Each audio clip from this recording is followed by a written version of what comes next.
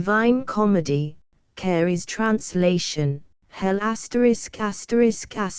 Hell or the Inferno from the Divine Comedy by Dante Alighieri, translated by the Rev. H. F. Cary, M.A. Contents Canto I, Canto 2, Canto 3, Canto 4, Canto V, Canto 6, Canto 7, Canto 8, Canto 9, Canto X, Canto 11, Canto 12, Canto 13, Canto 14, Canto 15, Canto 16, Canto 17, Canto 18, Canto 19, Canto XX, Canto XXI, Canto XXII,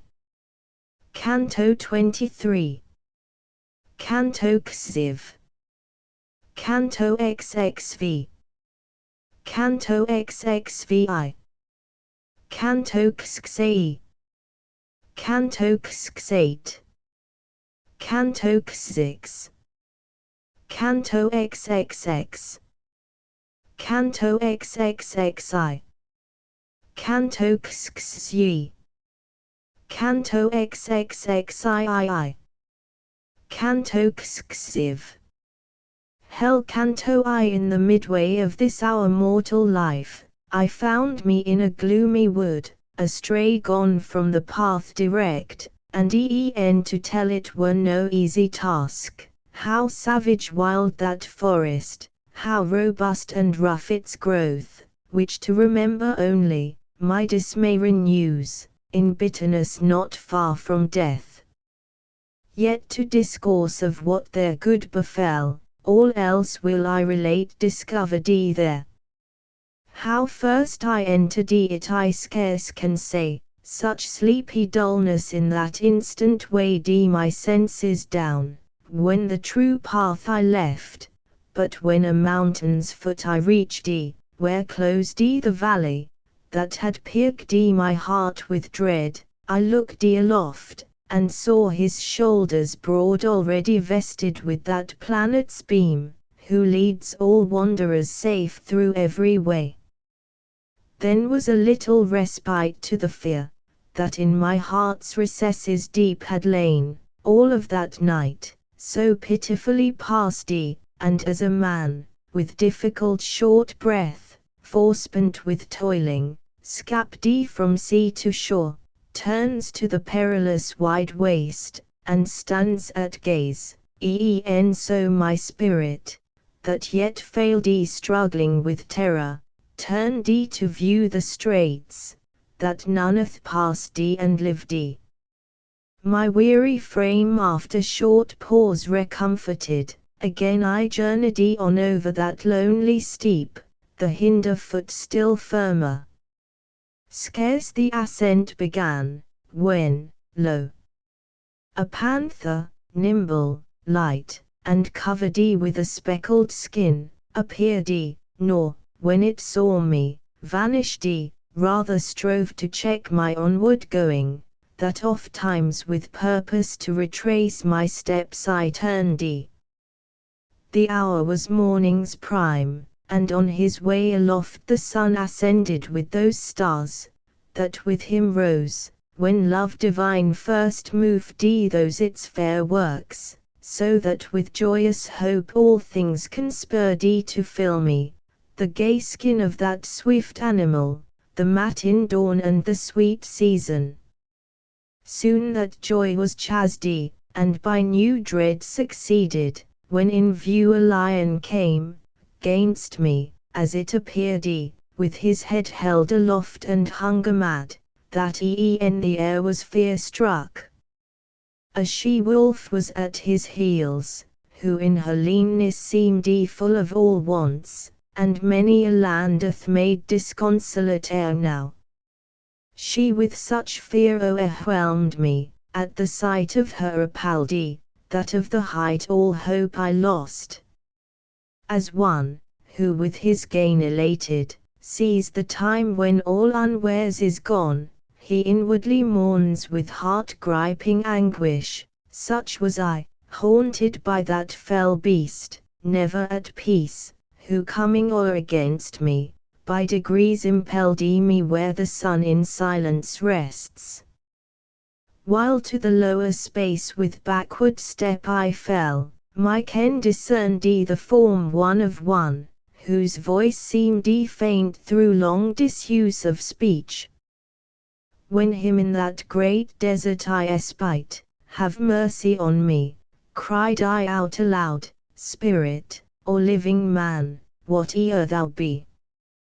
He answered, now not man, man once I was, and born of Lombard parents, Mantuan both by country, when the power of Julius yet was scarcely firm. At Rome my life was passed beneath the mild Augustus, in the time of fabled deities and false. A bard was I, and made Anchises' upright son the subject of my song, who came from Troy, when the flames preyed on Ilium's haughty towers. But thou, say wherefore to such perils past returnest thou? Wherefore not this pleasant mount ascendest, cause and source of all delight? And art thou then that Virgil, that wellspring, from which such copious floods of eloquence have issued? I with front abashed replied. Glory and light of all the tuneful train! May it avail me that I long with zeal have sought thy volume, and with love immense have conned it o'er. My master thou and guide. Thou he from whom alone I have derived that style, which for its beauty into fame exalts me. See the beast, from whom I fled. O save me from her, thou illustrious sage. For every vein and pulse throughout my frame she hath made tremble. He, soon as he saw that I was weeping, answered, Thou must needs another way pursue, if thou wouldst scape from out that savage wilderness. This beast, at whom thou criest, her way will suffer none to pass, and no less hindrance makes than death, so bad and so accursed in her kind, that never sated is her ravenous will, still after food more craving than before. To many an animal in wedlock vile she fastens, and shall yet to many more, until that greyhound come, who shall destroy her with sharp pain. He will not life support by earth nor its base metals, but by love, wisdom, and virtue, and his land shall be the land twixt either feltro. In his might shall safety to Italia's plains arise, for whose fair realm, Camilla, virgin pure, Nisus, Euryalus, and Turnus fell. He with incessant chase through every town shall worry, until he to hell at length restore her, thence by envy first let loose. I for thy profit pondering now devise, that thou mayst follow me, and I thy guide will lead thee hence through an eternal space, where thou shalt hear despairing shrieks, and see spirits of old tormented, who invoke a second death, and those next view, who dwell content in fire, for that they hope to come, whene'er the time may be, among the blessed, into whose regions if thou then desire to ascend, a spirit worthier than I must lead thee, in whose charge, when I depart, thou shalt be left, for that Almighty King, who reigns above, a rebel to his law, adjudges me, and therefore hath decreed, that to his city none through me should come. He in all parts hath sway, there rules, there holds his citadel and throne. O happy those, whom there he chooses. I to him in few, but, by that God, whom thou didst not adore, I do beseech thee, that this ill and worse I may escape, to lead me, where thou saidst, that I St. Peter's gate may view, and those who as thou tellest are in such dismal plight. Onward he moved, I close his steps pursued. Canto 2. Now was the day departing, and the air, embrowned with shadows, from their toils released all animals on earth, and I alone prepared myself the conflict to sustain, both of sad pity, and that perilous road, which my unerring memory shall retrace. O Muses! O high genius! Now vouchsafe your aid. O mind! That all I sawest kept safe in a written record, here thy worth and eminent endowments come to proof. I thus began, Bard, thou who art my guide, consider well, if virtue be in me sufficient, ere to this high enterprise thou trust me. Thou hast told that Silvius' sire, yet clothed incorruptible flesh, among immortal tribes had entrance, and was there sensible present. Yet if heaven's great Lord, almighty foe to ill, such favour showed in contemplation of the high effect, both what and who from him should issue forth, it seems in reason's judgment well deserved, sith he of Rome, and of Rome's empire wide, in heaven's empire height was chosen sire, both which, if truth be spoken, were ordained and stablished for the holy place, where sits who to great Peter's sacred chair succeeds. He from this journey, in thy song renowned learned things, that to his victory gave rise and to the papal robe. In after times the chosen vessel also travelled there, to bring us back assurance in that faith, which is the entrance to salvation's way. But why should I there presume? Or who permits it? Not in I nor Paul. Myself I deem not worthy, and none else will deem me. If on this voyage then I venture, fear it will in folly end. Thou, who art wise, better my meaning knowest than I can speak. As one, who unresolves what he hath late resolved and with new thoughts changes his purpose, from his first intent removed such was I on that dun coast, wasting in thought my enterprise, at first so eagerly embarked. If right thy words I scan replied that shade magnanimous, thy soul is by vile fear assailed, which oft so overcasts a man, that he recoils from noblest resolution, like a beast at some false semblance in the twilight gloom. That from this terror thou mayst free thyself, I will instruct thee why I came, and what I heard in that same instant, when for thee grief touched me first. I was among the tribe, who rest suspended, when a dame, so blessed and lovely, I besought her to command, called me, her eyes were brighter than the star of day, and she with gentle voice and soft angelically tuned her speech addressed, O courteous shade of Mantua, thou whose fame yet lives, and shall live long as nature lasts. A friend, not of my fortune but myself, on the wide desert in his road has met hindrance so great, that he through fear has turned. Now much I dread lest he past help have strayed, and I be risen too late for his relief, from what in heaven of him I heard. Speed now, and by thy eloquent persuasive tongue, and by all means for his deliverance meet, assist him. So to me will comfort spring. I who now bid thee on this errand forth am Beatrice, from a place I come revisited with joy. Love brought me thence, who prompts my speech. When in my Master's sight I stand, thy praise to him I oft will tell. Note, Beatrice. I use this word, as it is pronounced in the Italian, as consisting of 4 syllables, of which the third is a long one.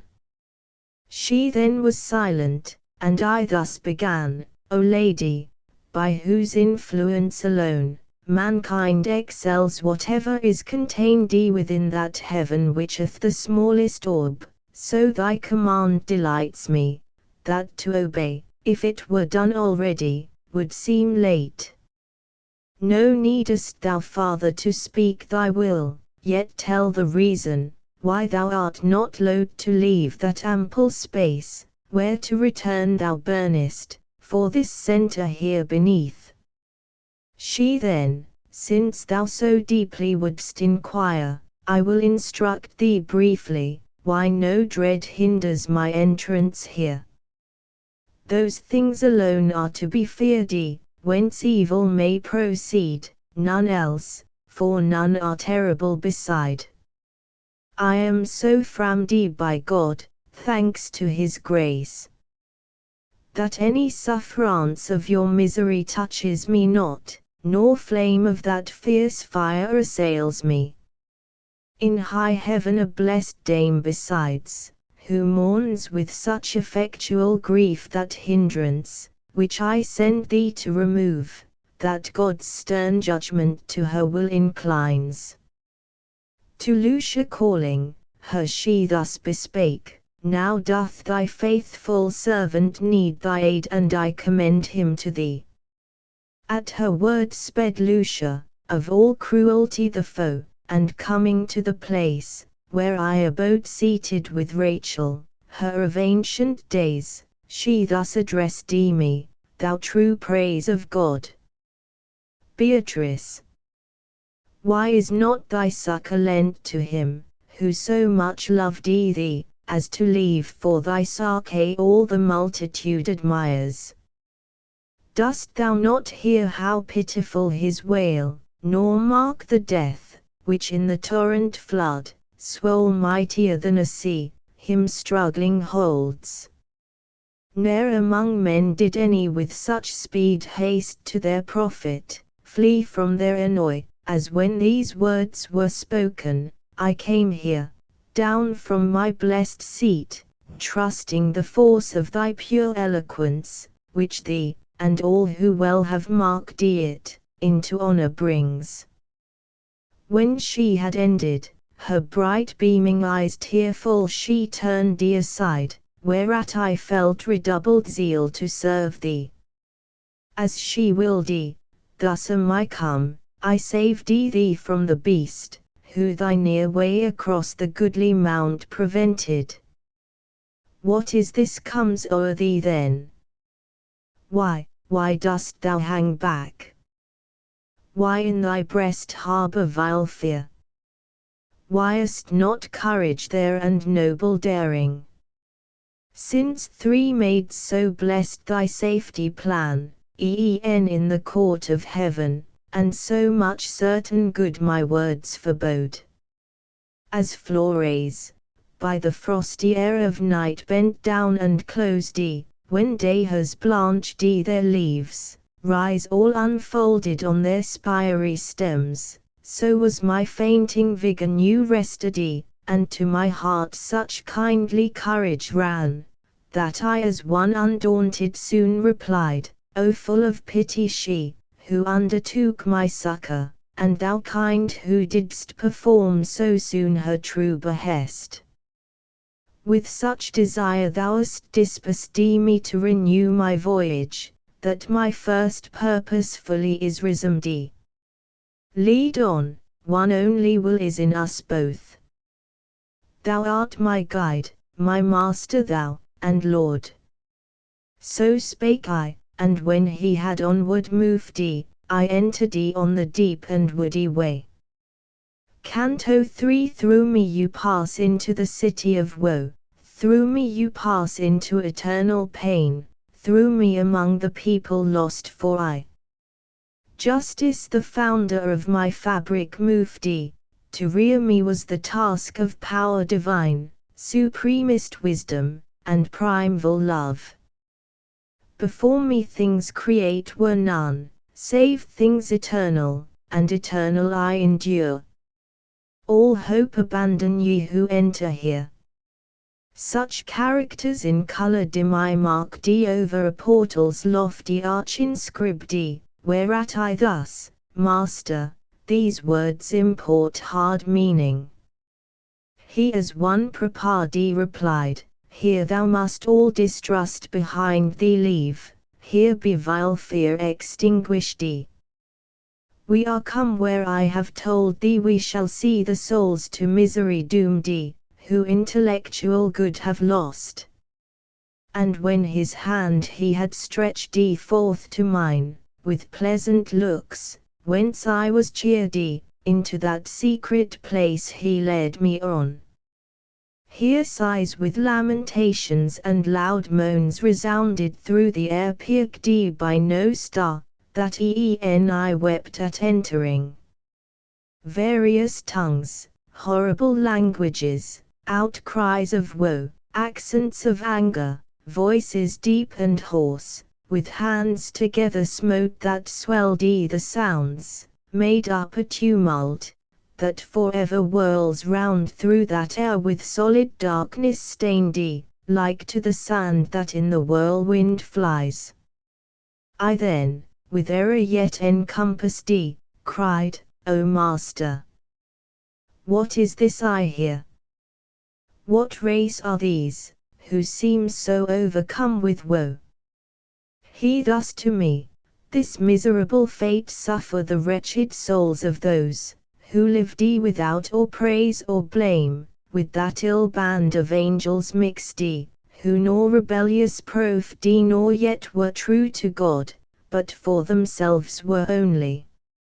From his bounds heaven drove them forth, not to impair his lustre, nor the depth of hell receives them, lest th accursed tribe should glory thence with exultation vain.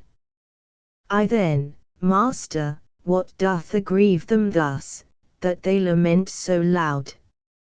He straight replied, That will I tell thee briefly.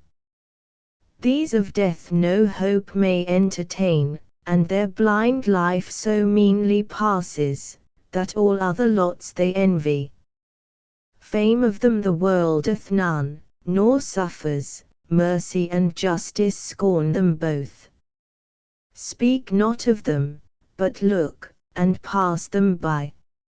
And I, who straightway looked beheld a flag, which whirling ran around so rapidly, that it no pause obtained and following came such a long train of spirits, I should ne'er have thought, that death so many had despoiled When some of these I recognized I saw and knew the shade of him, who to base fear yielding, abjured his high estate. Forthwith I understood for certain this the tribe of those ill spirits both to God displeasing and to his foes. These wretches, who ne'er lived, went on in nakedness, and sorely stung by wasps and hornets, which bedewed their cheeks with blood, that mixed with tears dropped to their feet, and by disgustful worms was gathered there. Then looking farther onwards I beheld a throng upon the shore of a great stream, whereat I thus, Sir, grant me now to know whom here we view, and whence impelled they seem so eager to pass o'er, as I discern through the blear light. He thus to me in few, This shalt thou know, soon as our steps arrive beside the woeful tide of Icheron.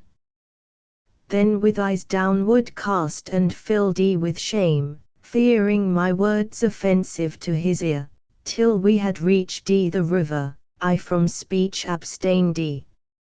And lo! toward us in a bark comes on an old man hoary white with eld, crying, Woe to you wicked spirits, hope not ever to see the sky again. I come to take you to the other shore across, into eternal darkness, there to dwell in fierce heat and in ice. And thou, who there standest, live spirit, get thee hence, and leave these who are dead. But soon as he beheld I left them not, by other way said he, by other haven shalt thou come to shore, not by this passage, thee a nimbler boat must carry. Then to him thus spake my guide, Cary, thyself torment not, so 'tis willed, where will and power are one, ask thou no more. Straightway in silence fell the shaggy cheeks of him the boatman o'er the livid lake, around whose eyes glided wheeling flames. Meanwhile those spirits, faint and naked, colour changed, and gnashed their teeth, soon as the cruel words they heard. God and their parents they blasphemed, the humankind, the place, the time, and seed that did engender them and give them birth. Then all together sorely wailing drew to the cursed strand, that every man must pass who fears not God. Cary, demoniac form, with eyes of burning coal, collects them all, beckoning, and each, that lingers, with his oar strikes. As fall off the light autumnal leaves, one still another following, till the bough strews all its honours on the earth beneath, in like manner Adam's evil brood cast themselves one by one down from the shore, each at a beck, as falcon at his call. Thus go they over through the umbered wave, and ever they on the opposing bank be landed. On this side another throng still gathers. Son, thus spake the courteous guide, those, who die subject to the wrath of God, all here together come from every clime, and to o'erpass the river are not loath, for so heaven's justice goads them on, that fear is turned into desire. Hence ne'ereth past good spirit. If of thee Cary complain, now mayst thou know the import of his words. This said, the gloomy region trembling shook so terribly, that yet with clammy dews fear chills my brow. The sad earth gave a blast, that, lightening, shot forth of a million flame, which all my senses conquered quite, and I down dropped as one with sudden slumber seized. Canto 4 broke the deep slumber in my brain a crash of heavy thunder, that I shook myself, as one by main force rusty. Risen upright, my rested eyes I moved around, and searched with fixed ken to know what place it was, wherein I stood. For certain on the brink I found me of the lamentable vale, the dread abyss, that joins a thunderous sound of plaints innumerable. Dark and deep, and thick with clouds o'erspread, mine eye in vain explored its bottom, nor could aught discern. Now let us to the blind world there beneath descend, the bard began all pale of look. I go the first, and thou shalt follow next.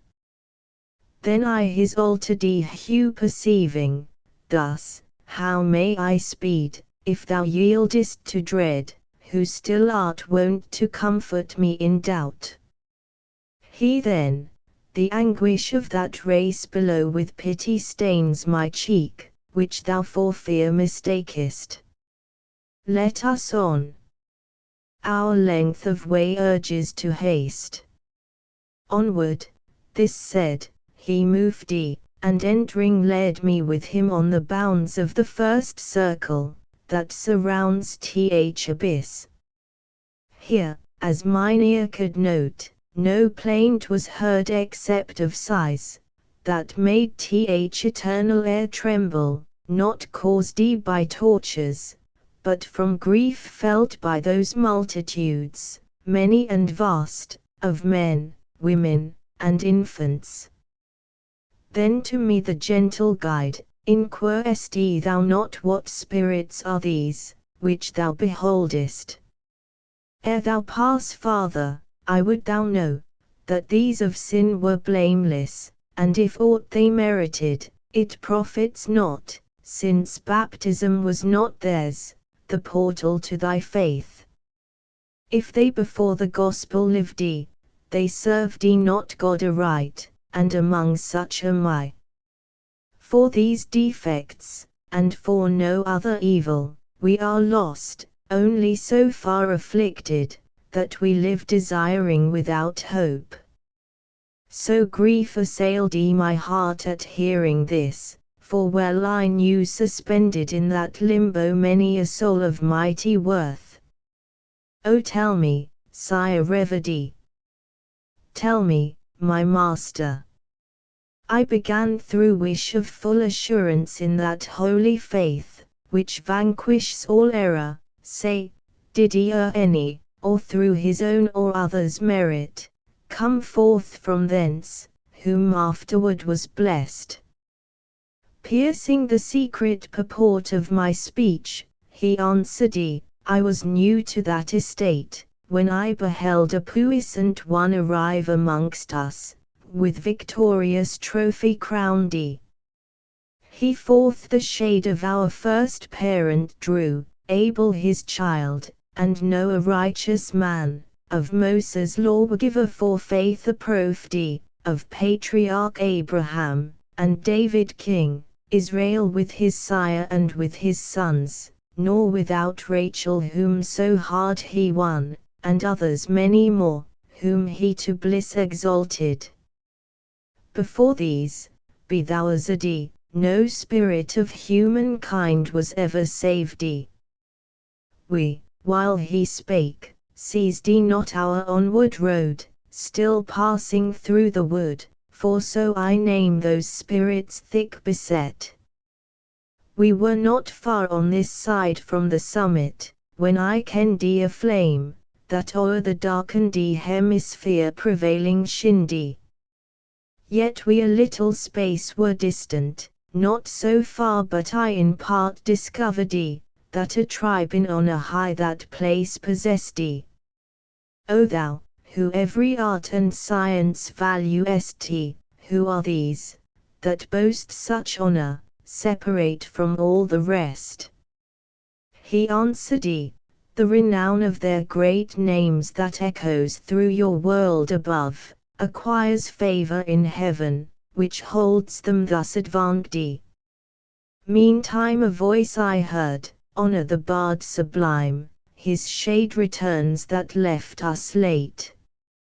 No sooner ceased the sound, than I beheld four mighty spirits toward us bend their steps, of semblance neither sorrowful nor glad. When thus my master kind began, mark him, who in his right hand bears that falchion keen, the other three preceding, as their lord. This is that Homer, of all bards supreme, Flaccus the next in satire's vein excelling, the third is Naso, Lucan is the last. Because they all that appellation own, with which the voice singly accosted me, honoring they greet me thus, and well they judge. So I beheld united the bright school of him the monarch of sublimest song, that o'er the others like an eagle soars. When they together short discourse had held, they turned to me, with salutation kind beckoning me, at the which my master smiled, nor was this all, but greater honor still they gave me, for they made me of their tribe, and I was sixth amid so learned a band.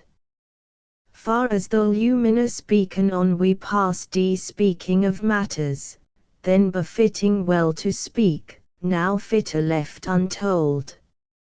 At foot of a magnificent castle we arrived 7 times with lofty walls begirt, and round defended by a pleasant stream. O'er this as o'er dry land we passed Next through 7 gates I with those sages entered and we came into a mead with lively verdure fresh. There dwelt a race, who slow their eyes around majestically moved and in their port bore eminent authority. They spake seldom, but all their words were tuneful sweet. We to one side retirred into a place open and bright and lofty, whence each one stood manifest to view. Incontinent there on the green enamel of the plain were shown me the great spirits, by whose sight I am exalted in my own esteem. Electra there I saw accompanied by many, among whom Hector I knew, Anchises' pious son, and with hawks I Caesar all armed, and by Camilla their Penthesilea.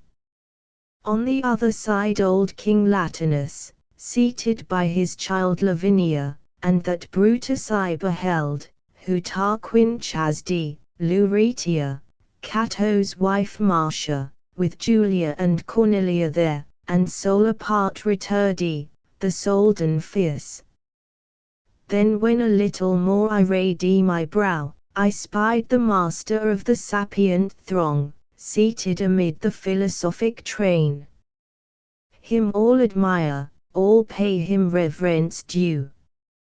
There Socrates and Plato both I marked, nearest to him in rank, Democritus, who sets the world at chance, Diogenes, with Heraclitus, and Empedocles, and Anaxagoras, and Thales sage, Zeno, and Dioscorides well read in nature's secret law. Orpheus I marked and Linus, Tully and moral Seneca, Euclid and Ptolemy, Hippocrates, Galnus, Avicen, and him who made that commentary vast, Averroes. Of all to speak at full were vain attempt, for my wide theme so urges, that ofttimes my words fall short of what perchance into the 6 associates part. Another way my sage guide leads me, from that air serene, into a climate ever vexed with storms, and to a part I come where no light shines. Canto V. From the first circle I descended thus down to the second, which, a lesser space embracing, so much more of grief contains provoking bitter moans. There, Minos stands grinning with ghastly feature, he, of all who enter, strict examining the crimes, gives sentence, and dismisses them beneath, according as he foldeth him around, for when before him comes ill-fated soul, it all confesses, and that judge severe of sins, considering what place in hell suits the transgression, with his tale so oft himself encircles, as degrees beneath he dooms it to descend. Before him stand always a numberous throng, and in his turn each one to judgment passing, speaks, and hears his fate, thence downward to his dwelling hurled. O thou, who to this residence of woe approachest, when he saw me coming, cried Minos, relinquishing his dread employ, look how thou enter here, beware in whom thou place thy trust. Let not the entrance broad deceive thee to thy harm. To him my guide, wherefore exclaimest? Hinder not his way by destiny appointed, so 'tis willed where will and power are one. Ask thou no more. Now gin the rueful wailings to be heard. Now am I come where many a plaining voice smites on mine ear. Into a place I came where light was silent all. Bellowing there groaned a noise as of a sea in tempest torn by warring winds. The stormy blast of hell with restless fury drives the spirits on worldy round and dashed amain with sore annoy. When they arrive before the ruinous sweep, their shrieks are heard, their lamentations, moans, and blasphemies gainst the good power in heaven. I understood that to this torment sad the carnal sinners are condemned, in whom reason by lust is swayed. As in large troops and multitudinous, when winter reigns, the starlings on their wings are borne abroad, so bears the tyrannous gust those evil souls. On this side and on that, above, below, it drives them, hope of rest to solace them is none, nor e'en of milder pang. As cranes, chanting their dolorous notes, traverse the sky, stretched out in long array, so I beheld spirits, who came loud wailing, hurried on by their dire doom. Then I, instructor, who are these, by the black air so scarred? The first mong those, of whom thou questionest, he replied, o'er many tongues was empress. She in vice of luxury was so shameless, that she made liking be lawful by promulged decree, to clear the blame she had herself incurred. This is Semiramis, of whom 'tis writ, that she succeeded Ninus her espoused, and held the land, which now the Soldan rules. The next in amorous fury slew herself, and to Sishu's ashes broke her faith. Then follows Cleopatra, lustful queen. There marked I Helen, for whose sake so long the time was fraught with evil. There the great Achilles, who with love fought to the end.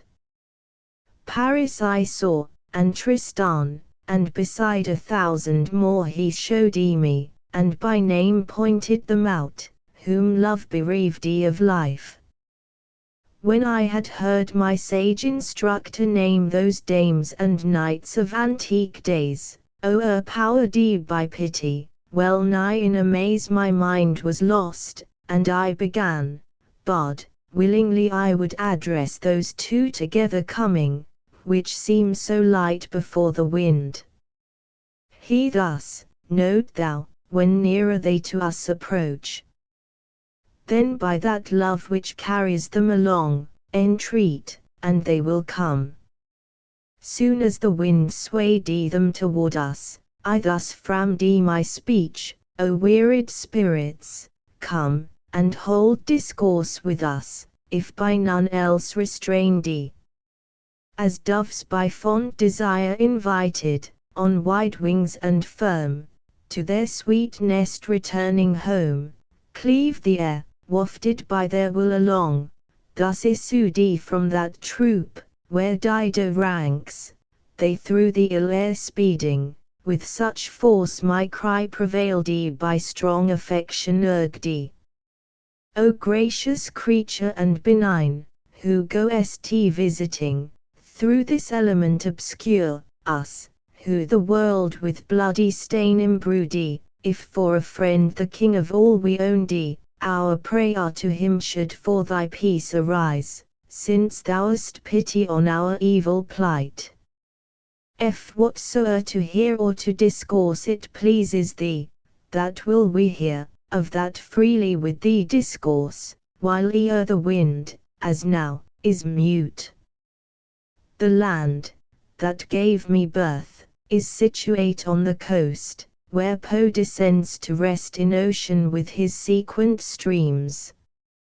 Love, that in gentle heart is quickly learnt, entangled him by that fair form, from me ta'en in such cruel sort, as grieves me still. Love, that denial takes from none beloved, caught me with pleasing him so passing well, that, as thou seest, he yet deserts me not. Love brought us to one death, Cain awaits the soul, who spilt our life. Such were their words, at hearing which downward I bent my looks, and held them there so long, that the bard cried, "What art thou pondering?"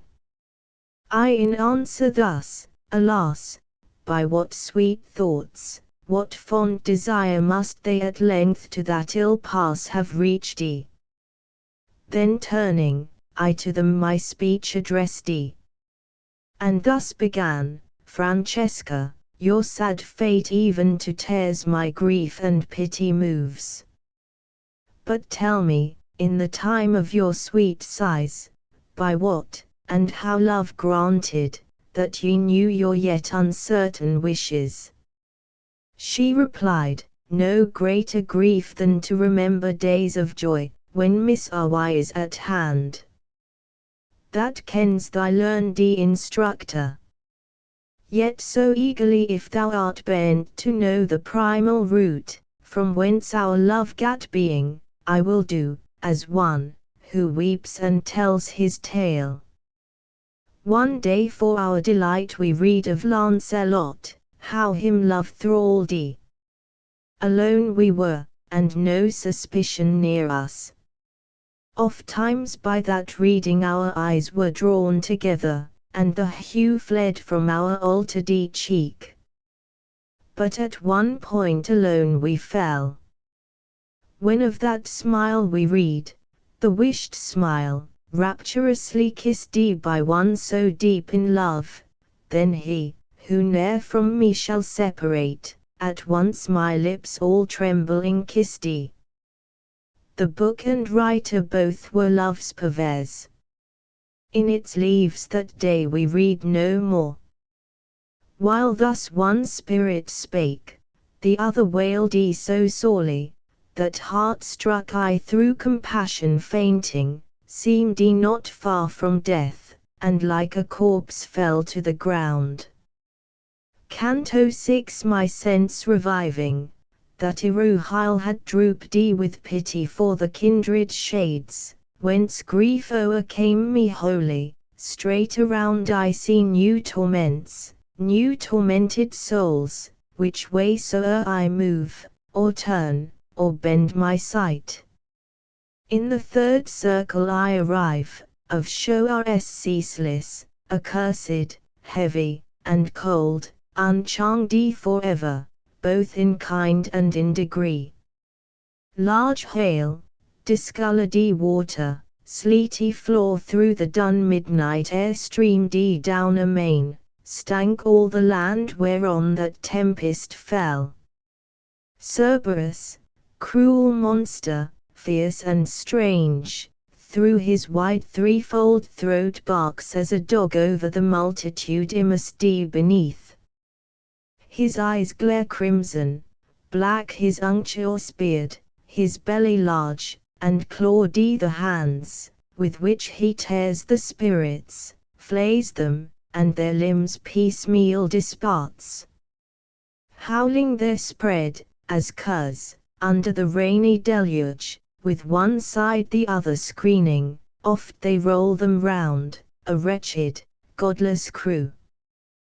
When that great worm descried us, savage Cerberus, he opened his jaws, and the fangs showed us, not a limb of him but trembled. Then my guide, his palms expanding on the ground, thence filled with earth rayed them, and cast it in his ravenous maw. E'en as a dog, that yelling bays for food his keeper, when the morsel comes, lets fall his fury, bent alone with eager haste to swallow it, so dropped the loathsome cheeks of demon Cerberus, who thundering stuns the spirits, that they for deafness wish in vain. We, o'er the shades thrown prostrate by the brunt of the heavy tempest passing, set our feet upon their emptiness, that substance seemed they all along the earth extended lay save one, that sudden ray himself to sit, soon as that way he saw us pass. O thou, he cried, who through the infernal shades art led, own, if again thou knowest me. Thou wast from or ere my frame was broken. I replied, the anguish thou endurest perchance so takes thy form from my remembrance, that it seems as if I saw thee never. But inform me who thou art, that in a place so sad art set, and in such torment, that although other be greater, more disgustful none can be imagined. He in answer thus, thy city heaped with envy to the brim, that the measure overflows its bounds, held me in brighter days. Ye citizens were wont to name me Cyaco. For the sin of glut damned vice, beneath this reign, as thou seest, I with fatigue am worn, nor I sole spirit in this woe, all these have by like crime incurred like punishment. No more he said, and I my speech resumed, Cyaco, thy dire affliction grieves me much, even to tears. But tell me, if thou knowest, what shall at length befall the citizens of the divided city, whether any just one inhabit there, and tell me of the cause, whence jarring discord hath assailed it thus. He then, after long striving they will come to blood, and the wild party from the woods will chase the other with much injury forth. Then it behoves, that this must fall, within 3 solar circles, and the other rise by borrowed force of one, who under shore now rests. It shall a long space hold aloof its forehead, keeping under heavy weight the other oppressed, indignant at the load, and grieving sore. The just are 2 in number, but they neglected. Avarice, envy, pride, 3 fatal sparks, have set the hearts of all on fire. Here ceased the lamentable sound, and I continued thus, still would I learn more from thee, Father Pali still entreat. Of Farinata and Tegdio say, they who so well deserved, of Giacopo, Arrigo, Masca, and the rest, who bent their minds on working good. Oh, tell me where they bide, and to their knowledge let me come. For I am pressed with keen desire to hear, if heaven's sweet cup or poisonous drug of hell be to their lip assigned. He answered straight, these are yet blacker spirits. Various crimes have sunk them deeper in the dark abyss. If thou so far descendest, thou mayst see them. But to the pleasant world when thou returnest, of me make mention, I entreat thee, there. No more I tell thee, answer thee no more. This said, his fixed eyes he turned askance, a little at me, then bent down his head, and midst his blind companions with it fell. When thus my guide, no more his bed he leaves, ere the last angel trumpet blow.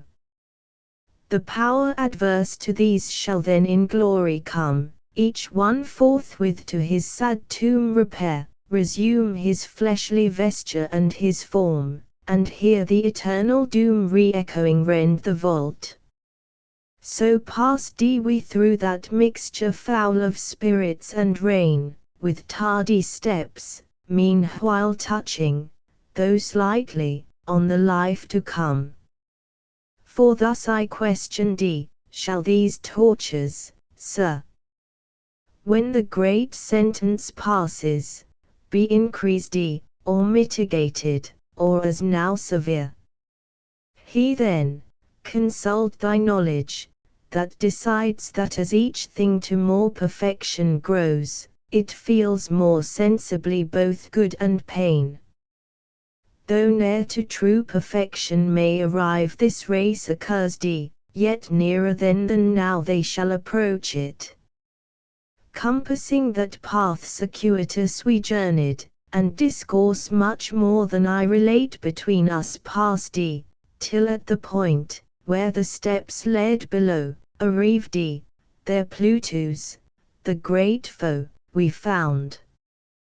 Canto 7 Army. O Satan! Satan! Loud exclaimed Plutus, in accent hoarse of wild alarm, and the kind sage, whom no event suppressed, to comfort me thus spake, let not thy fear harm thee, for power in him, be sure, is none to hinder down this rock thy safe descent. Then to that sworn lip turning, peace, he cried, cursed wolf, thy fury inward on thyself prey, and consume thee. Through the dark profound not without cause he passes. So 'tis willed on high, there where the great archangel poured heaven's vengeance on the first adulterer proud. As sails full spread and bellying with the wind drop suddenly collapsed, if the mast split, so to the ground down dropped the cruel fiend. Thus we, descending to the fourth steep ledge, gained on the dismal shore, that all the woe hems in of all the universe. Army. Almighty Justice! In what store thou heapest new pains, new troubles, as I here beheld. Wherefore doth fault of ours bring us to this? E'en as a billow, on Charybdis rising, against encountered billow dashing breaks, such is the dance this wretched race must lead, whom more than elsewhere numerous here I found, from one side and the other, with loud voice, both rolled on weights by main forge of their breasts, then smote together, and each one forthwith rolled them back voluble, turning again, exclaiming these, why holdest thou so fast? Those answering, and why castest thou away? So still repeating their despiteful song, they to the opposite point on either hand traversed the horrid circle, then arrived, both turned them round, and through the middle space conflicting met again. At sight whereof I, stung with grief, thus spake, O say, my guide, what race is this? Were these, whose heads are shorn, on our left hand, all separate to the church? He straight replied, in their first life these all in mind were so distorted, that they made, according to due measure, of their wealth, no use. This clearly from their words collect, which they howl forth, at each extremity arriving of the circle, where their crime contrary in kind disparts them. To the church were separate those, that with no hairy cowls are crowned, both popes and cardinals, o'er whom avarice dominion absolute maintains. I then, mid such as these some needs must be, whom I shall recognize, that with the blot of these foul sins were stained. He answering thus, vain thought conceivest thou? That ignoble life, which made them vile before, now makes them dark, and to all knowledge indiscernible. Forever they shall meet in this rude shock, these from the tomb with clenched grasp shall rise, those with close-shaven locks. That ill they gave, and ill they kept, hath of the beauteous world deprived, and set them at this strife, which needs no labor phrase of mine to set it off. Now mayst thou see, my son, how brief, how vain, the goods committed into fortune's hands, for which the human race keeps such a coil. Not all the gold, that is beneath the moon, or ever hath been, of these toil-worn souls might purchase rest for one. I thus rejoin thee, my guide, of thee this also would I learn, this fortune, that thou speakest of, what it is, whose talons grasp the blessings of the world. He thus, O beings blind, what ignorance besets you? Now my judgment hear and mark.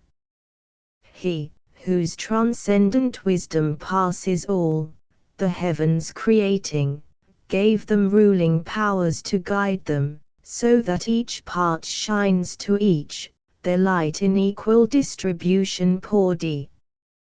By similar appointment he ordained thee over the world's bright images to rule.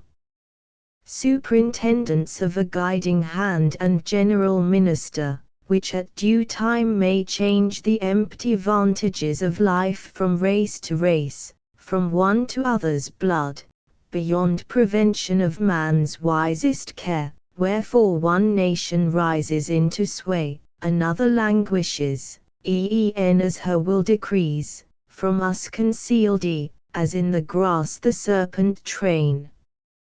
Against her naught avails your utmost wisdom. She with foresight plans, judges, and carries on her reign, as there's the other powers divine. Her changes know nor intermission, by necessity she is made swift, so frequent come who claim succession in her favors. This is she, so execrated by those, whose debt to her is rather praise, they wrongfully with blame requite her, and with evil word, but she is blessed, and for that recks not, amidst the other primal beings glad rolls on her sphere, and in her bliss exults. Now on our way pass we, to heavier woe descending, for each star is falling now, that mounted at our entrance, and forbids too long our tarrying. With the circle cross to the next steep, arriving at a well, that boiling pours itself down to a foss sluic from its source. Far murkier was the wave than sablest grain, and we in company of the inky waters, journeying by their side, entered, though by a different track, beneath. Into a lake, the Stygian named, expands the dismal stream, when it hath reached the foot of the grey withered cliffs. Intent I stood to gaze, and in the marish sunk descried a miry tribe, all naked, and with looks betokening rage. They with their hands alone struck not, but with the head, the breast, the feet, cutting each other piecemeal with their fangs. The good instructor spake, now seest thou, son, the souls of those, whom anger overcame. This too for certain know, that underneath the water dwells a multitude, whose sighs into these bubbles make the surface heave, as thine eye tells thee wheresoe'er it turn. Fixed in the slime they say, sad once were we in the sweet air made gladsome by the sun, carrying a foul and lazy mist within, now in these murky settlings are we sad.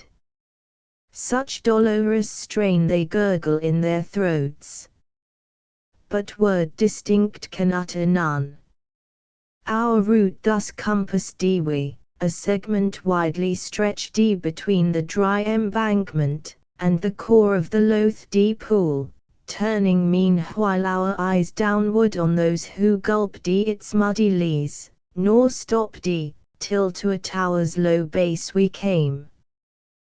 Canto 8 my theme pursuing, I relate that ere we reached the lofty turret's base, our eyes its height ascended, where two cressets hung we marked, and from afar another light returned the signal, so remote, that scarce the eye could catch its beam. I turning round to the deep source of knowledge, thus inquired, say what this means, and what that other light in answer set, what agency doth this? There on the filthy waters he replied, now what next awaits us mayst thou see, if the marsh gender fog conceal it not. Never was arrow from the cord dismissed, that ran its way so nimbly through the air, as a small bark, that through the waves I spied toward us coming, under the sole sway of one that ferried it, who cried aloud, Art thou arrived, fell spirit? Phlegias, Phlegias, this time thou criest in vain, my lord replied, no longer shalt thou have us, but while o'er the slimy pool we pass. As one who hears of some great wrong he hath sustained, whereat inly he pines, so Phlegias inly pined in his fierce ire. My guide descending stepped into the skiff, and bade me enter next close at his side, nor till my entrance seemed the vessel freighted. Soon as both embarked, cutting the waves, goes on the ancient prow, more deeply than with others it is wont. While we our course o'er the dead channel held, one drenched in mire before me came, and said, Who art thou, that thou comest ere thine hour? I answered, Though I come, I tarry not, but who art thou, that art become so foul? One, as thou seest, who mourn he straight replied. To which I thus, in mourning and in woe, cursed spirit, tarry thou. I know thee well, thus in filth disguised.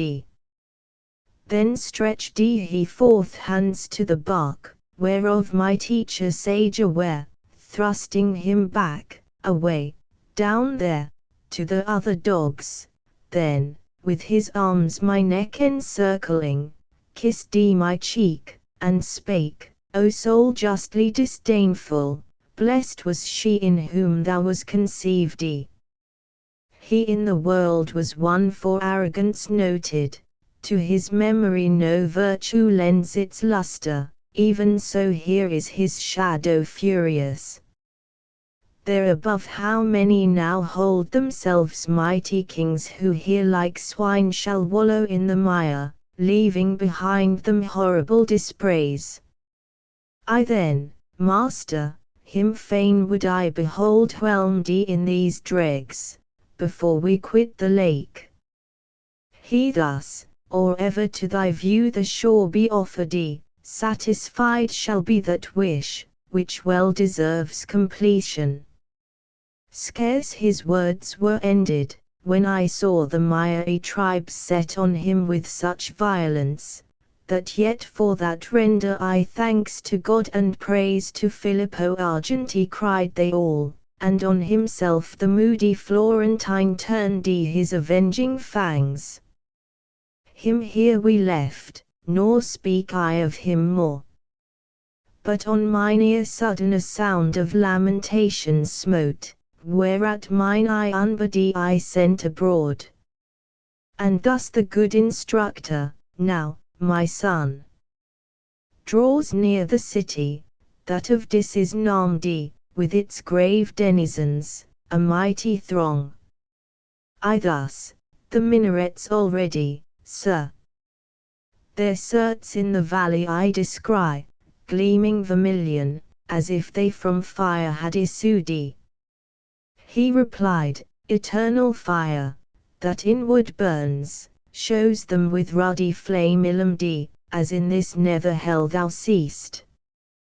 We came within the fosses deep, that moat this region comfortless. The walls appeared as they were framed of iron. We had made wide circuit, ere a place we reached where loud the mariner cried vehement, "Go forth! The entrance is here." Upon the gates I spied more than 1,000, who of old from heaven were hurled with ireful gestures. "Who is this," they cried, "that without death first felt, goes through the regions of the dead?" My sapient guide made sign that he for secret parley wished whereat their angry scorn abating, thus they spake, "Come thou alone, and let him go who hath so hardily entered this realm. Alone return he by his witless way, if well he know it, let him prove. For thee, here shalt thou tarry, who through climes so darkest been his escort." Now bethink thee, reader, what cheer was mine at sound of those cursed words. I did believe I never should return. O my loved guide, who more than 7 times security hast rendered me, and drawn from peril deep, whereto I stood exposed desert me not, I cried, in this extreme. And if our onward going be denied, together trace we back our steps with speed. My liege, who thither had conducted me, replied, "Fear not, for of our passage none hath power to disappoint us, by such high authority permitted. But do thou expect me here, meanwhile thy wearied spirit comfort, and feed with kindly hope, as I will not leave thee in this lower world." This said, departs the sire benevolent, and quits me. Hesitating I remain at war twixt will and will not in my thoughts. I could not hear what terms he offered them, but they conferred not long, for all at once to trial fled within. Closed were the gates by those our adversaries on the breast of my liege lord, excluded he returned to me with tardy steps. Upon the ground his eyes were bent, and from his brow erased all confidence, while thus with sighs he spake, "Who hath denied me these abodes of woe?" Then thus to me, "That I am angered, think no ground of terror, in this trial I shall vanquish, use what arts they may within for hindrance." This their insolence, not new, Iruhile at gate less secret they displayed, which still is without bolt, upon its arch thou sawest the deadly scroll, and even now on this side of its entrance, down the steep, passing the circles, unescorted, comes one whose strong might can open us this land. Canto 9. The hue, which coward dread on my pale cheeks imprinted, when I saw my guide turn back, chased that from his which newly they had worn, and inwardly restrained it. He, as one who listens, stood attentive, for his eye not far could lead him through the sable air, and the thick gathering cloud. "It yet behooves we win this fight," thus he began, "if not, such aid to us is offered. Oh, how long meseems it, ere the promised help arrive." I noted, how the sequel of his words clocked their beginning, for the last he spake agreed not with the first. But not the less my fear was at his saying, sith I drew to import worse perchance, than that he held, his mutilated speech. Doth ever any into this rueful concave's extreme depth descend, out of the first degree, whose pain is deprivation merely of sweet hope? Thus I inquiring. Rarely he replied, "It chances, that among us any makes this journey, which I wend. Iruhiltes true once came I here beneath, conjured by Felix Ho, sorceress, who compelled the shades back to their bodies. No long space my flesh was naked of me, when within these walls she made me enter, to draw forth a spirit from out of Judas' circle. Lowest place is that of all, obscurest, and removed farthest from heaven's all-circling orb. The road full well I know, thou therefore rest secure. That lake, the noisome stench exhaling, round the city of grief encompasses, which now we may not enter without rage.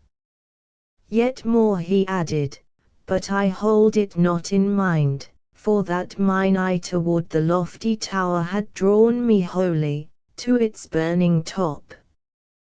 Where in an instant I beheld uprisen at once 3 hellish furies stained with blood, in limb and motion feminine they seemed around them greenest hydras twisting rolled their volumes, adders and carists crept instead of hair, and their fierce temples bound. He knowing well the miserable hags who tend the queen of endless woe, thus spake, mark thou each dire Erinis. To the left this is Megara, on the right hand she, who wails, Alecto, and Tisiphonith midst.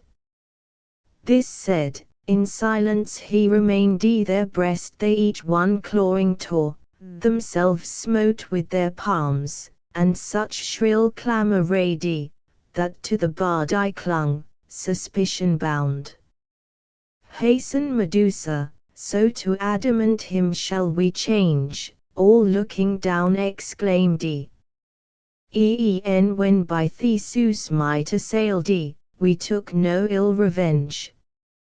Turn thyself round, and keep thy countenance hid, for if the Gorgon dire be shown, and thou shouldst view it, thy return upwards would be for ever lost.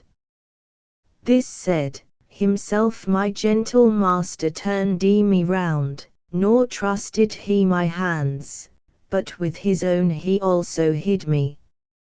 Ye of intellect sound and entire, mark well the law concealed under close texture of the mystic strain. And now there came o'er the perturbed waves loud crashing, terrible, a sound that made the shore tremble, as if of a wind impetuous, from conflicting vapors sprung, that gainst some forest driving all its might, plucks off the branches, beats them down and hurls afar, then onward passing proudly sweeps its whirlwind rage, while beasts and shepherds fly. Mine eyes he loosed and spake, and now direct thy visual nerve along that ancient foam, there, thickest where the smoke ascends. As frogs before their foe the serpent, through the wave ply swiftly all, till at the ground each one lies on a heap, more than 1,000 spirits destroyed, so saw I fleeing before one who passed with unwet feet the Stygian sound. He, from his face removing the gross air, oft his left hand forth stretched and seemed alone by that annoyance wearied. I perceived that he was sent from heaven, and to my guide turned me, whose signal made that I should stand quiet, and bend to him. Ah me! How full of noble anger seemed he! To the gate he came, and with his wand touched it, whereat open without impediment it flew. Outcasts of heaven! O abject race and scorned began he on the horrid grunsel standing, whence doth this wild excess of insolence lodge in you, wherefore kick you gainst that will ne'er frustrate of its end, and which so oft hath laid on you enforcement of your pangs? What profits at the face to but the horn? Your Cerberus, if ye remember, hence bears still, peeled of their hair, his throat and more. This said, he turned back o'er the filthy way, and syllable to us spake none, but wore the semblance of a man by other care beset, and keenly pressed then thought of him who in his presence stands. Then we our steps toward that territory moved secure after the hallowed words. We unopposed there entered and my mind eager to learn what state a fortress like to that might hold, I soon as entered throw mine eye around, and see on every part wide stretching space replete with bitter pain and torment ill. As where Rhone stagnates on the plains of Arles, or as at Pola, near Quarnero's Gulf, that closes Italy and laves her bounds, the place is all thick spread with sepulchres, so was it here, save what in horror here excelled for midst the graves were scattered flames, where with intensely all throughout they burned that iron for no craft their hotter needs. Their lids all hung suspended, and beneath from them forth issued lamentable moans, such as the sad and tortured well might raise. I thus, Master, say who are these, interred within these vaults, of whom distinct we hear the dolorous sighs. He answer thus returned the arch-heretics are here, accompanied by every sect their followers, and much more, than thou believest, tombs are freighted, like with like is buried, and the monuments are different in degrees of heat. This said, he to the right hand turning, on we passed betwixt the afflicted and the ramparts high. Canto X now by a secret pathway we proceed, between the walls, that hem the region round, and the tormented souls, my master first, I close behind his steps. Virtue supreme. I thus began, who through these ample orbs in circuit leadest me, even as thou willest speak thou, and satisfy my wish. May those, who lie within these sepulchres, be seen. Already all the lids are ready, and none o'er them keeps watch. He thus in answer spake, they shall be closed all, what time they hear from Josaphat returned shall come, and bring their bodies, which above they now have left. The cemetery on this part obtain with Epicurus all his followers, who with the body make the spirit die. Here therefore satisfaction shall be soon both to the question asked and to the wish, which thou concealest in silence. I replied, I keep not, guide beloved, from thee my heart secreted, but to shun vain length of words, a lesson Iruhile taught me by thyself. O Tuscan, thou who through the city of fire alive art passing, so discreet of speech, here please thee stay a while. Thy utterance declares the place of thy nativity to be that noble land, with which perchance I too severely dealt. Sudden that sound forth issued from a vault, whereat in fear I somewhat closer to my leader's side approaching, he thus spake, what dost thou? Turn. Lo, Farinata, there. Who hath himself uplifted, from his girdle upwards all exposed behold him. On his face was mine already fixed his breast and forehead there erecting, seemed as in high scorn he held en hell. Between the sepulchres to him my guide thrust me with fearless hands and prompt, this warning added, see thy words be clear.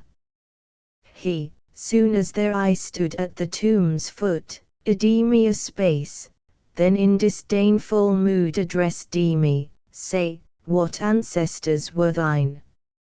I, willing to obey him, straight revealed the whole, nor kept back aught, whence he, his brow somewhat uplifting, cried, fiercely were they adverse to me, my party, and the blood from whence I sprang, twice therefore I abroad scattered them.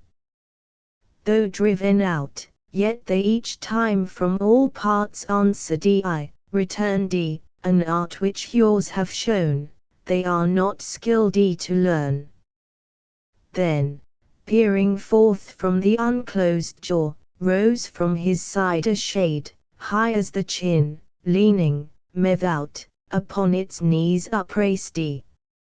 It looked around, as eager to explore if there were other with me, but perceiving that fond imagination quenched, with tears thus spake, if thou through this blind prison goest, led by thy lofty genius and profound, where is my son?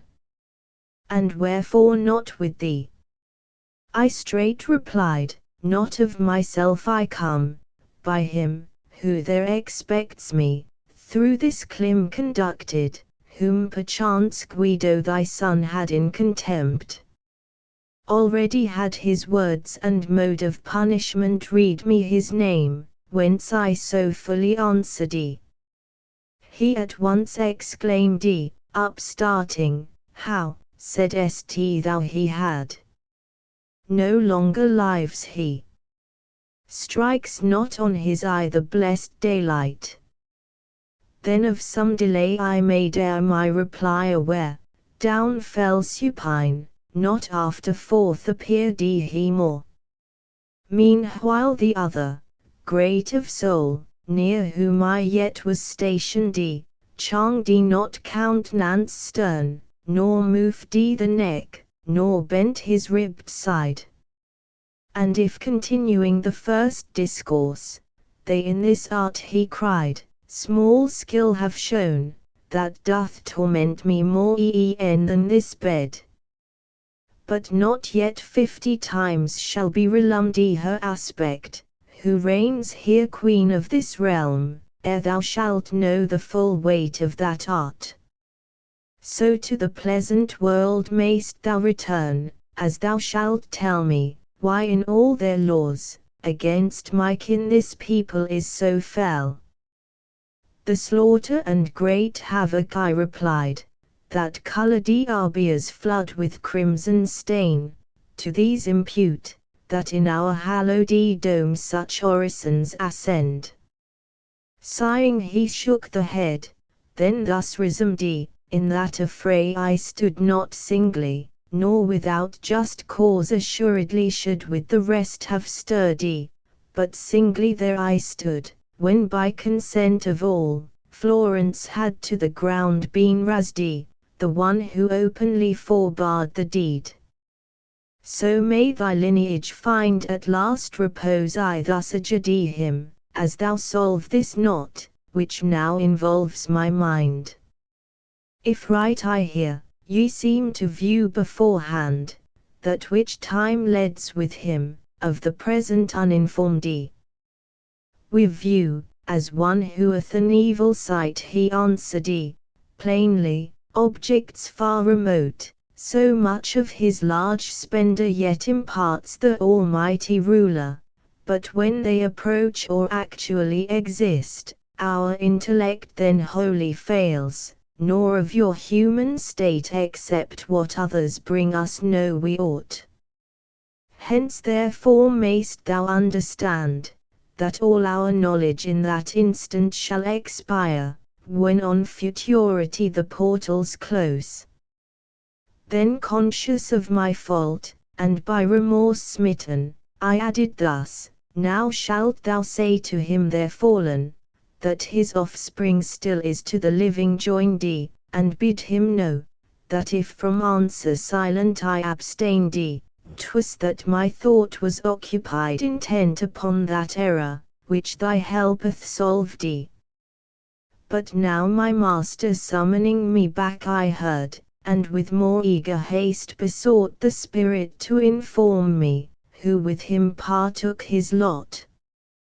He answer thus returned he, more than 1,000 with me here are laid within is Frederick, second of that name, and the Lord Cardinal, and of the rest I speak not. He, this said, from sight withdrew.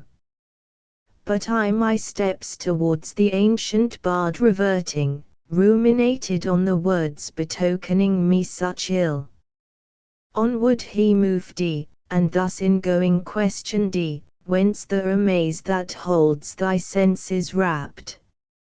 I satisfied the inquiry, and the sage enjoined me straight, let thy safe memory store what thou hast heard to thee importing harm, and note thou this with his ready finger bidding me take heed, when thou shalt stand before her gracious beam, whose bright eye all surveys, she of thy life the future tenor will to thee unfold. Forthwith he to the left hand turned his feet, we left the wall, and towards the middle space went by a path, that to a valley strikes, which en thus high exhaled its noisome steam. Canto 11. Upon the utmost verge of a high bank, by craggy rocks environed round, we came, where woes beneath more cruel yet were stowed, and here to shun the horrible excess of fetid exhalation, upward cast from the profound abyss, behind the lid of a great monument we stood returred, where on this scroll I marked I have in charge Pope Anastasius, whom Photinus drew from the right path. Ere our descent behooves we make delay, that somewhat first the sense, to the dire breath accustomed, afterward regard it not. My master thus, to whom answering I spake, some compensation find that the time past not wholly lost. He then, lo, how my thoughts to thy wishes tend. My son, within these rocks he thus began, are 3 close circles in gradation placked, as these which now thou leavest. Each one is full of spirits accursed, but that the sight alone hereafter may suffice thee, listen how and for what cause endurance they abide. Of all malicious act abhorred in heaven, the end is injury, and all such end either by force or fraud works others woe but fraud, because of man peculiar evil, to God is more displeasing, and beneath the fraudulent are therefore doomed to endure severer pang. The violent occupy all the first circle, and because to force 3 persons are obnoxious, in 3 rounds hack within other separate is it frammed. To God, his neighbor, and himself, by man force may be offered, to himself I say and his possessions, as thou soon shalt hear at full. Death, violent death, and painful wounds upon his neighbor he inflicts, and wastes by devastation, pillage, and the flames, his substance. Slayers, and each one that smites in malice, plunderers, and all robbers, hence the torment undergo of the first round in different herds. Man can do violence to himself and his own blessings, and for this he in the second round must deplore with unavailing penitence his crime, who deprives himself of life and light, in reckless lavishment his talent wastes, and sorrows there where he should dwell in joy. To God may force be offered, in the heart denying and blaspheming his high power, and nature with her kindly law contemning. And thence the inmost round marks with its seal Sodom and Cahors, and all such as speak contemptuously of the Godhead in their hearts. Fraud, that in every conscience leaves a sting, may be by man employed on one, whose trust he wins, or on another who withholds strict confidence. Seems as the latter way broke but the bond of love which nature makes. Whence in the second circle have their nest dissimulation, witchcraft, flatteries, theft, falsehood, simony, all who seduce to lust, or set their honesty at pawn, with such vile scum as these. The other way forgets both nature's general love, and that which thereto added afterwards gives birth to special faith. Whence in the lesser circle, point of the universe, dread seat of the traitor is eternally consumed. I thus, instructor, clearly thy discourse proceeds, distinguishing the hideous chasm and its inhabitants with skill exact.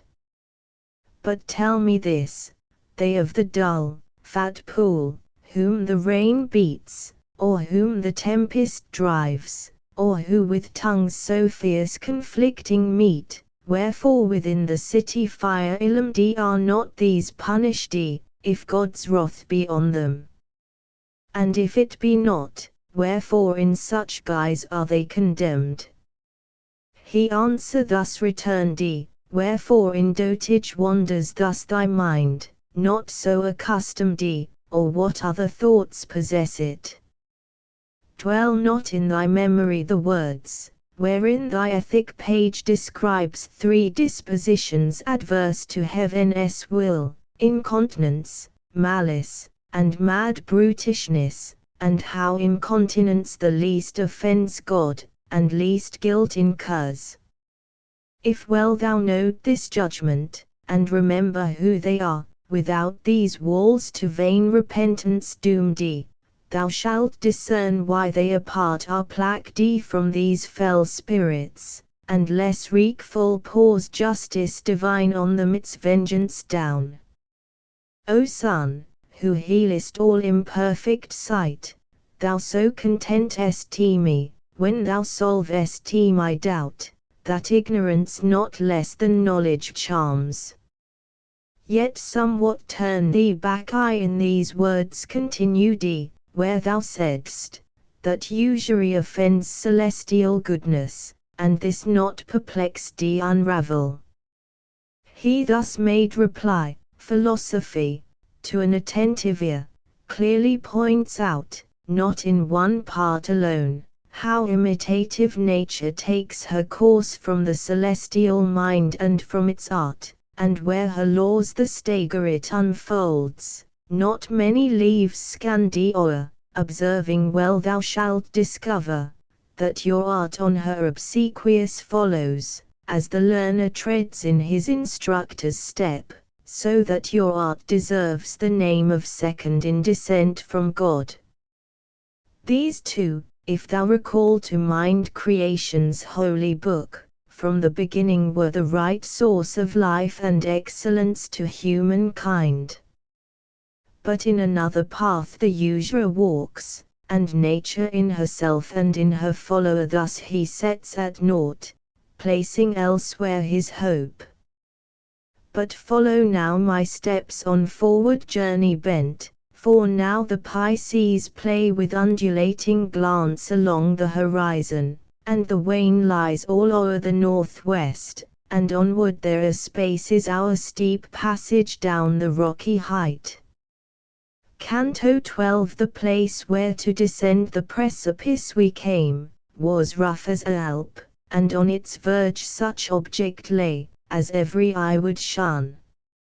As is that ruin, which Addis stream on this side Trento struck, should ring the wave, or lose by earthquake or for lack of prop, for from the mountain's summit, whence it moved to the low level, so the headlong rock is shivered, that some passage it might give to him who from above would pass, such into the chasm was that descent, and there at point of the disparted ridge lay stretched the infamy of Crete, detested brood of the fain d heifer, and at sight of us it gnawed itself, as one with rage distract. To him my guide exclaimed, perchance thou deemest the king of Athens here, who, in the world above, thy death contrived. Monster! Avaunt! He comes not tutored by thy sister's art, but to behold your torments is he come. Like to a bull, that with impetuous spring darts, at the moment when the fatal blow hath struck him, but unable to proceed plunges on either side, so saw I plunge the Minotaur, whereat the sage exclaimed, run to the passage, while he storms. 'Tis well that thou descend. Thus down our road we took through those dilapidated crags, that oft moved underneath my feet, to wait like theirs honesty. I pondering went, and thus he spake, perhaps thy thoughts are of this ruin steep, guarded by the brute violence, which I have vanquished now. Know then, that when I erst hither descended to the nether hell, this rock was not yet fallen, but past doubt, if well I mark, not long ere he arrived, who carried off from dis the mighty spoil of the highest circle, then through all its bounds such trembling seized the deep concave and foul, I thought the universe was thrilled with love, whereby, there are who deem, the world hath oft been into chaos turned, and in that point, here, and elsewhere, that old rock toppled down. But fix thine eyes beneath, the river of blood approaches, in the which all those are steeped, who have by violence injured. O blind lust! O foolish wrath! Whoso dost goad us on in the brief life, and in the eternal then thus miserably overwhelm us.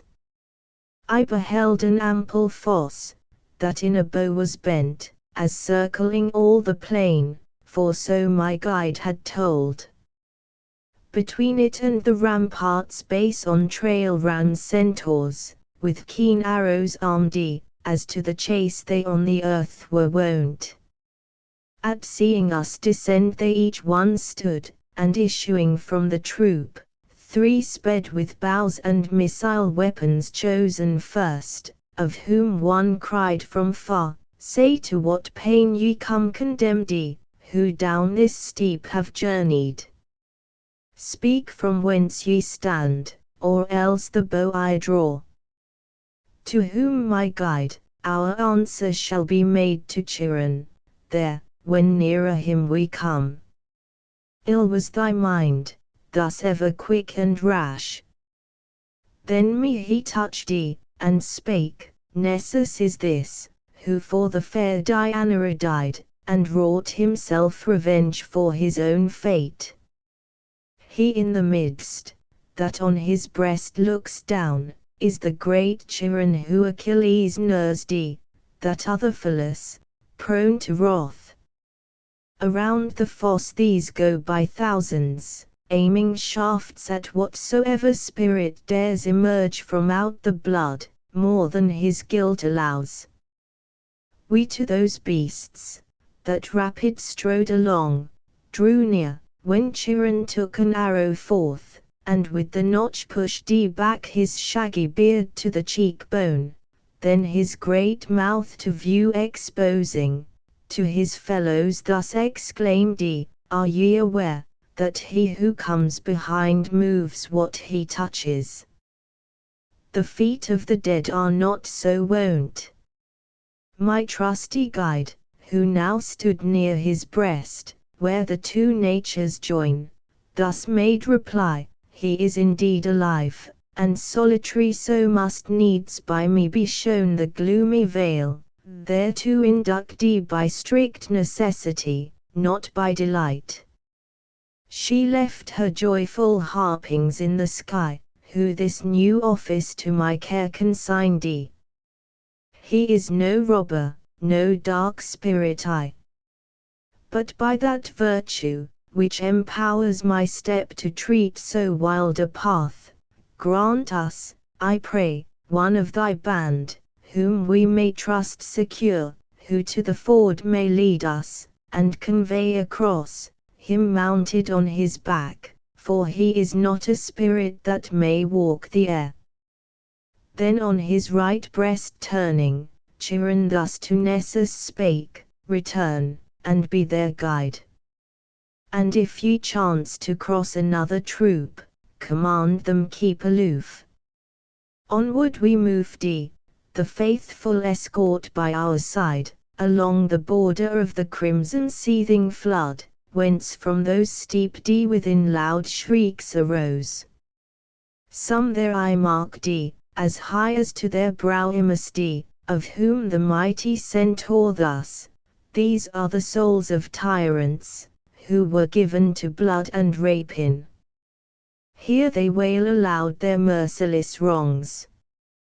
Here Alexander dwells, and Dionysius fell, who many a year of woe wrought for fair Sicily. That brow whereon the hair so jetty clustering hangs, is at Solino, that with flaxen locks Abizo a vest, in the world destroyed by his foul stepson. To the bard Reverde I turned me round, and thus he spake, let him be to thee now first leader, me but next to him in rank. Then farther on a space the centaur paused near some, who at the throat were extant from the wave, and showing us a spirit by itself apart returred exclaimed he in God's bosom smote the heart, which yet is honoured on the bank of Thames. A race I next espied, who held the head, and even all the bust above the stream. Midst these I many a face remembered well. Thus shallow more and more the blood became, so that at last it but imbrued the feet, and there our passage lay athwart the fosse. As ever on this side the boiling wave thou seest diminishing, the centaur said, so on the other, be thou well as it lower still and lower sinks its bed, till in that part it reuniting join, where is the lot of tyranny to mourn.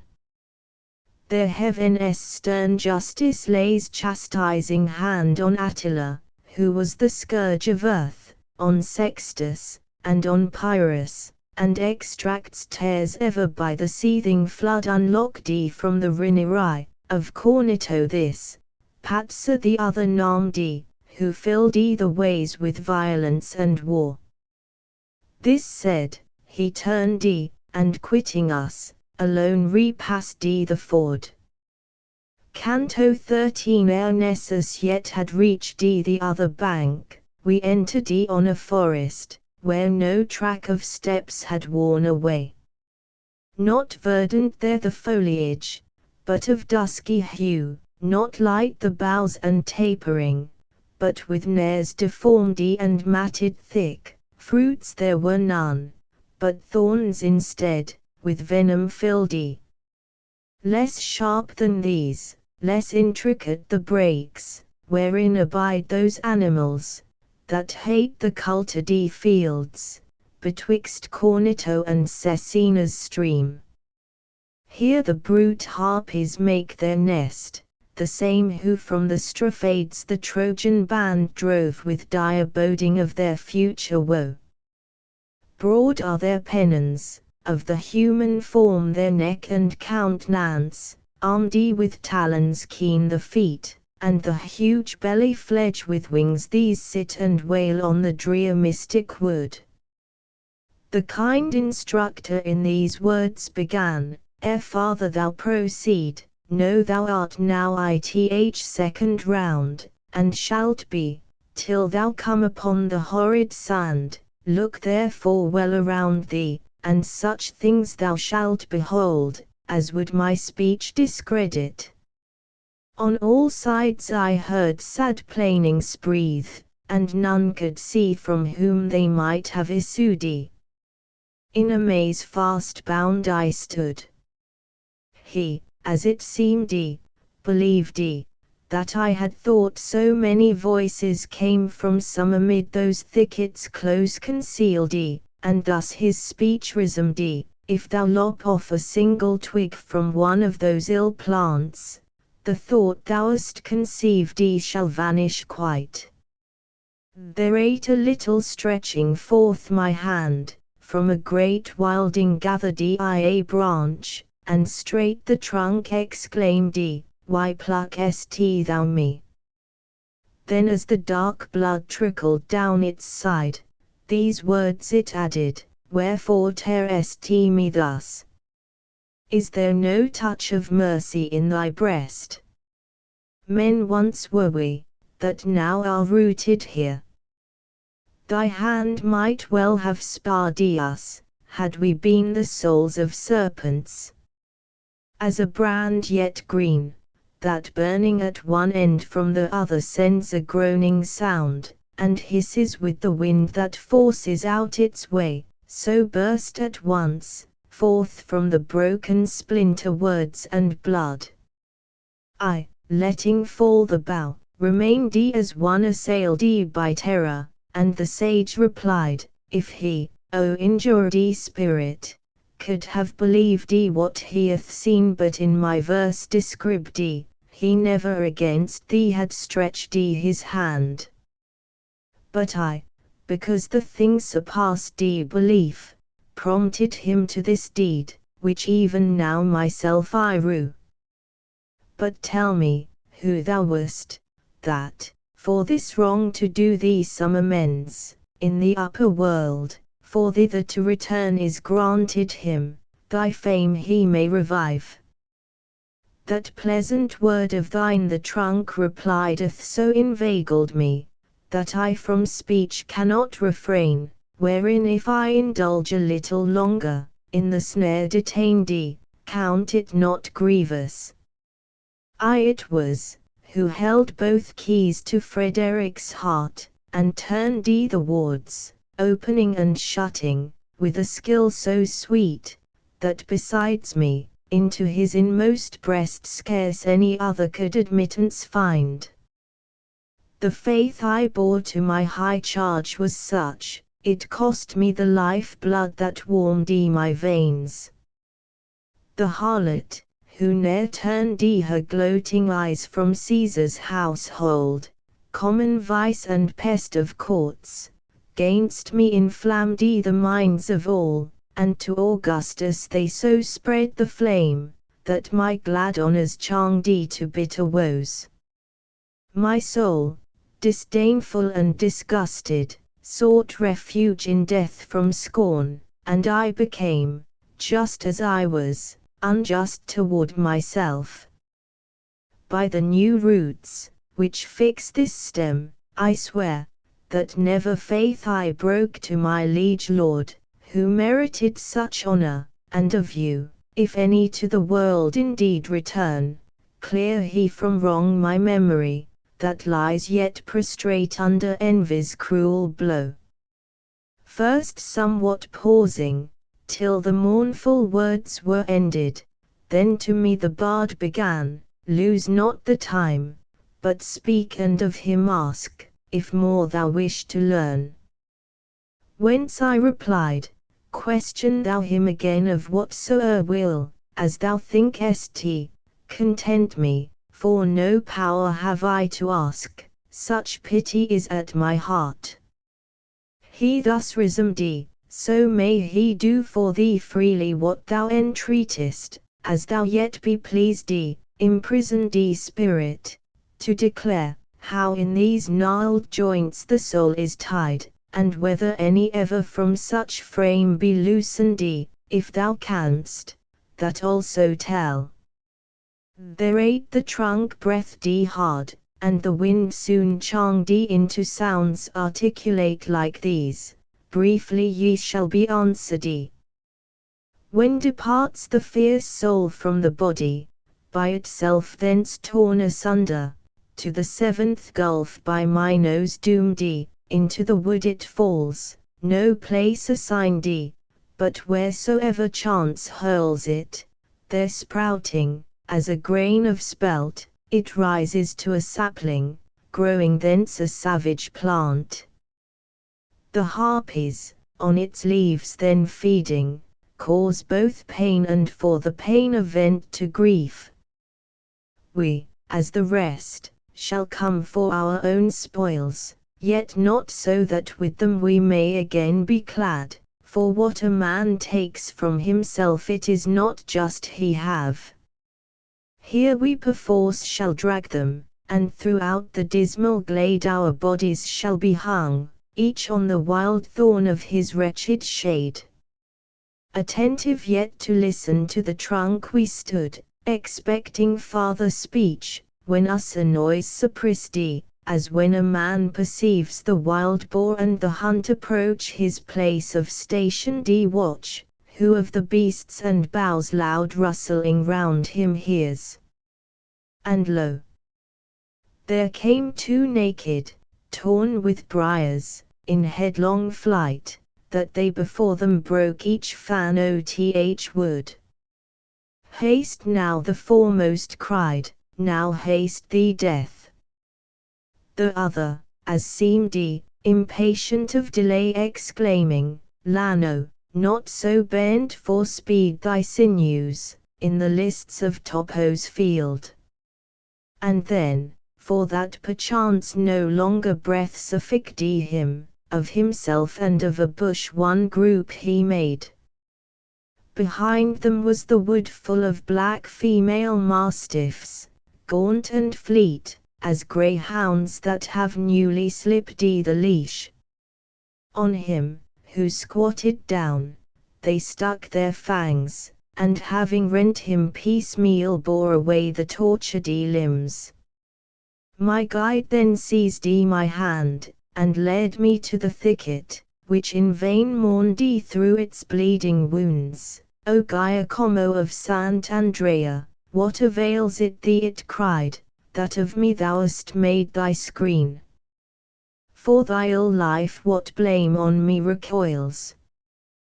When o'er it he had paused, my master spake, Say, who wast thou, that at so many points breathest out with blood thy lamentable speech? He answered, O, ye spirits, arrived in time to spy the shameful havoc, that from me my leaves hath severed thus, gather them up, and at the foot of their sad parent tree carefully lay them.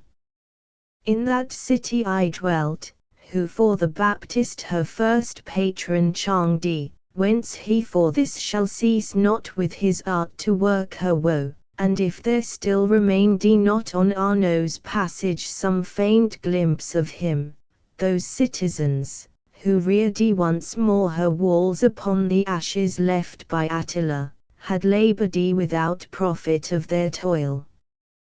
I slung the fatal noose from my own roof. Canto 14. Soon as the charity of native land wrought in my bosom, I the scattered leaves collected, and to him rested, who now was hoarse with utterance. To the limit thence we came, which from the third the second round divides, and whereof justice is displayed contrivance horrible. Things then first seen clearlier to manifest, I tell how next a plain we reached, that from its sterile bed each plant repelled. The mournful wood waves round its garland on all sides, as round the wood spreads the sad foss. There, on the very edge, our steps we stayed. It was an area wide of arid sand and thick, resembling most the soil that erst by Cato's foot was trod. Vengeance of heaven! Oh! how shouldst thou be feared by all, who read what here my eyes beheld? Of naked spirits many a flock I saw, all weeping piteously, to different laws subjected, For on the earth some lay supine, some crouching close were seated, others packed incessantly around. The latter tribe, more numerous, those fewer who beneath the torment lay, but louder in their grief. O'er all the sand fell slowly wafting down dilated flakes of fire, as flakes of snow on alpine summit, when the wind is hushed. As in the torrid Indian clim, the son of Ammon saw upon his warrior band descending, solid flames, that to the ground came down, whence he bade out him with his troop to trample on the soil, for easier thus the vapor was extinguished, while alone, so fell the eternal fiery flood, where'er with the marble glowed underneath, as under stove the viands, doubly to augment the pain. Unceasing was the play of wretched hands, now this, now that way glancing, to shake off the heat, still falling fresh. I thus began, Instructor, thou who all things overcomest, except the hardy demons, that rushed forth to stop our entrance at the gate, say who is yon huge spirit, that, as seems, heeds not the burning, but lies writhen in proud scorn, as by the sultry tempest imitated. Straight he himself, who was aware I asked my guide of him, exclaimed, such as I was when living, dead such now I am. If Jove weary his workmen out, from whom in ire he snatched the lightnings, that at my last day transfixed me, if the rest be weary out at their blacksmithy laboring by turns in Mungabello, while he cries aloud, help, help, good Mulciber, as erst he cried in the Phlegraean warfare, and the bolts launch he full aimed at me with all his might, he never should enjoy a sweet revenge. Then thus my guide, in accent higher rayed than I before had heard him, Capaneus. Thou art more punished, in that this thy pride lives yet unquenched, no torrent, save thy rage, were to thy fury pain proportioned full.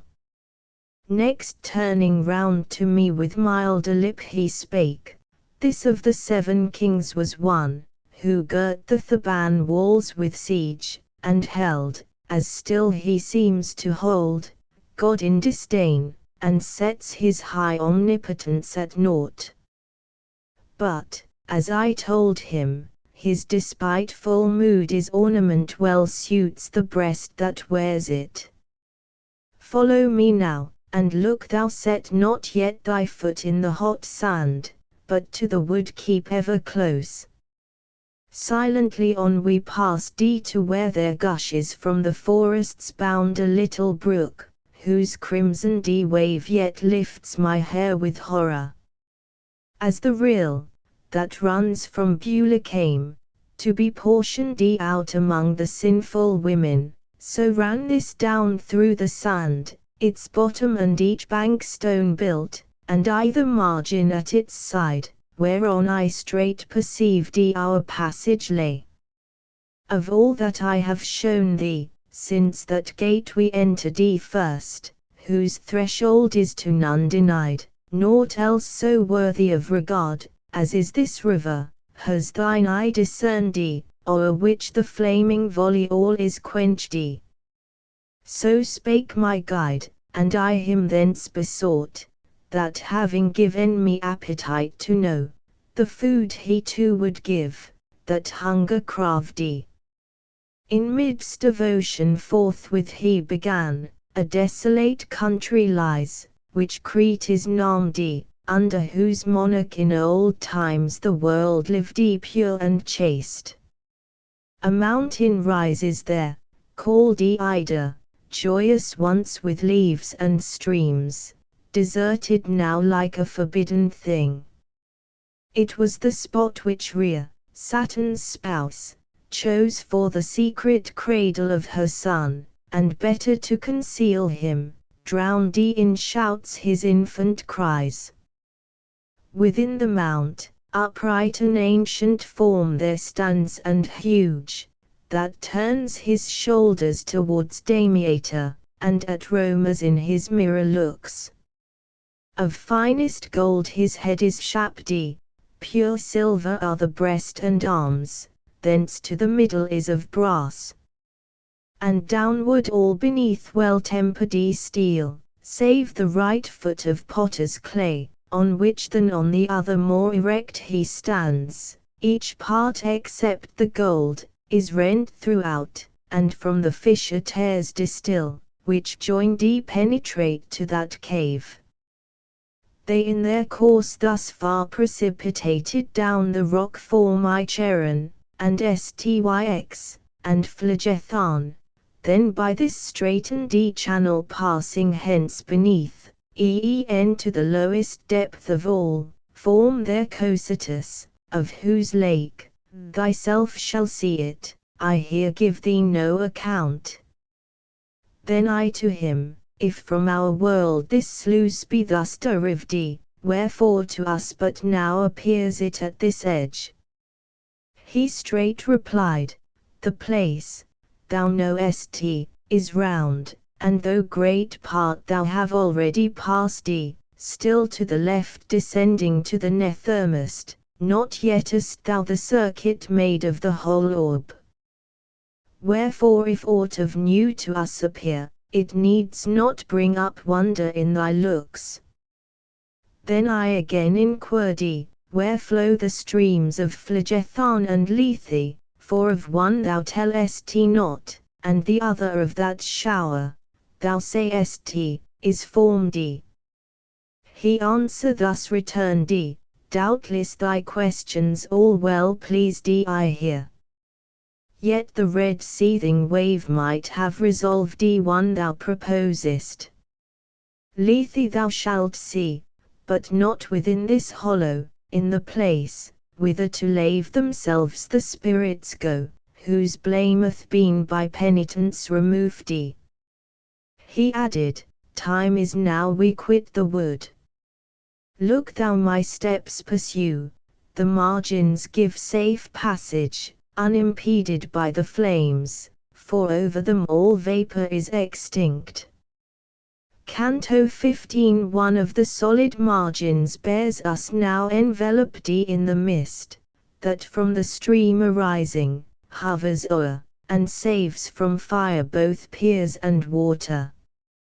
As the Flemings rear their mound, twixt Ghent and Bruges, to chase back the ocean, fearing his tumultuous tide that drives toward them, or the Paduans theirs along the Brenta, to defend their towns and castles, ere the genial warmth be felt on Chiarentana's top, such were the mounds, so framed, though not in height or bulk to these made equal, by the master, whosoe'er he was, that raised them here.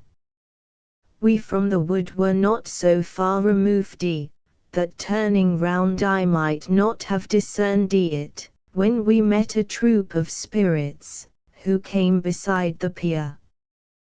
They each one us, as at event one eyes another under a new moon, and toward us sharpened their sight as keen, as an old tailor at his needle's eye. Thus narrowly explored by all the tribe, I was agnesed of one, who by the skirt caught me, and cried, what wonder have we here? And I, when he to me outstretched his arm, intently fixed my ken on his parched looks, that although smirched with fire, they hindered not but I remembered him, and towards his face my hand inclining, answered, Sir Brunetto. And art thou here? He thus to me, my son. O let it not displease thee, if Brunetto Latini but a little space with thee turn back, and leave his fellows to proceed. I thus to him replied, much as I can, I thereto pray thee, and if thou be willing, that I here seat me with thee, I consent, his leave, with whom I journey, first obtained thee. O son, said he, whoever of this throng one instant stops, lies then 100 years, no fan to ventilate him, when the fire smites sorest. Pass thou therefore on. I close will at thy garments walk, and then rejoin my troop, who go mourning their endless doom. I dard not from the path descend to tread on equal ground with him, but held my head bent down, as one who walks in reverent guise. What chance or destiny thus he began, ere the last day conducts thee here below? And who is this, that shows to thee the way? There up aloft I answered thee, in the life serene, I wandered thee in a valley lost, before mine age had to its fullness reached thee. But yestermorn I left it, then once more into that vale returning, him I met, and by this path homeward he leads me back. If thou, he answered thee, follow but thy star, thou canst not miss at last a glorious haven, unless in fairer days my judgment erred thee. And if my fate so early had not chanced thee, seeing the heavens thus bounteous to thee, I had gladly given thee comfort in thy work. But that ungrateful and malignant race, who in old times came down from Fizol, and still smack of their rough mountain flint, will for thy good deeds show thee enmity. Nor wonder, for amongst ill-savoured crabs it suits not the sweet fig tree lay her fruit. Old fame reports them in the world for blind, covetous, envious, proud. Look to it well, take heed thou cleanse thee of their ways. For thee thy fortuneth such honour in reserve, that thou by either party shalt be crafty with hunger keen, but be the fresh herb far from the goat's tooth. The herd of Fizol may of themselves make litter, not touch the plant, if any such yet spring on their rank bed, in which the holy seed revives, transmitted from those true Romans, who still there remained when it was made the nest of so much ill. Were all my wish fulfilled, I straight replied, thou from the confines of man's nature yet hadst not been driven forth, for in my mind is fixed and now strikes full upon my heart the dear, benign, paternal image, such as thine was, when so lately thou didst teach me the way for man to win eternity, and how I prized the lesson. It behooves, that, long as life endures, my tongue should speak, what of my fate thou tellest, that write I down, and with another text to comment on for her I keep it, the celestial dame, who will know all, if I to her arrive. This only would I have thee clearly note, that so my conscience have no plea against me, do fortune as she list, I stand prepared. Not new or strange such earnest to mine ear. Speed fortune then her wheel, as likes her best, the clown his mattock, all things have their course. Thereat my sapient guide upon his right turned himself back, then looked at me and spake, he listens to good purpose who takes note. I not the less still on my way proceed, discoursing with Brunetto, and inquire who are most known and chief among his tribe. To know of some is well, thus he replied, but of the rest silence may best beseem. Time would not serve us for report so long.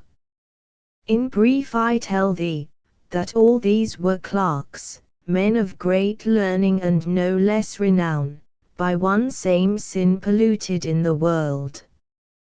With them is Procyon, and Acasu's son Francesco herds among that wretched throng, and, if the wish of so impure a blotch possessed thee, him thou also mightest have seen, who by the servant's servant was transferred from Arno's seat to Bacchiglion, where his ill-strained nerves he left.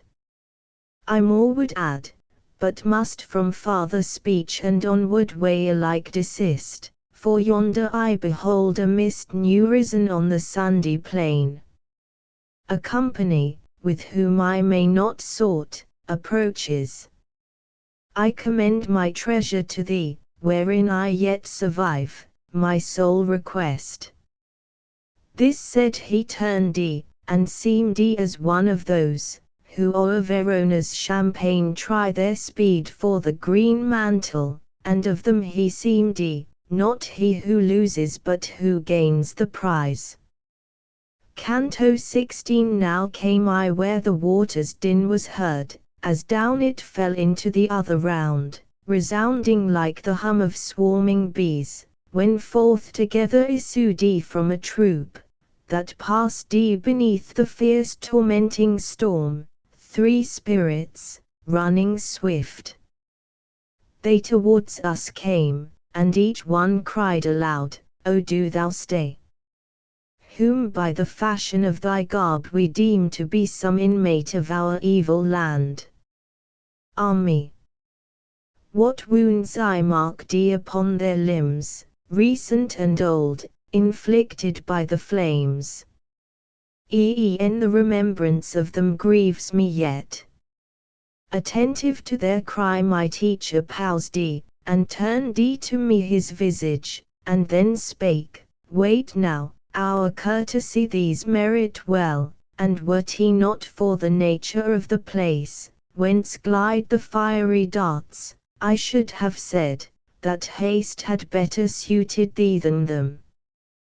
They, when we stopped resumed their ancient wail, and soon as they had reached us, all the 3 whirled round together in one restless wheel. As naked champions, smeared with slippery oil, are wont intent to watch their place of hold and vantage, ere in closer strife they meet, thus each one, as he wheeled his countenance at me directed, so that opposite the neck moved ever to the twinkling feet.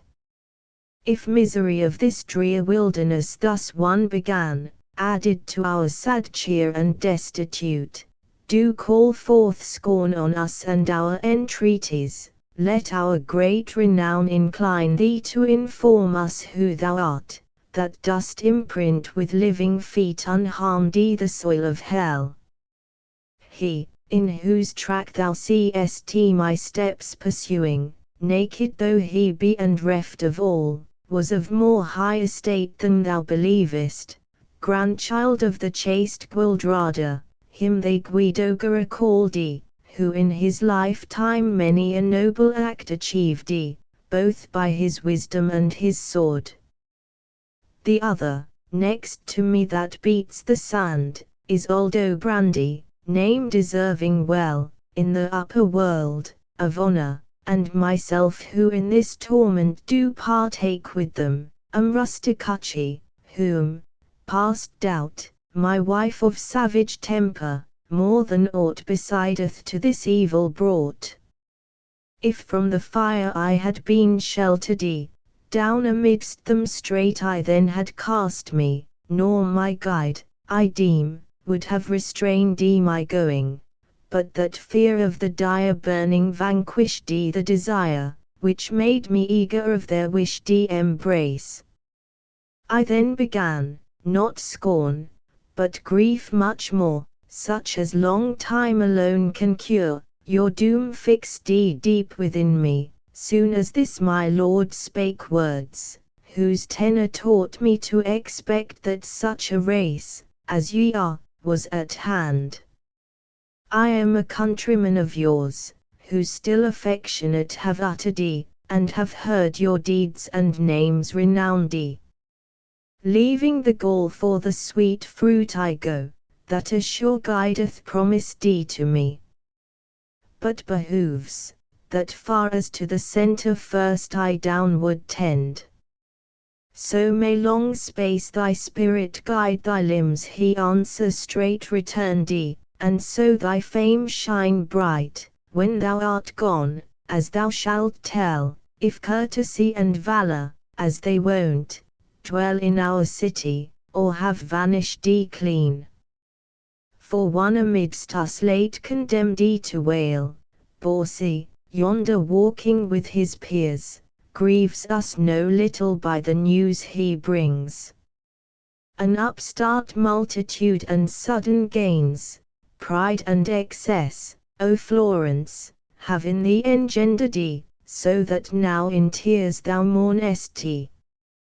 Thus cried I with my face upraised thee, and they all three, who for an answer took my words, looked at each other, as men look when truth comes to their ear.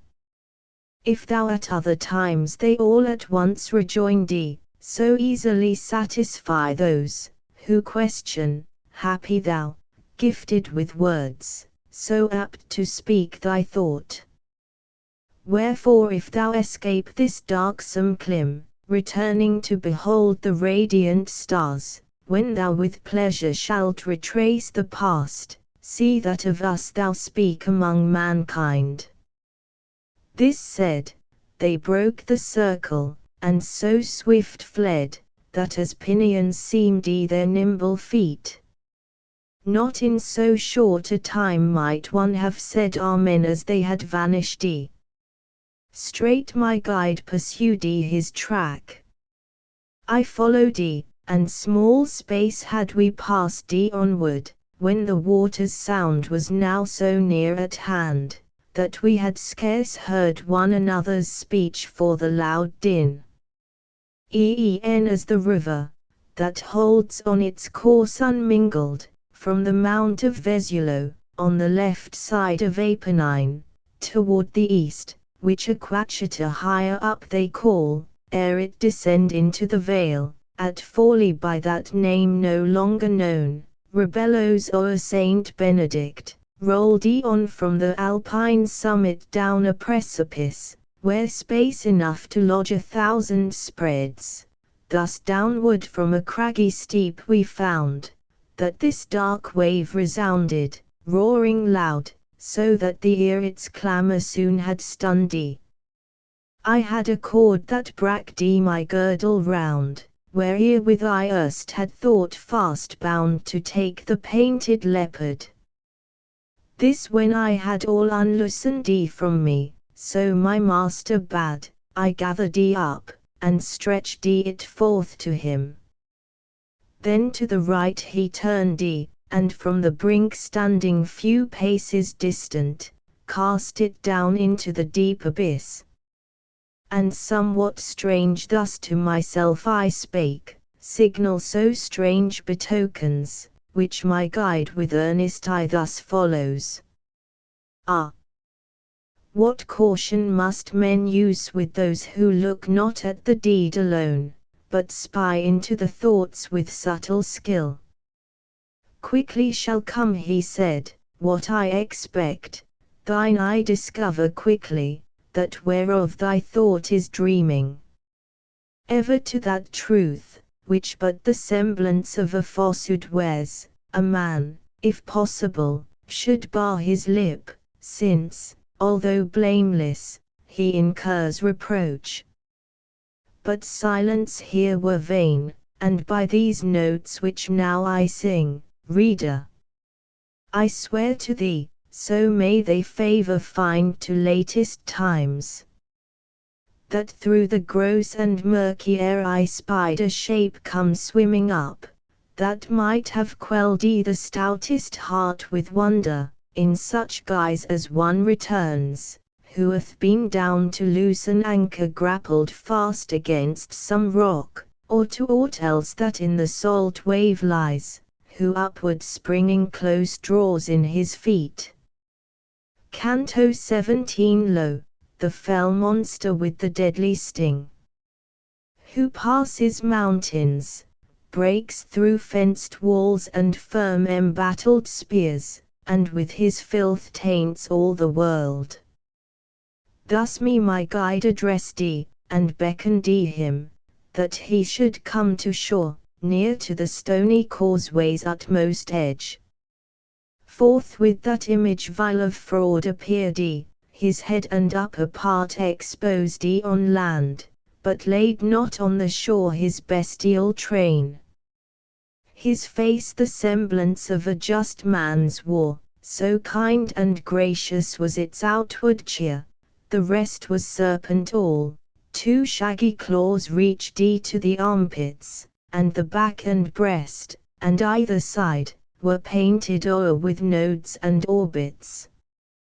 Colors variegated more nor Turks nor Tartars e'er on cloth of state with interchangeable embroidery wove, nor spread arachne o'er her curious loom. As oft times a light skiff, moored to the shore, stands part in water, part upon the land, or, as where dwells the greedy German boar, the beaver settles watching for his prey, so on the rim, that fenced the sand with rock, sat perched the fiend of evil. In the void glancing, his tail upturned its venomous fork, with sting like scorpions armed. Then thus my guide, now need our way must turn few steps apart, far as to that ill beast, who couches there. Thereat toward the right our downward course we shapped and, better to escape the flame and burning mile, 10 paces on the verge proceeded. Soon as we to him arrive, a little further on mine eye beholds a tribe of spirits, seated on the sand near the wide chasm. Forthwith my master spake, that to the full thy knowledge may extend of all this round contains, go now, and mark the mean these wear, but hold not long discourse. Till thou returnest, I with him meantime will parley, that to us he may vouchsafe the aid of his strong shoulders. Thus alone yet forward on the extremity I packed of that 7th circle, where the mournful tribe were seated. At the eyes forth gushed their pangs. Against the vapors and the torrid soil alternately their shifting hands they plied. Thus use the dogs in summer still to ply their jaws and feet by turns, when bitten sore by gnats, or flies, or gadflies swarming round. Noting the visages of some, who lay beneath the pelting of that dolorous fire, one of them all I knew not, but perceived that pendant from his neck each bore a pouch with colours and with emblems various marked on which it seemed as if their eye did feed. And when amongst them looking round I came, a yellow purse I saw with azure wrought, that wore a lion's countenance and port. Then still my sight pursuing its career, another I beheld, than blood more red. A goose display of whiter wing than curd. And one, who bore a fat and azure swine pictured on his white scrip, addressed me thus, What dost thou in this deep? Go now and know, since yet thou livest, that my neighbour here Vitaliano on my left shall sit. A Paduan with these Florentines am I oft times they thunder in mine ears, exclaiming O haste that noble knight, he who the pouch with the 3 beaks will bring. This said, he writhed the mouth, and lolled the tongue out, like an ox that licks his nostrils. I, lest longer stay he ill might brook, who bade me stay not long, backward my steps from those sad spirits turned. My guide already seated on the haunch of the fierce animal I found, and thus he me encouraged. Be thou stout, be bold. Down such a steep flight must we now descend. Mount thou before, for that no power the tail may have to harm thee, I will be ith midst.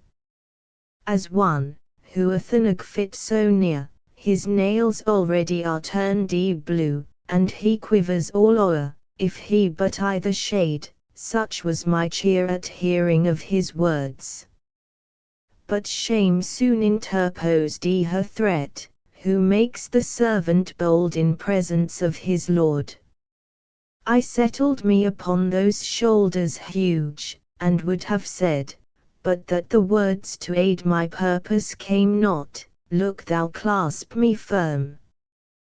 But he whose succor then not first I proved, soon as I mounted, in his arms aloft, embracing, held me up, and thus he spake, Trian, now move thee, be thy wheeling gyres of ample circuit, easy thy descent.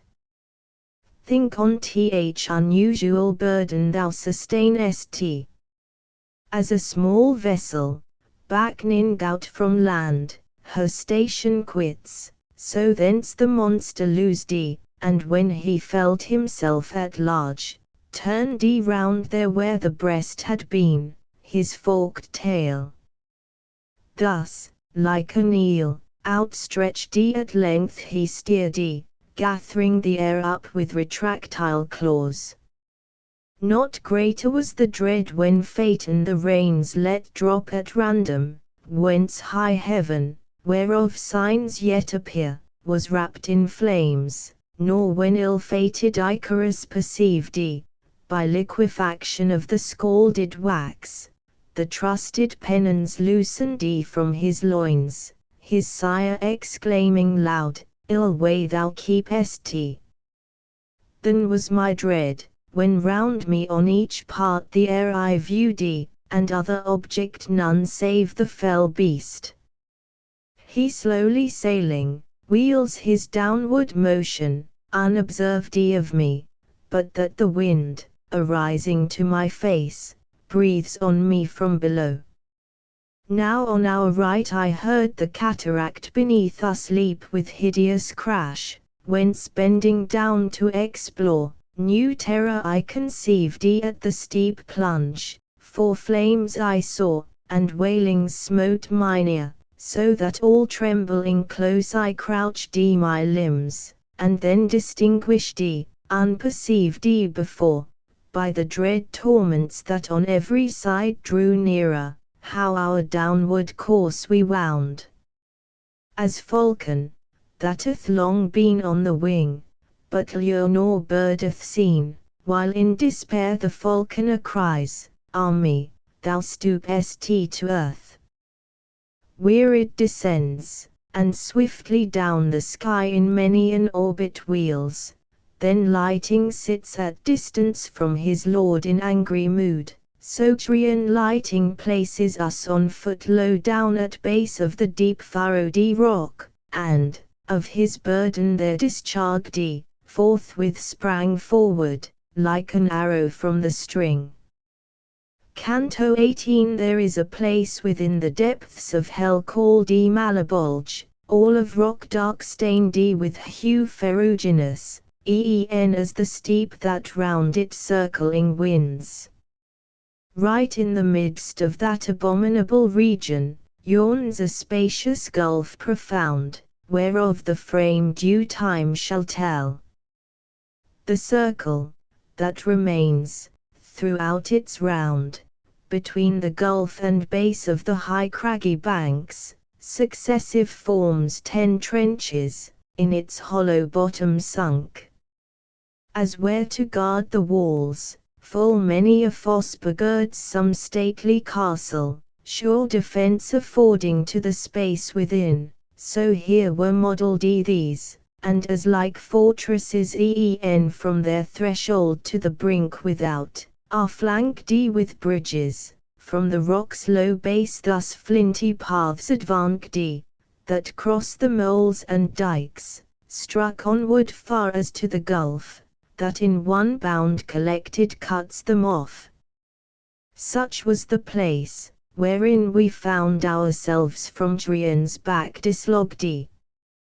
The bard to left held on his way, and I behind him moved. On our right hand new misery I saw, new pains, new executioners of wrath, that swarming peopled the first chasm.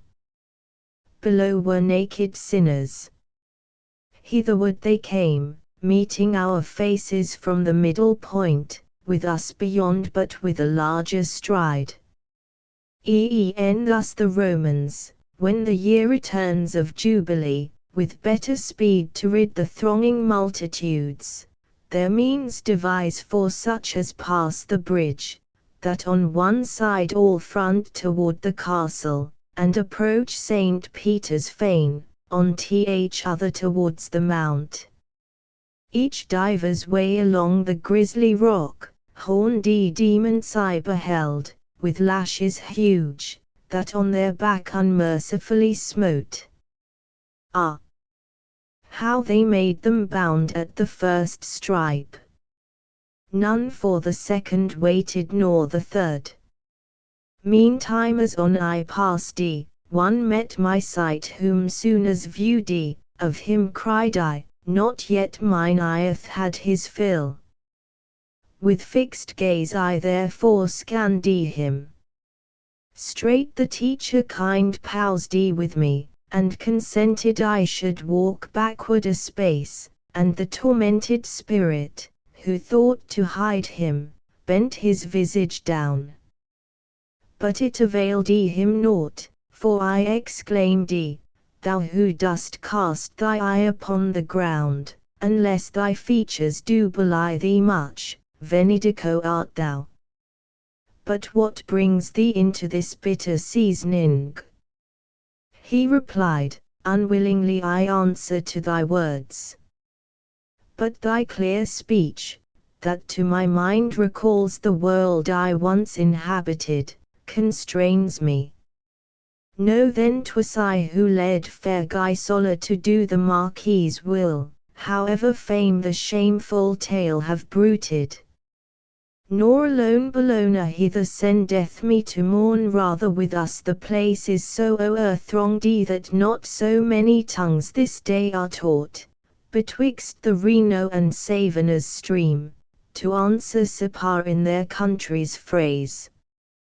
And if of that secure proof thou need, remember but our craving thirst for gold.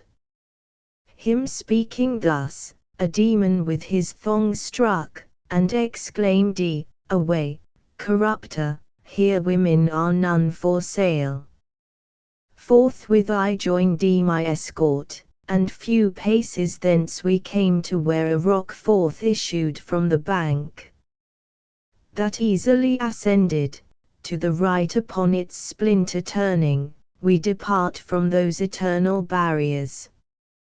When arrived, where underneath the gaping arch lets pass the scourged souls, pause here the teacher said, and let these others miserable, now strike on thy ken, faces not yet beheld, for that together they with us have walked. From the old bridge we the pack, who came from t'other side towards us, like the rest, excoriate from the lash. My gentle guide, by me unquestioned, thus his speech resumed, Behold that lofty shade, who this way tends, and seems too woebegone to drop a tear. How yet the regal aspect he retains. Jason is he, whose skill and prowess won the ram from Colchos. To the Lemnian Isle his passage thither led him, when those bold and pitiless women had slain all their males. There he with tokens and fair witching words Hypsipyle beguiled, a virgin young, who first had all the rest herself beguiled. Impregnated he left her there forlorn. such is the guilt condemns him to this pain. Here too Medes' injuries are avenged. All bear him company, who like deceit to his have practiced thee. And thus much to know of the first veil suffice thee, and of those whom its keen torments urge. Now had we come where, crossing the next pier, the straitened path bestrides its shoulders to another arch. Hence in the second chasm we heard the ghosts, who gibber in low melancholy sounds, with wide-stretched nostrils snort, and on themselves smite with their palms. Upon the banks a scurf from the foul steam condensed incrusting hung, that held sharp combat with the sight and smell. So hollow is the depth, that from no part, save on the summit of the rocky span, could I distinguish aught. Thus far we came, and thence I saw, within the fosse below, a crowd immersed in ordure, that appeared draff of the human body. There beneath searching with eye inquisitive, I marked one with his head so grim were hard to deem, if he were clerk or layman. Loud he cried, why greedily thus bendest more on me, than on these other filthy ones, thy ken? Because if true my memoir I replied, I heretofore have seen thee with dry locks, and thou a lesho art of lucre sprung. Therefore than all the rest I scan thee more. Then beating on his brain these words he spake, me thus low down my flatteries have sunk, where with I ne'er enough could glut my tongue. My leader thus, a little further stretch thy face, that thou the visage well mayst note of that besotted, sluttish courtesan, who there doth rend her with defiled nails, now crouching down, now risen on her feet. Ties is this, the harlot, whose false lip answered her doting paramour that asked thankest me much? Say rather wondrously, and seeing this here satiate be our view. Canto 19. Woe to thee, Simon Magus! Woe to you, his wretched followers! Who the things of God, which should be wedded unto goodness, them, rapacious as ye are, do prostitute for gold and silver in adultery. Now must the trumpet sound for you, since yours is the third chasm. Upon the following vault we now had mounted, where the rock impends directly o'er the centre of the fosse. Wisdom supreme! How wonderful the art, which thou dost manifest in heaven, in earth, and in the evil world, how just a meed allotting by thy virtue unto all. I saw the livid stone, throughout the sides and in its bottom full of apertures, all equal in their width, and circular each, nor ample less nor larger they appeared than in St. John's fair dome of me beloved those frammed to hold the pure baptismal streams, one of the which I brake, some few years past, to save a whelming infant, and be this a seal to undeceive whoever doubts the motive of my deed. From out the mouth of every one, emerged a sinner's feet, and of the legs high upward as the calf the rest beneath was hid. On either foot the soles were burning, whence the flexile joints glanced with such violent motion, as had snapped asunder cords or twisted withes. As flame, feeding on unctuous matter, glides along the surface, scarcely touching where it moves, so here, from heel to point, glided the flames. Master, say who is he, than all the rest glancing in fiercer agony, on whom a ruddier flame doth prey? I thus inquired. If thou be willing, he replied, that I carry thee down, where least the slope bank falls, he of himself shall tell thee and his wrongs. I then, as pleases thee to me is best. Thou art my lord, and knowest that ne'er I quit thy will, what silence hides that knowest thou. Thereat on the fourth pier we came, we turned and on our left descended to the depth, a narrow strait and perforated close. Nor from his side my leader set me down, till to his orifice he brought, whose limb quivering expressed his pang. Whoe'er thou art, sad spirit, thus reveres and as a stake driven in the soil. I in these words began, if thou be able, utter forth thy voice.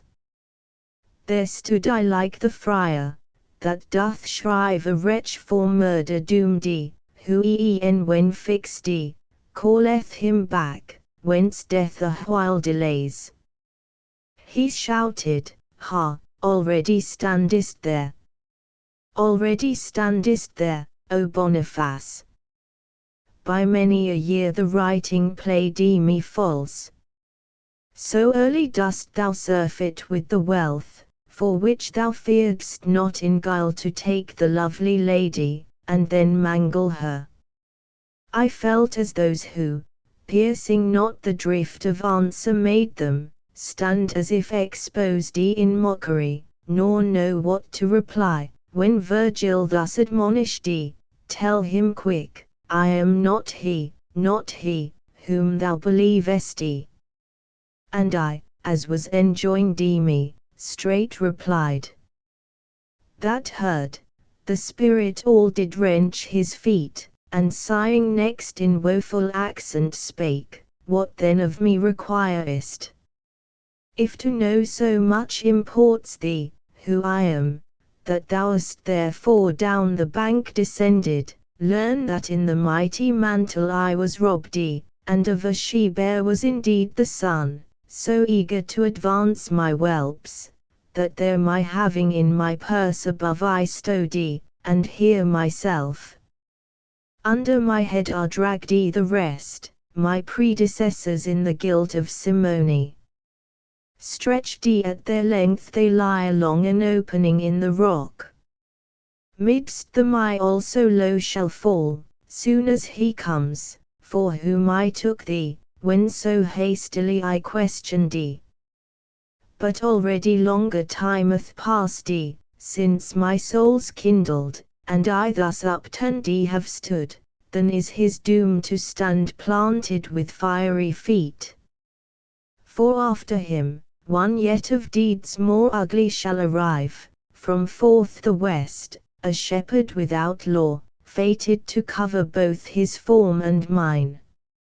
He a new Jason shall be called of whom in Maccabees we read, and favours such as to that priest his king indulgent showed shall be of France's monarch shown to him. I know not if I here too far presumed but in this strain I answered tell me now, what treasures from Saint Peter at the first our Lord demanded, when he put the keys into his charge. Surely he asked no more but, follow me. Nor Peter nor the rest or gold or silver of Mavias took, when lots were cast upon the forfeit place of the condemned soul. Abide thou then, thy punishment of right is merited, and look thou well to that ill-gotten coin, which against Charles thy hardihood inspurred. If reverence of the keys restrained me not, which thou in happier time didst hold, I yet severer speech might use. Your avarice o'ercasts the world with mourning, underfoot treading the good, and raising bad men up.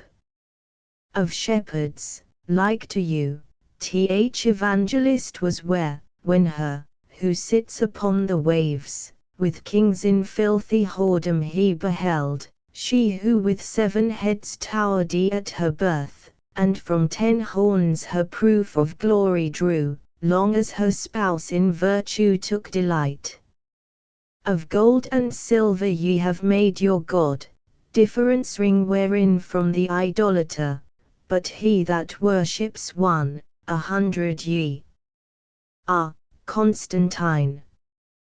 To how much ill gave birth, not thy conversion, but that plenteous dower, which the first wealthy father gained from thee.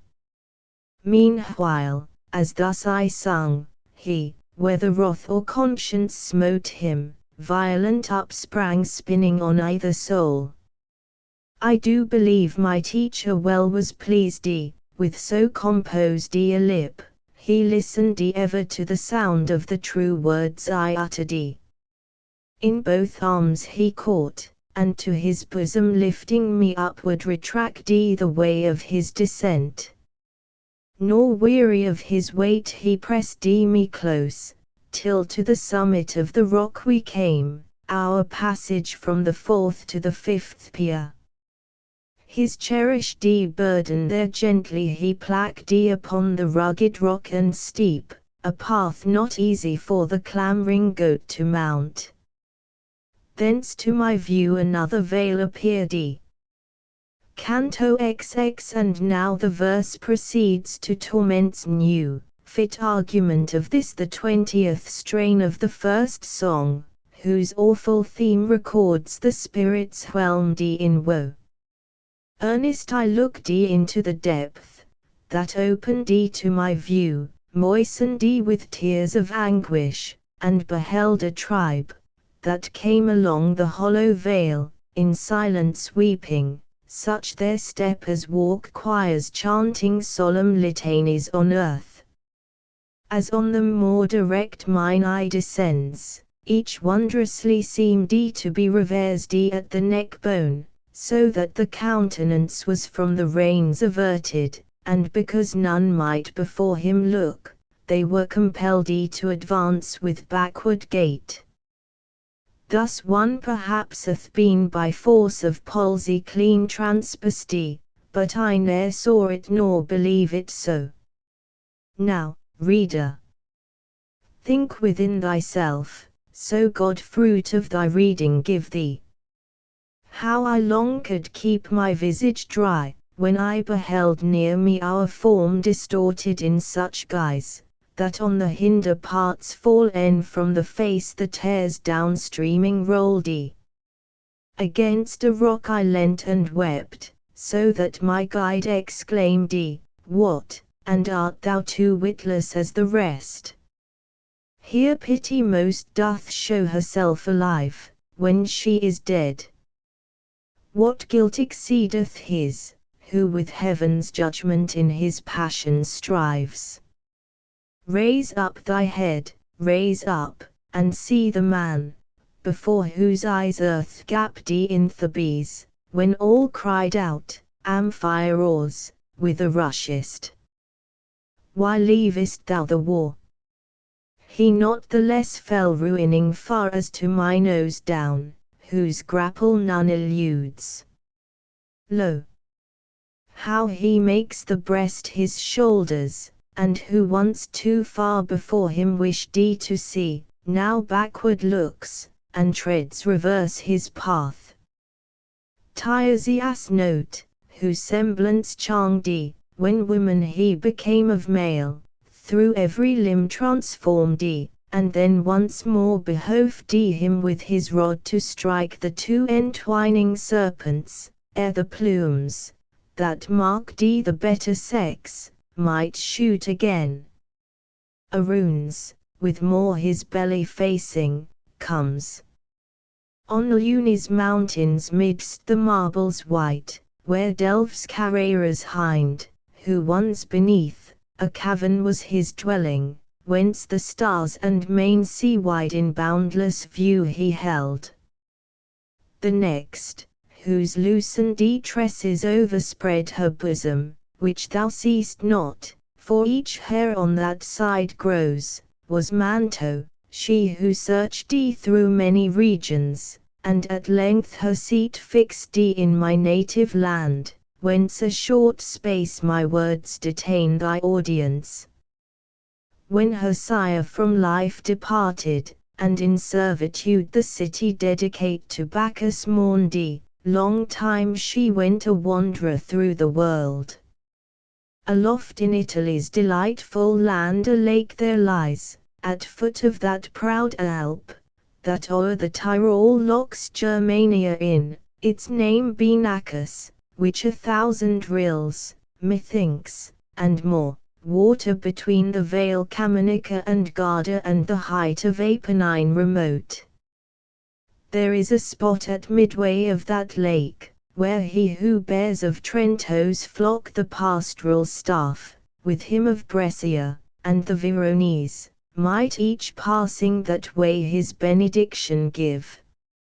A garrison of goodly sight and strong pestura stands, to all with front opposed the Bergamese and Brescian, whence the shore more slope each way descends.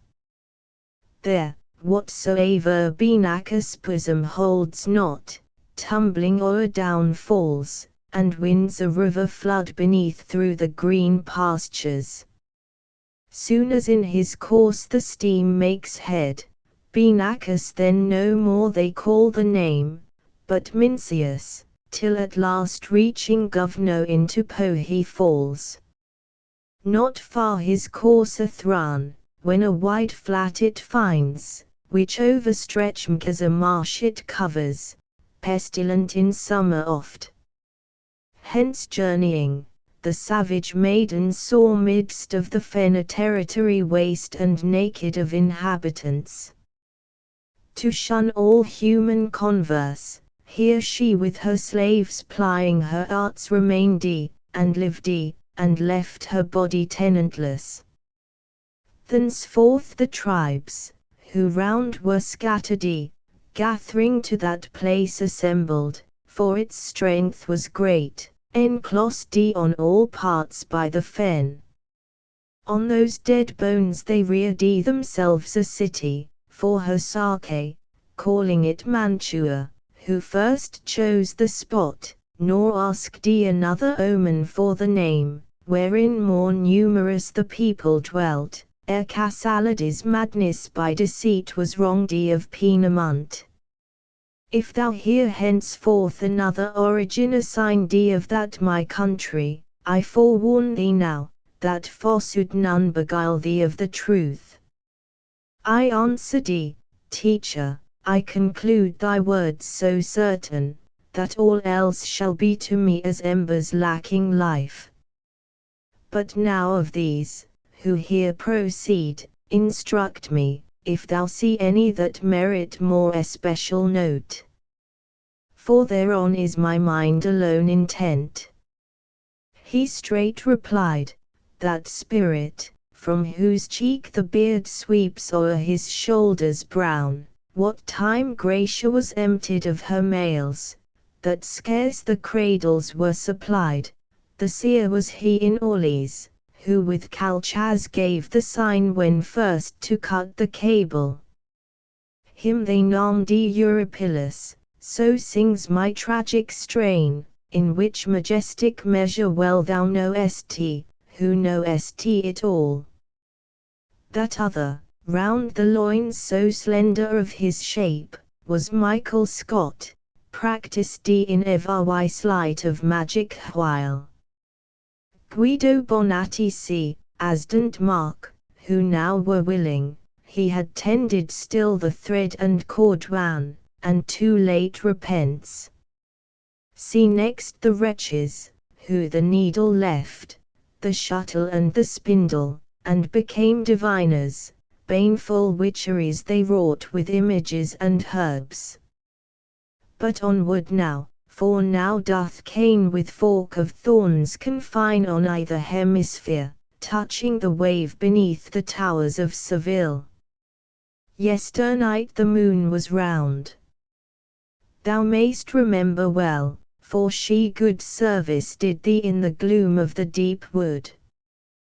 This said, both onward moved.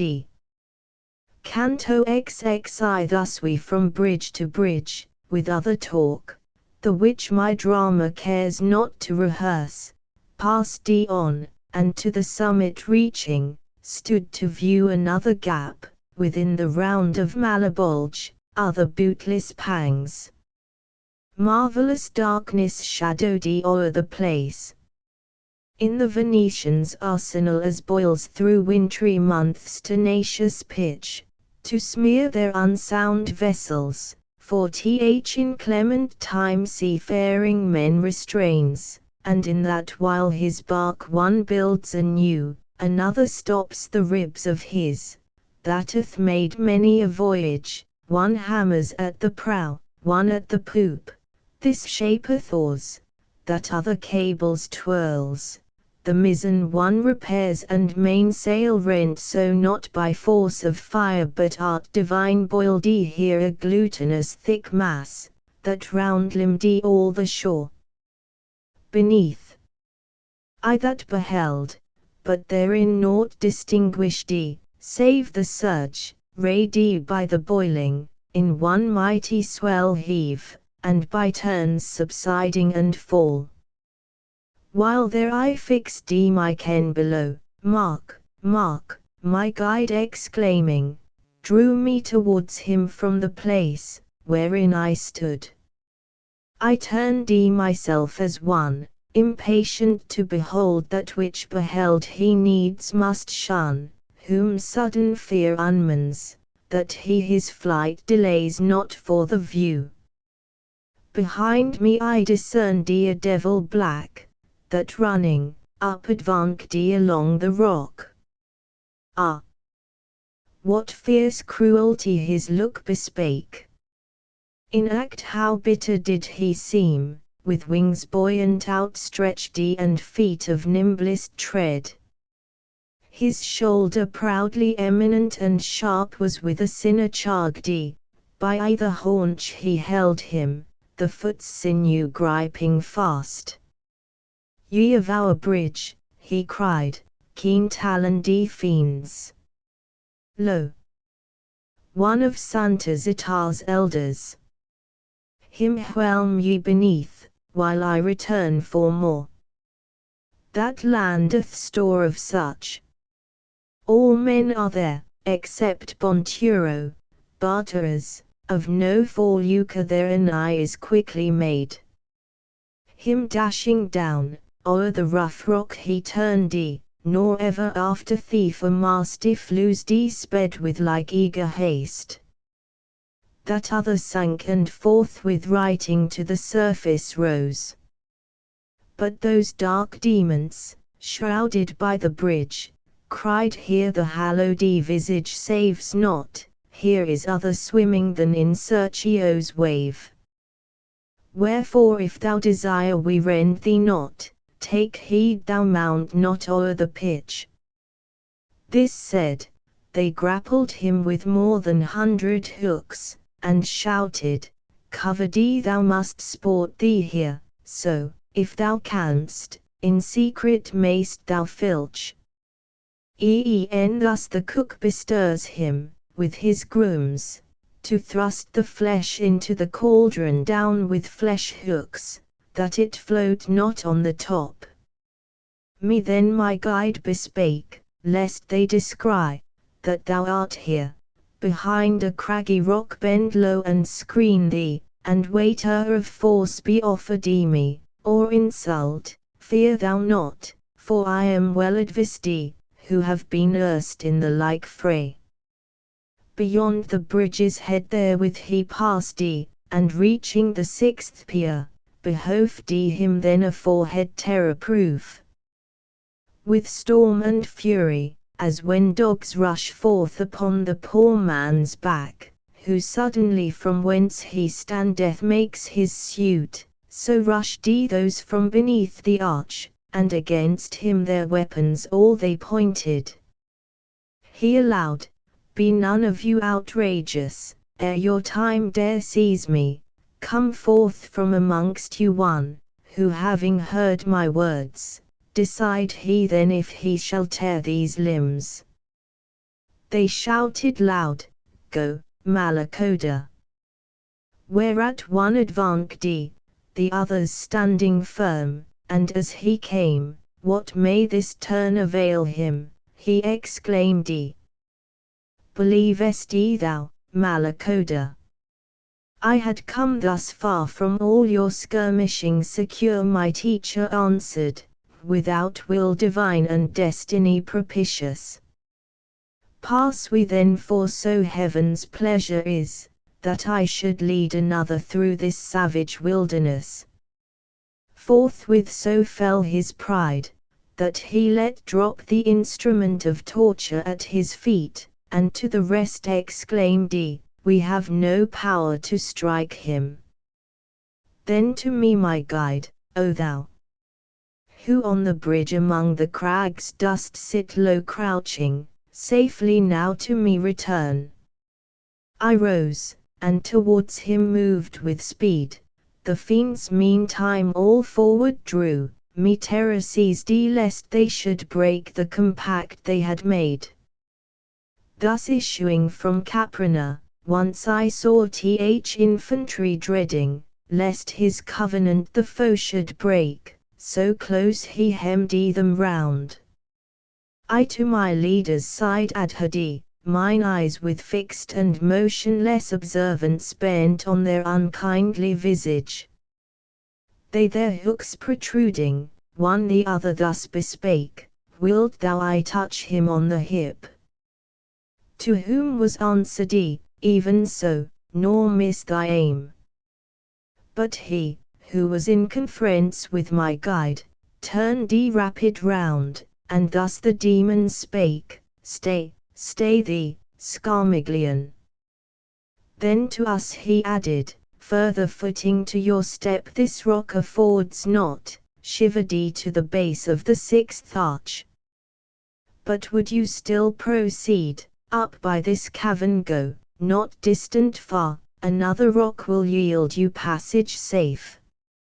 Yesterday, later by 5 hours than now, 1260 years and 6 had filled the circuit of their course, since here the way was broken.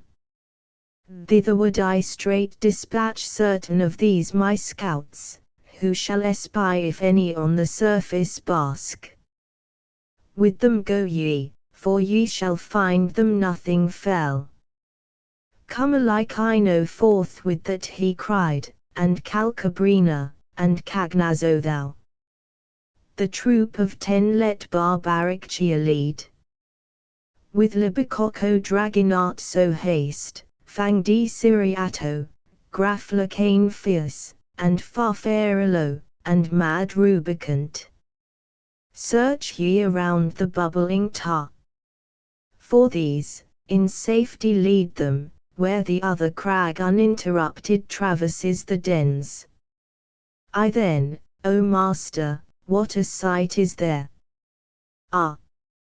Without escort, journey we alone, which, if thou know the way, I covet not. Unless thy prudence fail thee, dost not mark how they do gnarl upon us, and their scowl threatens us present tortures. He replied, I charge thee fear not, let them, as they will, gnarl on, 'tis but in token of their spite against the souls, who mourn in torment steeped. To leftward o'er the pier they turned, but each had first between his teeth pressed close the tongue, toward their leader for a signal looking, which he with sound obscene triumphant gave. Canto XXII. It hath been heretofore my chance to see horsemen with martial order shifting camp, to onset sallying, or in muster rang or in retreat sometimes outstretched for flight, light armed squadrons and fleet foragers scouring thy plains, Arezzo. Have I seen, and clashing tournaments, and tilting jousts, now with the sound of trumpets, now of bells, tabors, or signals made from castled heights, and with inventions multiform, our own, or introduced from foreign land, but ne'er to such a strange recorder I beheld, in evolution moving, horse nor foot, nor ship, that tacked by sign from land or star. With the 10 demons on our way we went, our fearful company. But in the church with saints, with gluttons at the tavern's mess. Still earnest on the pitch I gazed, to mark all things waiter the chasm contained, and those who burned within. As dolphins, that, in sign to mariners, heave high their arched backs, that thence forewarned they may advise to save their threatened vessels, so, at intervals, to ease the pain his back some sinner showed, then hid more nimbly than the lightning glance. E'en as the frogs, that of a water moat stand at the brink, with the jaws only out, their feet and of the trunk all else concealed, thus on each part the sinners stood, but soon as barbaric cheer was at hand, so they drew back under the wave. I saw, and yet my heart doth stagger, one, that waited thus, as it befalls that oft one frog remains, while the next springs away, and Graphiacon, who of the fiends was nearest, grappling seized his clotted locks, and dragged him sprawling up, that he appeared to me an otter. Each already by their names I knew, so well when they were chosen, I observed and marked how one the other called O Rubicant. See that his hide thou with thy talons flay, shouted together all the cursed crew. Then I, inform thee, master, if thou may, what wretched soul is this, on whom their hand his foes have laid. My leader to his side approached, and whence he came inquired, to whom was answered thus, born in Navarre's domain my mother placed me in a lord's retinue, for she had borne me to a Luzel vile, a spendthrift of his substance and himself. The good king thy bought after that I served, to peculating here my thoughts were turned, whereof I give account in this dire heat. Straight Siriato, from whose mouth a tusk issued on either side, as from a boar, ripped him with one of these. Twixt evil claws the mouse had fallen, but barbaric cheer cried, seizing him with both arms, stand thou apart, while I do fix him on my prong transpiect. Then added, turning to my guide his face, inquire of him, if more thou wish to learn, ere he again be rent. My leader thus, then tell us of the partners in thy guilt, knowest thou any sprung of Latian land under the tar? I parted, he replied, but now from one, who sojourned not far thence, so were I under shelter now with him. Nor hook nor talon then should scare me more. Too long we suffer, Libicoco cried, then, darting forth a prong, seized on his arm, and mangled bore away the sinewy part. Him dragging art so by his thighs beneath would next have caught, whence angrily their chief, turning on all sides round, with threatening brow restrained them. When their strife a little ceased, of him, who yet was gazing on his wound, my teacher thus without delay inquired, who was the spirit, from whom by evil hap parting, as thou hast told, thou camest to shore. It was the friar Gomitar, he rejoined, he of Gallura, vessel of all guile, who had his master's enemies in hand, and us them so that they commend him well. Money he took, and them at large dismissed. So he reports, and in each other charge committed to his keeping, played the part of barterer to the height, with him doth herd the chief of Logadoro, Michel's Ange. Sardinia is a theme, whereof their tongue is never weary. Out. Alas! Behold that other, how he grins. More would I say, but tremble lest he mean to maul me sore.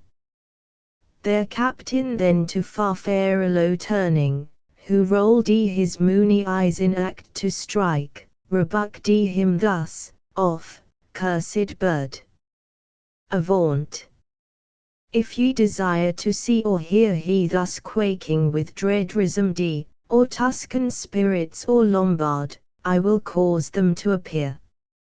Meantime let these ill talons bait their fury, so that no vengeance they may fear from them, and I, remaining in this self-same place, will for myself but one, make 7 appear, when my shrill whistle shall be heard, for so our custom is to call each other up. Cagnazzo at that word deriding grinned, then wagged the head and spake, Hear his device, mischievous as he is, to plunge him down. Whereto he thus, who failed not in rich store of nice wove toils, mischief forsooth extreme, meant only to procure myself more woe. No longer like I know then refrained, but thus, the rest gainsaying, him bespake, If thou do cast thee down, I not on foot will chase thee, but above the pitch will beat my plumes. Quit we the vantage ground, and let the bank be as a shield, that we may see if singly thou prevail against us all. Now, reader, of new sport expect to hear. They each one turned his eyes to the other shore, he first, who was the hardest to persuade. The spirit of Navarre chose well his time, planted his feet on land, and at one leap escaping disappointed their resolve.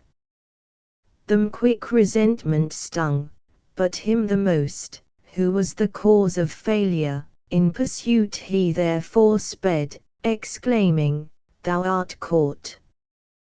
But little it availed, terror outstripped his following flight, the other plunged beneath, and he with upward pinion rayed his breast, thus the waterfowl, when she perceives the falcon near, dives instant down, while he enraged and spent retires.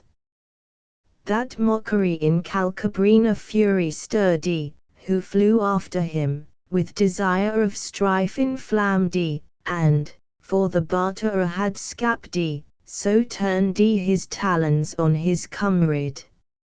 O'er the dike in grapple close they joined, but the other proved a goshawk able to rend well his foe, and in the boiling lake both fell. The heat was umpire soon between them, but in vain to lift themselves they strove, so fast were glued their pennons. Barbariccia, as the rest, that chance lamenting, for in flight dispatched from the other coast, with all their weapons armed. They, to their post on each side speedily descending, stretched their hooks toward the fiends, who floundered inly burning from their scars, and we departing left them to that broil. Canto 23. In silence and in solitude we went, one first, the other following his steps, as minor friars journeying on their road.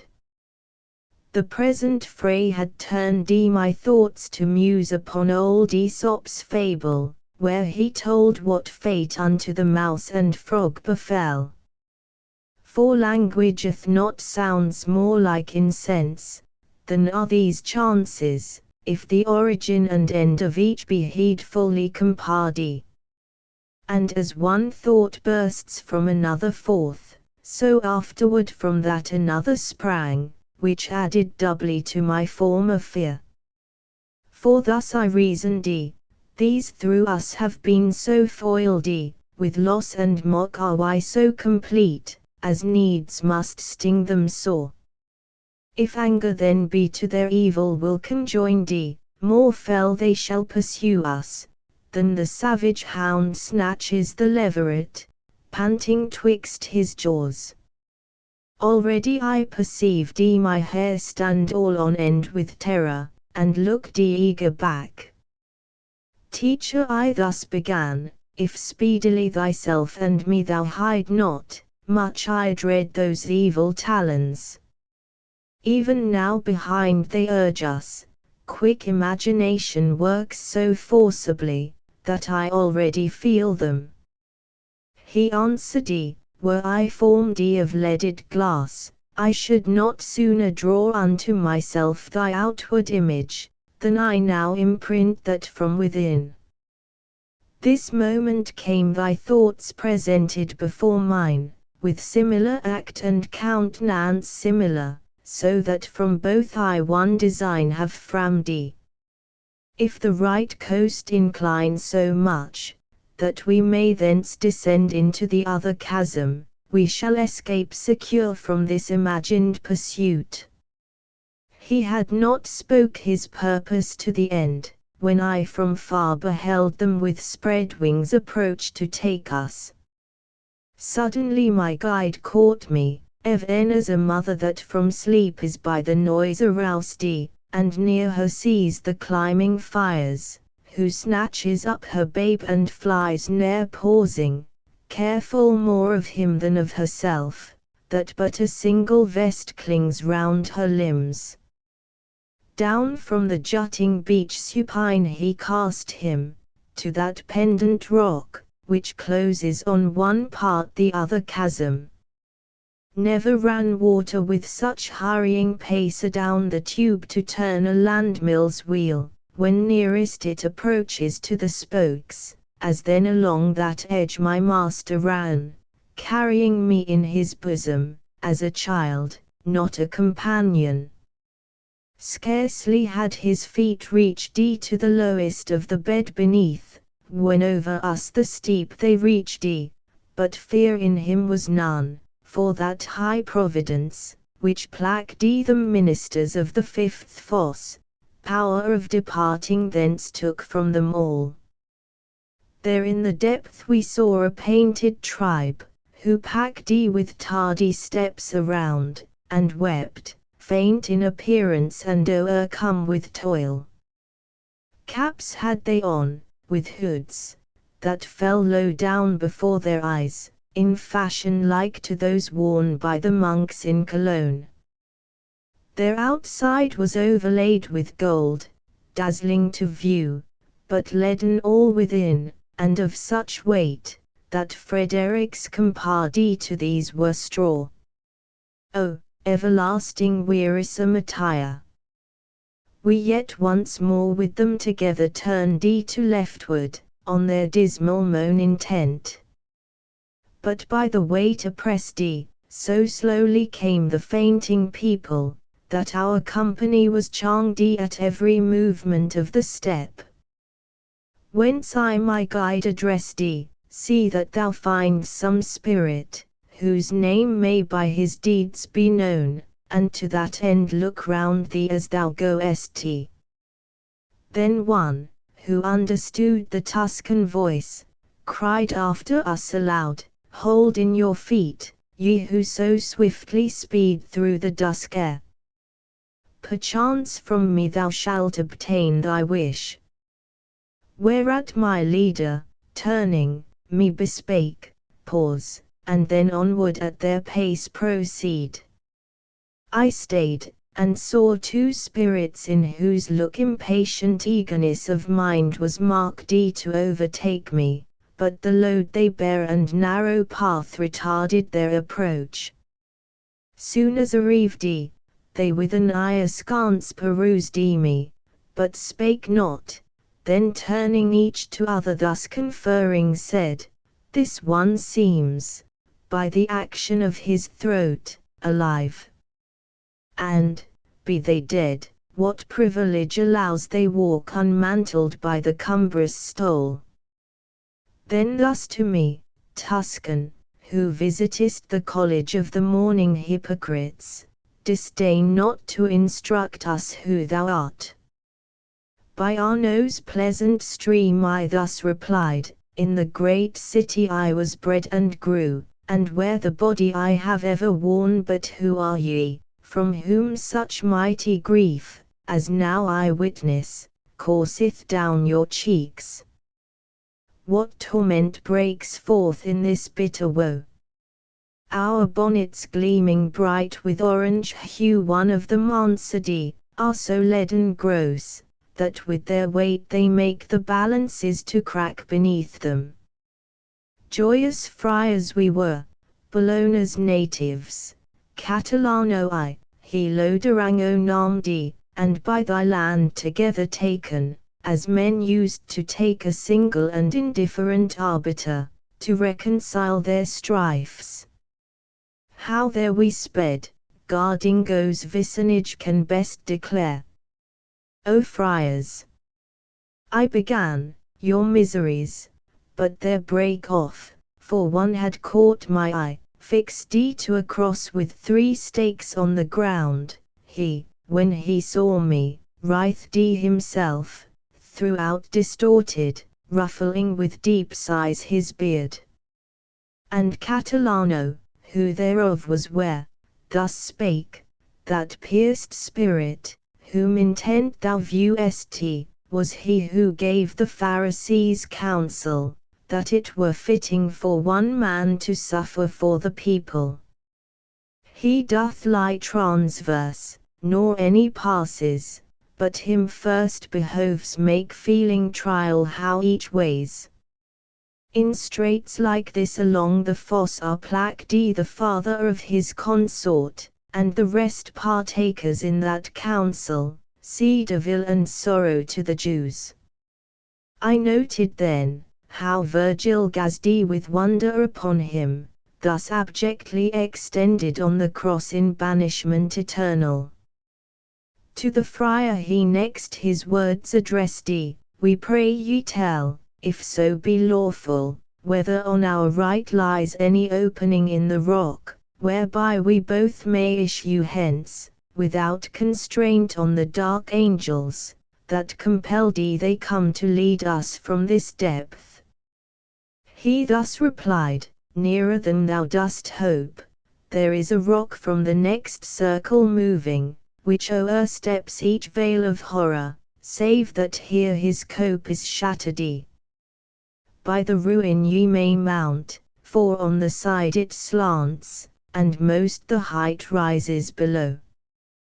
With head bent down a while my leader stood, then spake, he warned us ill, who yonder hangs the sinners on his hook. To whom the friar, at Bologna erst I many vices of the devil heard, among the rest was said, he is a liar, and the father of lies. When he had spoke, my leader with large strides proceeded on, somewhat disturbed with anger in his look. I therefore left the spirits heavy laden, and following, his beloved footsteps marked.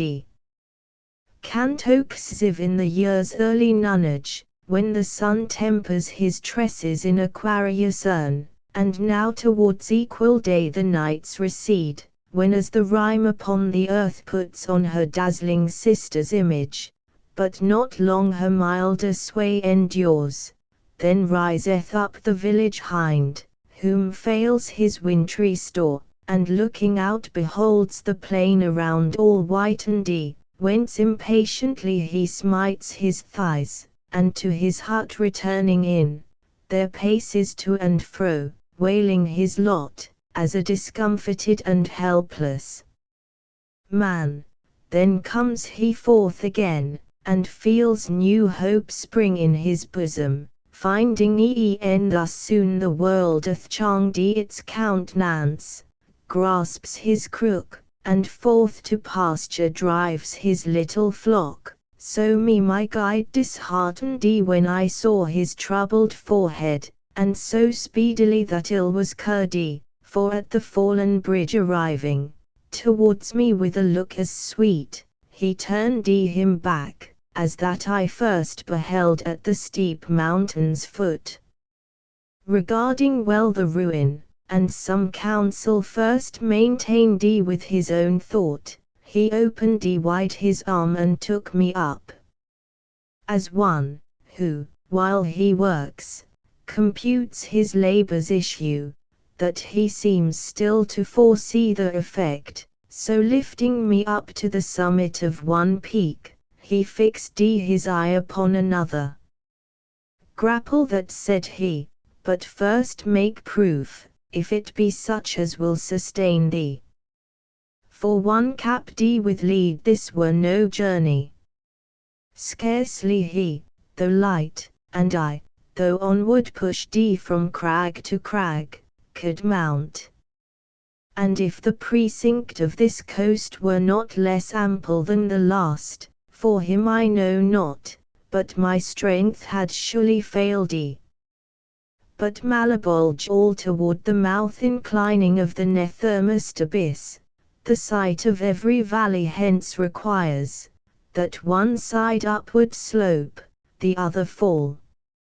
At length the point of our descent we reached from the last flag, soon as to that arrived so was the breath exhausted from my lungs, I could no further, but did seat me there.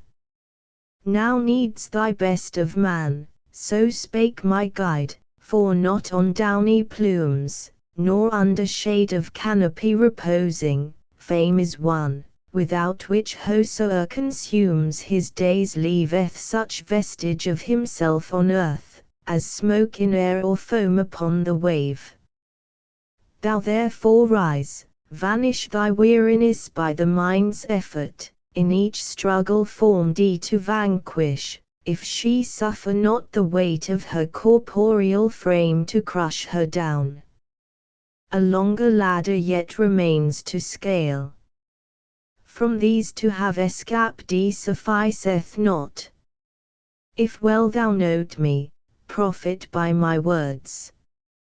I straightway rose, and showed myself less spent than I in truth did feel me. On I cried, for I am stout and fearless. Up the rock our way we held, more rugged than before, narrower and steeper far to climb. From talk I ceased not, as we journeyed, so to seem least faint, whereat a voice from the other fosse did issue forth, for utterance suited ill. Though on the arch that crosses there I stood, what were the words I knew not, but who spake seemed moved in anger. Down I stooped to look, but my quick eye might reach not to the depth for shrouding darkness, wherefore thus I spake, to the next circle, teacher, bend thy steps, and from the wall dismount we, for as hence I hear and understand not, so I see beneath, and naught discern. I answer not, said he, but by the deed.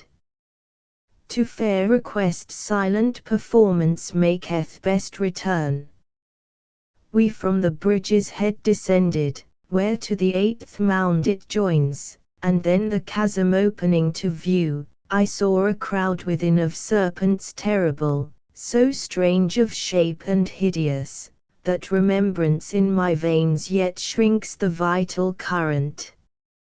Of her sons let Libya vaunt no more, if Jacculus, Perias and Chelida be her brood, Centris and Amphispina, plagues so dire or in such numbers swarming ne'er she showed not with all Ethiopia, and weight her above the Erythraean sea is spawned Amid this dread exuberance of woe ran naked spirits winged with horrid fear, nor hope had they of crevice where to hide, or heliotrope to charm them out of view. With serpents were their hands behind them bound, which through their reins infixed the tail and head twisted in folds before. And lo! on one near to our side, darted an adder up, and, where the neck is on the shoulders tied, transpiac him. Far more quickly than a pen wrote or I, he kindled, burned and chang to ashes, all poured out upon the earth. When there dissolved he lay, the dust again uprolled spontaneous, and the self-same form instant resumed. So mighty sages tell, the Arabian phoenix, when 500 years have well nigh circled, dies, and springs forth with renascent blade nor herb throughout his life he tastes, but tares of frankincense alone and odorous amomum, swaths of nard and myrrh his funeral shroud. As one that falls, he knows not how, by force demoniac dragged to earth, or through obstruction fettering up in chains invisible the powers of man, who, risen from his trance, gazeth around, bewildered with the monstrous agony he hath endured, and wildly staring sighs, so stood aghast the sinner when he rose. Oh! how severe God's judgment, that deals out such blows in stormy vengeance. Who he was my teacher next inquired, and thus in few he answered, Vanni Fux I am I called, not long since rained down from Tuscany to this dire gullet. Me the bestial life and not the human pleased, mule that I was, who in Pistoia found my worthy den. I then to Virgil, bid him stir not hence, and ask what crime did thrust him hither. Once a man I knew him choleric and bloody. The sinner heard and feigned not, but towards me his mind directing and his face, wherein was dismal shame depictured, thus he spake, It grieves me more to have been caught by thee in this sad plight, which thou beholdest, than when I was taken from the other life. I have no power permitted to deny what thou inquirest. I am doomed thus low to dwell, for that the sacristy by me was rifled of its goodly ornaments, and with the guilt another falsely charged. But that thou mayst not joy to see me thus, so as thou e'er shalt scape this darksome realm, open thine ears and hear what I forebode. Reft of the Neri first Pistoia pines, then Florence changeth citizens and laws. From Valdemagra, drawn by wrathful Mars, a vapor rises, wrapped in turbid mists, and sharp and eager driveth on the storm with arrowy hurtling o'er Picenno's field, whence suddenly the cloud shall burst, and strike each helpless Bianco prostrate to the ground. This have I told, that grief may rend thy heart. Canto XXV. When he had spoke, the sinner raised his hands pointed in mockery, and cried, Take them, God. I level them at thee. From that day forth the serpents were my friends, for round his neck one of them rolling twisted, as it said, Be silent, tongue. Another to his arms upgliding, tied them, riveting itself so close, it took from them the power to move. Pistoia! Ah, Pistoia! Why dost doubt to turn thee into ashes, cumbering earth no longer, since in evil act so far thou hast outdone thy seed? I did not mark, through all the gloomy circles of the abyss, spirit, that swelled so proudly gainst his God, not him, who headlong fell from Thebes. He fled, nor uttered more, and after him there came a centaur full of fury, shouting, where is the caitiff? On Merema's marsh swarm not the serpent tribe, as on his haunch they swarmed to where the human face begins. Behind his head upon the shoulders lay, with open wings, a dragon breathing fire on whomsoe'er he met. To me my guide, Cacus is this, who underneath the rock of Aventine spread oft a lake of blood. He, from his brethren parted, here must tread a different journey, for his fraudful theft of the great herd, that near him stalled whence found his felon deeds their end, beneath the mace of stout Alcides, that perchance laid on 100 blows, and not the 10th was felt. While yet he spake, the centaur sped away, and under us 3 spirits came, of whom nor I nor he was ware, till they exclaimed, Say who are ye? We then brake off discourse, intent on these alone. I knew them not, but, as it chanceth oft, befell, that one had need to name another. Where, said he, doth Siunfa lurk? I, for a sign my guide should stand attentive, placked against my lips the finger lifted. If, O reader, now thou be not apt to credit what I tell, no marvel, for myself do scarce allow the witness of mine eyes. But as I looked toward them, lo! A serpent with 6 feet springs forth on one, and fastens full upon him, his midmost grasped the belly, a forefoot seized on each arm, while deep in either cheek he fleshed his fangs. The hinder on the thighs were spread, twixt which the tail inserted curled upon the reins behind. Ivy ne'er clasped a dodded oak, as round the other's limbs the hideous monster intertwined his own. Then, as they both had been of burning wax, each melted into other, mingling hues, that which was either now was seen no more. Thus up the shrinking paper, ere it burns, a brown tint glides, not turning yet to black, and the clean white expires.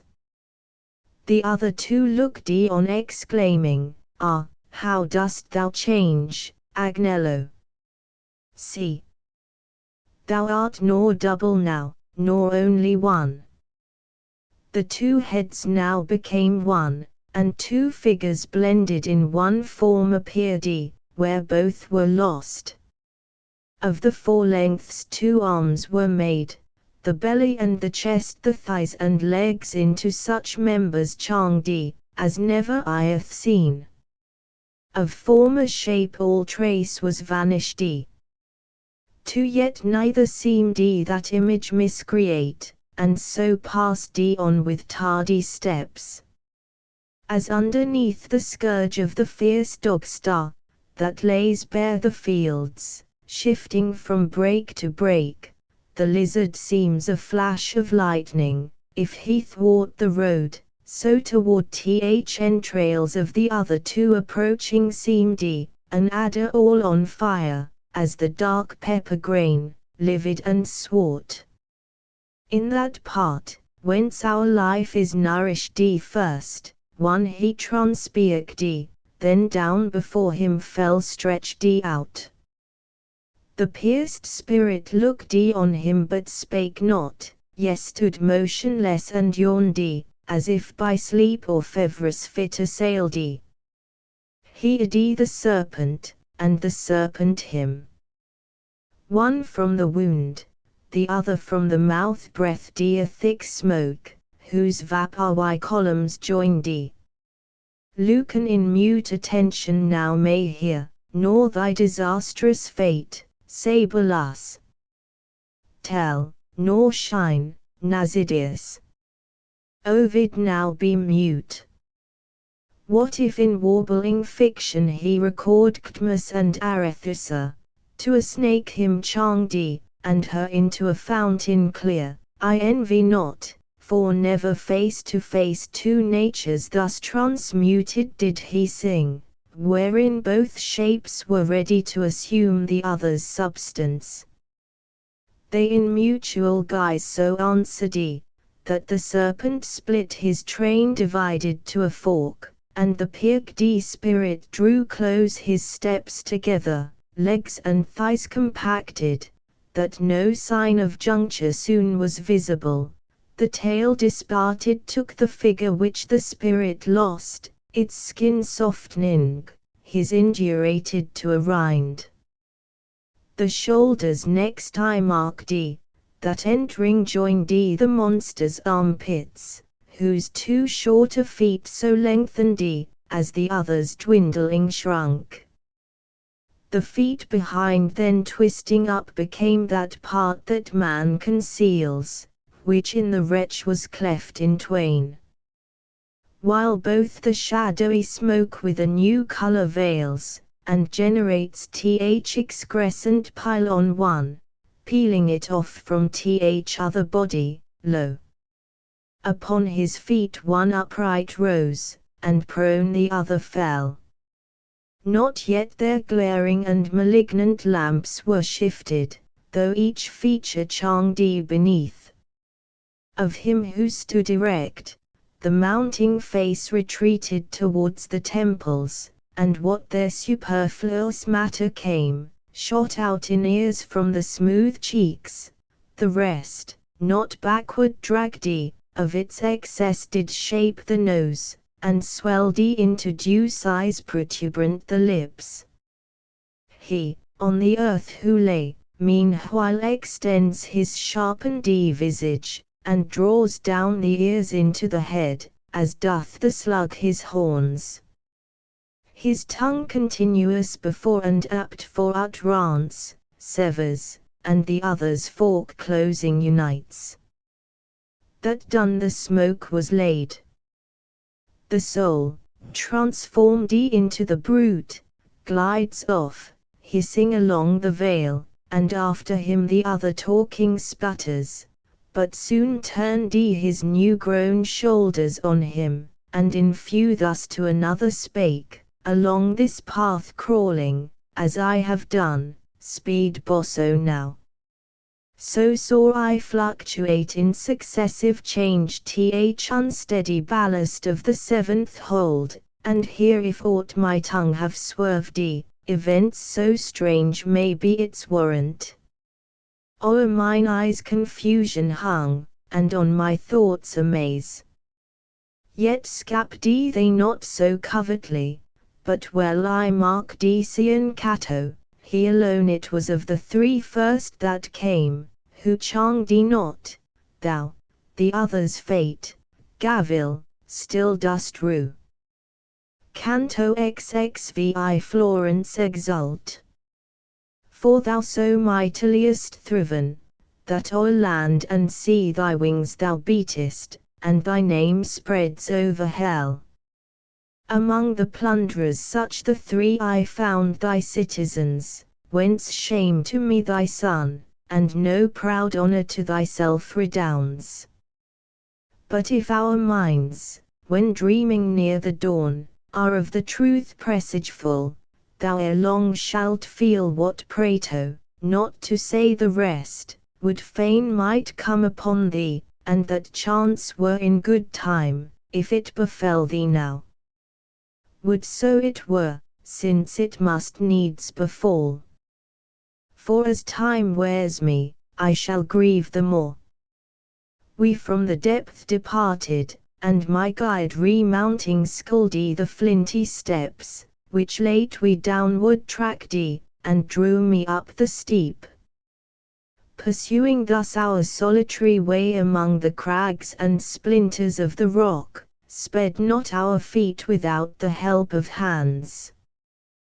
Then sorrow seized me, which now revives, as my thought turns again to what I saw, and, more than I am wont, I rein and curb the powers of nature in me, lest they run where virtue guides not, that if aught of good my gentle star, or something better gave me, I envy not myself the precious boon. As in that season, when the sun least veils his face that lightens all, what time the fly gives way to the shrill gnat, the peasant then upon some cliff reclined, beneath him sees fireflies innumerous spangling o'er the vale, vineyard or tilth, where his day labour lies, with flames so numberless throughout its space shone the eighth chasm, apparent, when the depth was to my view exposed. As he, whose wrongs the bears avenged, at its departure saw Elijah's chariot, when the steeds erect rayed their steep flight for heaven, his eyes meanwhile, straining pursued them, till the flame alone upsoaring like a misty speck he kenned, thus along the gulf moves every flame, a sinner so enfolded close in each, that none exhibits token of the theft.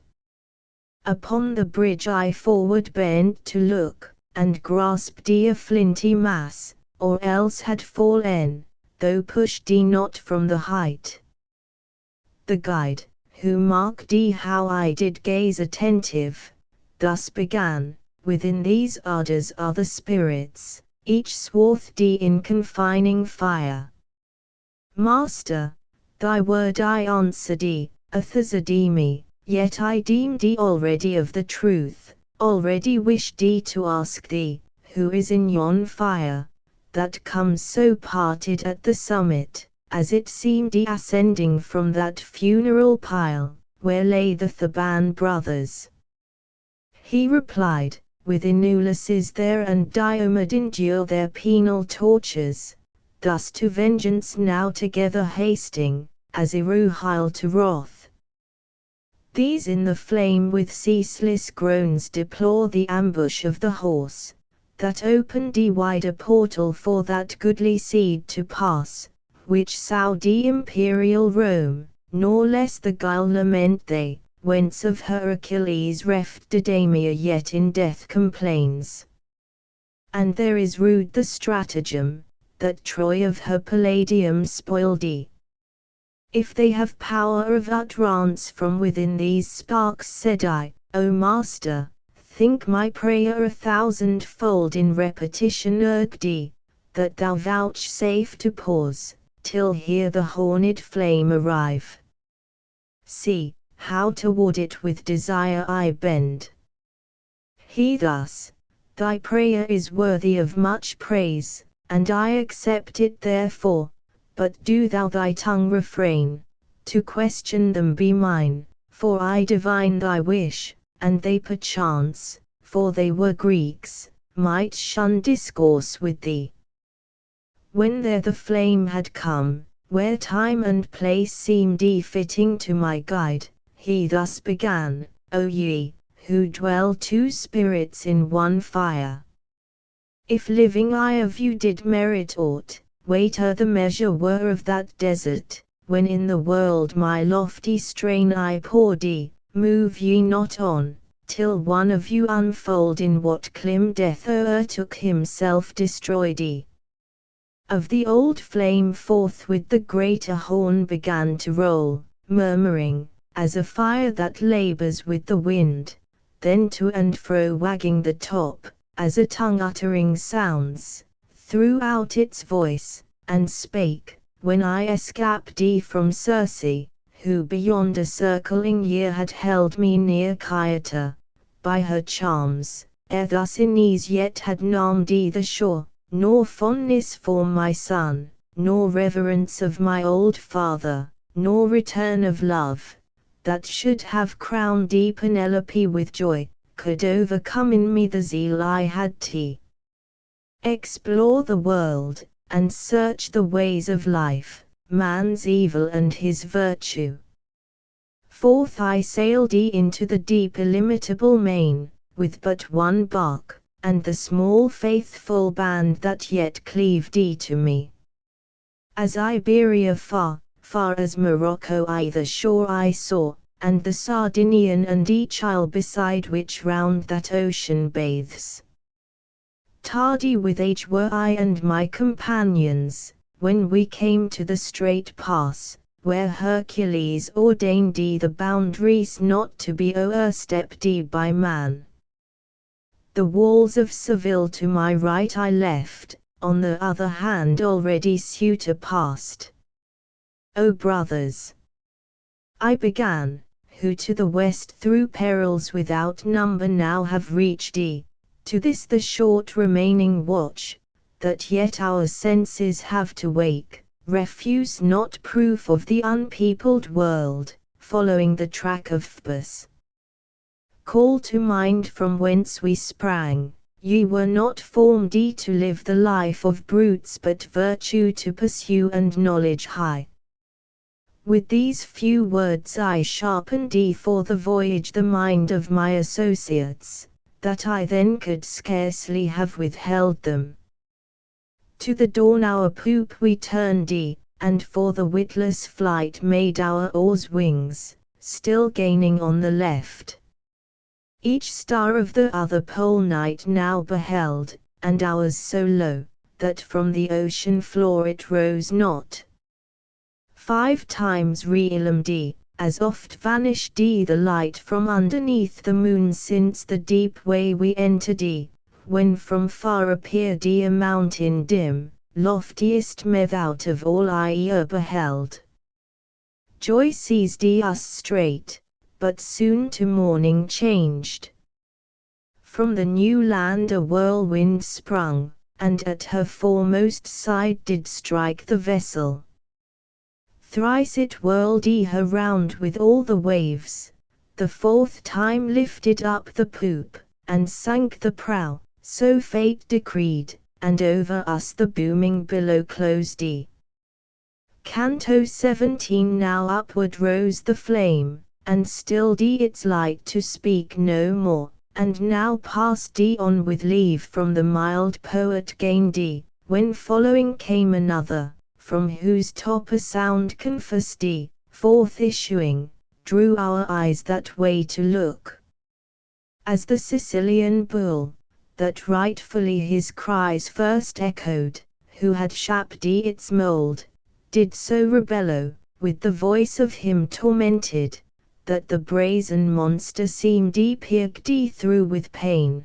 Thus while no way they found nor avenue immediate through the flame, into its language turned the dismal words, but soon as they had won their passage forth, up from the point, which vibrating obeyed their motion at the tongue, these sounds we heard, O thou, to whom I now direct my voice, that lately didst exclaim in Lombard phrase, depart thou, I solicit thee no more.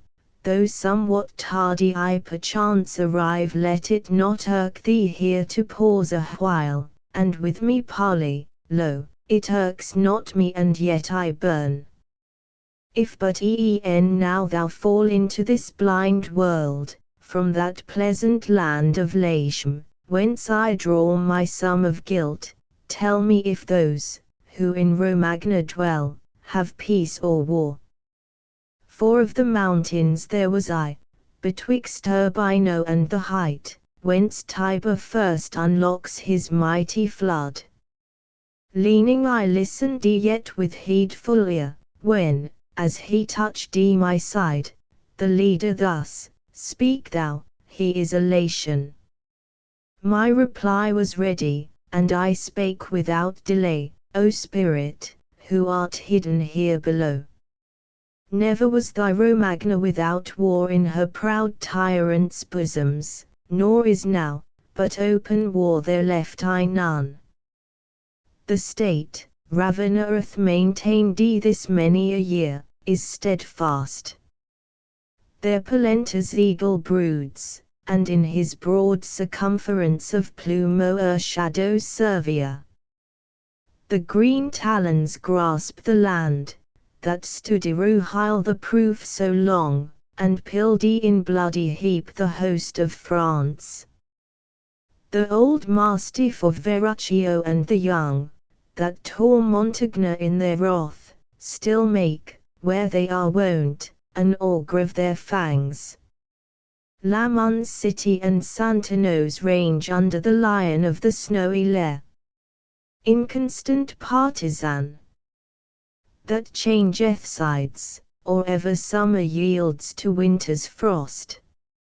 And she, whose flank is washed of Savio's wave, as twixt the level and the steep she lies, lives so twixt tyrant power and liberty. Now tell us, I entreat thee, who art thou? Be not more hard than others in the world, so may thy name still rear its forehead high. Then roar dear while the fire, its sharpened point on either side waved, and thus breathed at last, if I did think, my answer were to one, whoever could return unto the world, this flame should rest unshaken. But since ne'er, if true be told me, any from this depth has found his upward way, I answer thee, nor fear lest infamy record the words. A man of arms at first, I clothed me then in good Saint Francis' girdle, hoping so to have made amends. And certainly my hope had failed not, but that he, whom curses light on, the high priest again seduced me into sin. And how and wherefore listen while I tell. Long as this spirit moved the bones and pulp my mother gave me, less my deeds bespake the nature of the lion than the fox. All ways of winding subtlety I knew, and with such art conducted, that the sound reached the world's limit. Soon as to that part of life I found me come, when each behoves to lower sails and gather in the lines, that which before had pleased me then I rued, and to repentance and confession turned, wretch that I was. And well it had bested me. The chief of the new Pharisees meantime, waging his warfare near the Lateran, not with the Saracens or Jews, his foes all Christians were, nor against Acre one had fought, nor trafficked in the Soldan's land, he his great charge nor sacred ministry in himself, reverenced, nor in me that cord, which us to mark with leanness whom it girded. As in Socrate, Constantine besought to cure his leprosy Sylvester's aid, so me to cure the fever of his pride this man besought, my counsel to that end he asked, and I was silent, for his words seemed drunken, but forthwith he thus resumed, from thy heart banish fear, of all offence I hitherto absolve thee. In return, teach me my purpose so to execute, that Penestrino cumber earth no more. Heaven, as thou knowest, I have power to shut and open, and the keys are therefore twain, the which my predecessor meanly prized. Then, yielding to the forceful arguments of silence as more perilous I deemed, and answered, Father, since thou washest me clear of that guilt wherein I now must fall, large promise with performance scant, be sure, shall make thee triumph in thy lofty seat. When I was numbered with the dead, then came Saint Francis for me, but a cherub dark he met, who cried, Wrong me not, he is mine, and must below to join the wretched crew, for the deceitful counsel which he gave. Ere since I watched him, hovering at his hair, no power can the impenitent absolve, nor to repent and will at once consist, by contradiction absolute forbid. O Miss R.Y. How I shook myself, when he seized me, and cried, Thou haply thoughtest me not a disputant in logic so exact. To my nose down he bore me, and the judge twinned 8 times round his callous back the tail, which biting with excess of rage, he spake, "This is a guilty soul, that in the fire must vanish. Hence perdition doomed I rove a prey to rankling sorrow in this garb." When he had thus fulfilled his words, the flame in dolor parted, beating to and fro, and writhing its sharp horn. We onward went, I and my leader, up along the rock, far as another arch, that overhangs the fosse, wherein the penalty is paid of those, who load them with committed sin. Canto xxviii who, in words unfettered, might at full tell of the wounds and blood that now I saw, though he repeated oft the tale. No tongue so vast a theme could equal, speech and thought both impotent alike.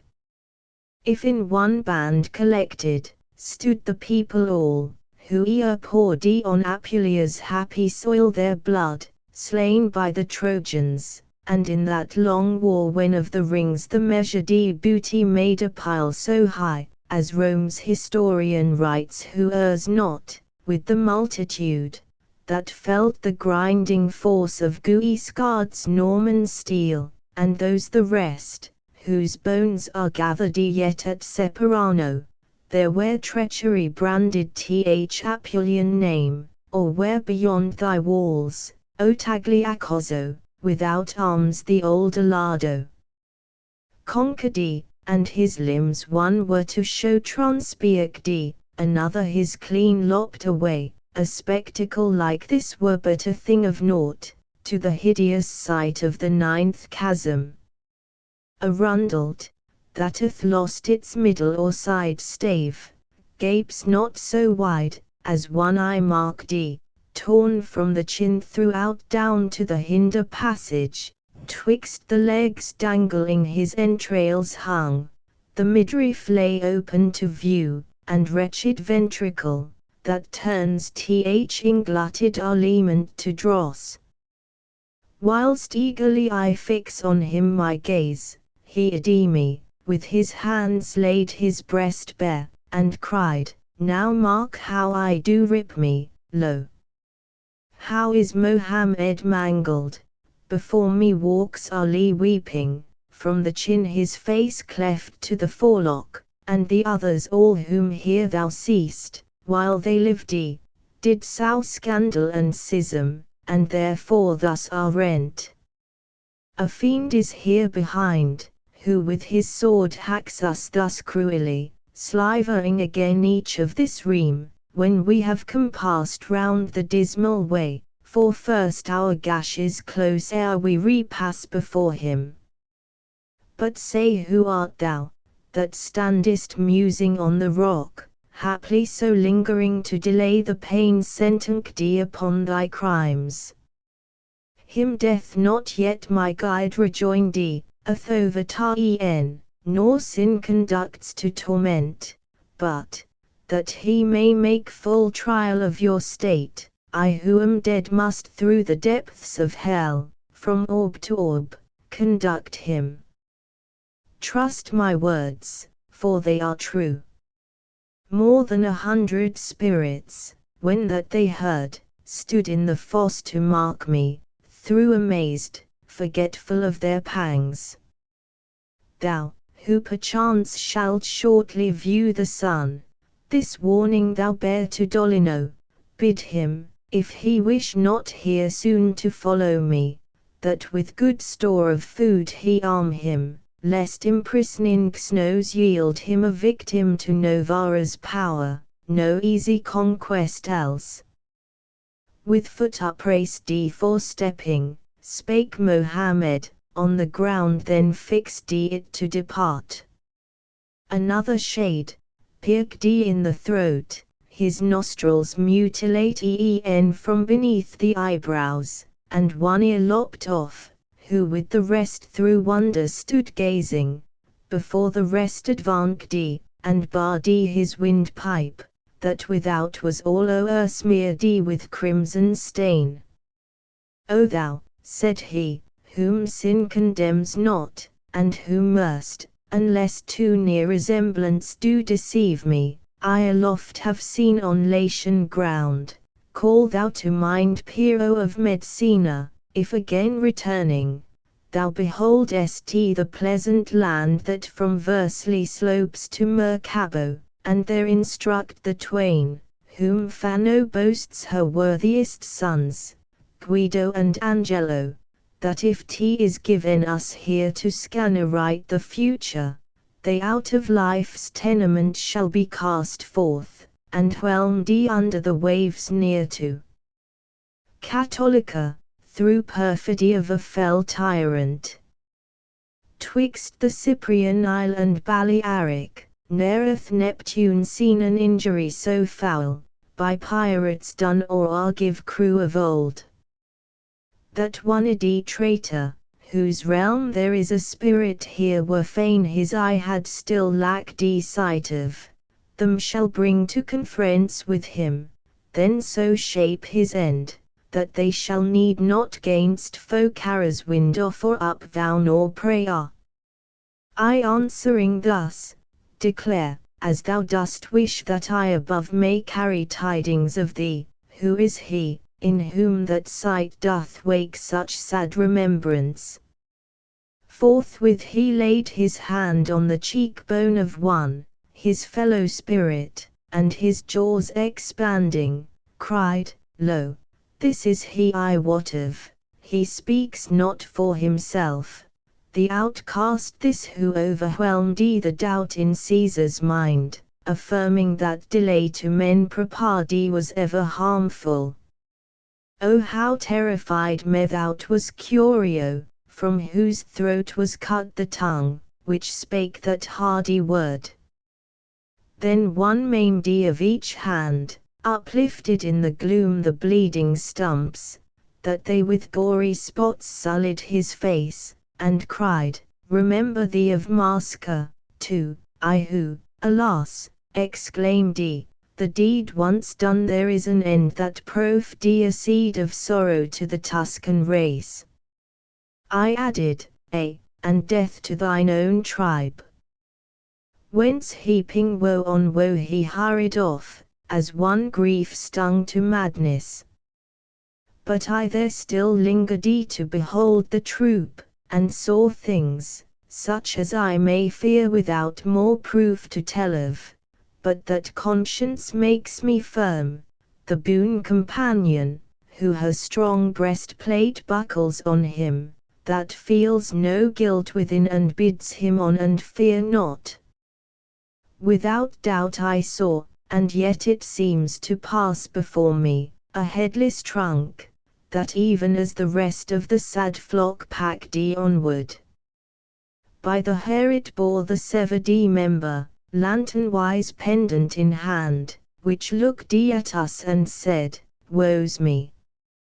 The spirit lighted thus himself, and two there were in one, and one in two.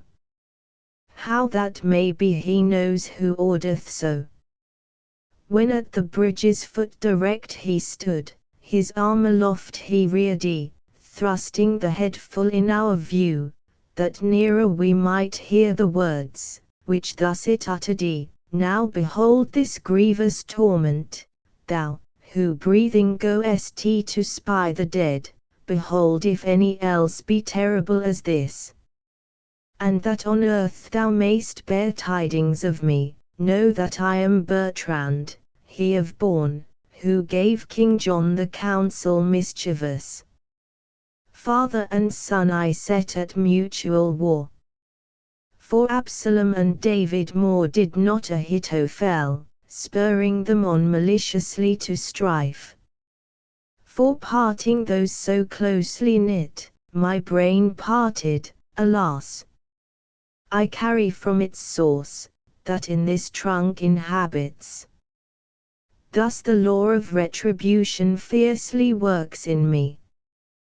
Canto 6 So were mine eyes inebriate with view of the vast multitude, whom various wounds disfigured, that they longed to stay and weep. But Virgil resti me, what yet gazest on? Wherefore doth fasten yet thy sight below among the maimed and miserable shades?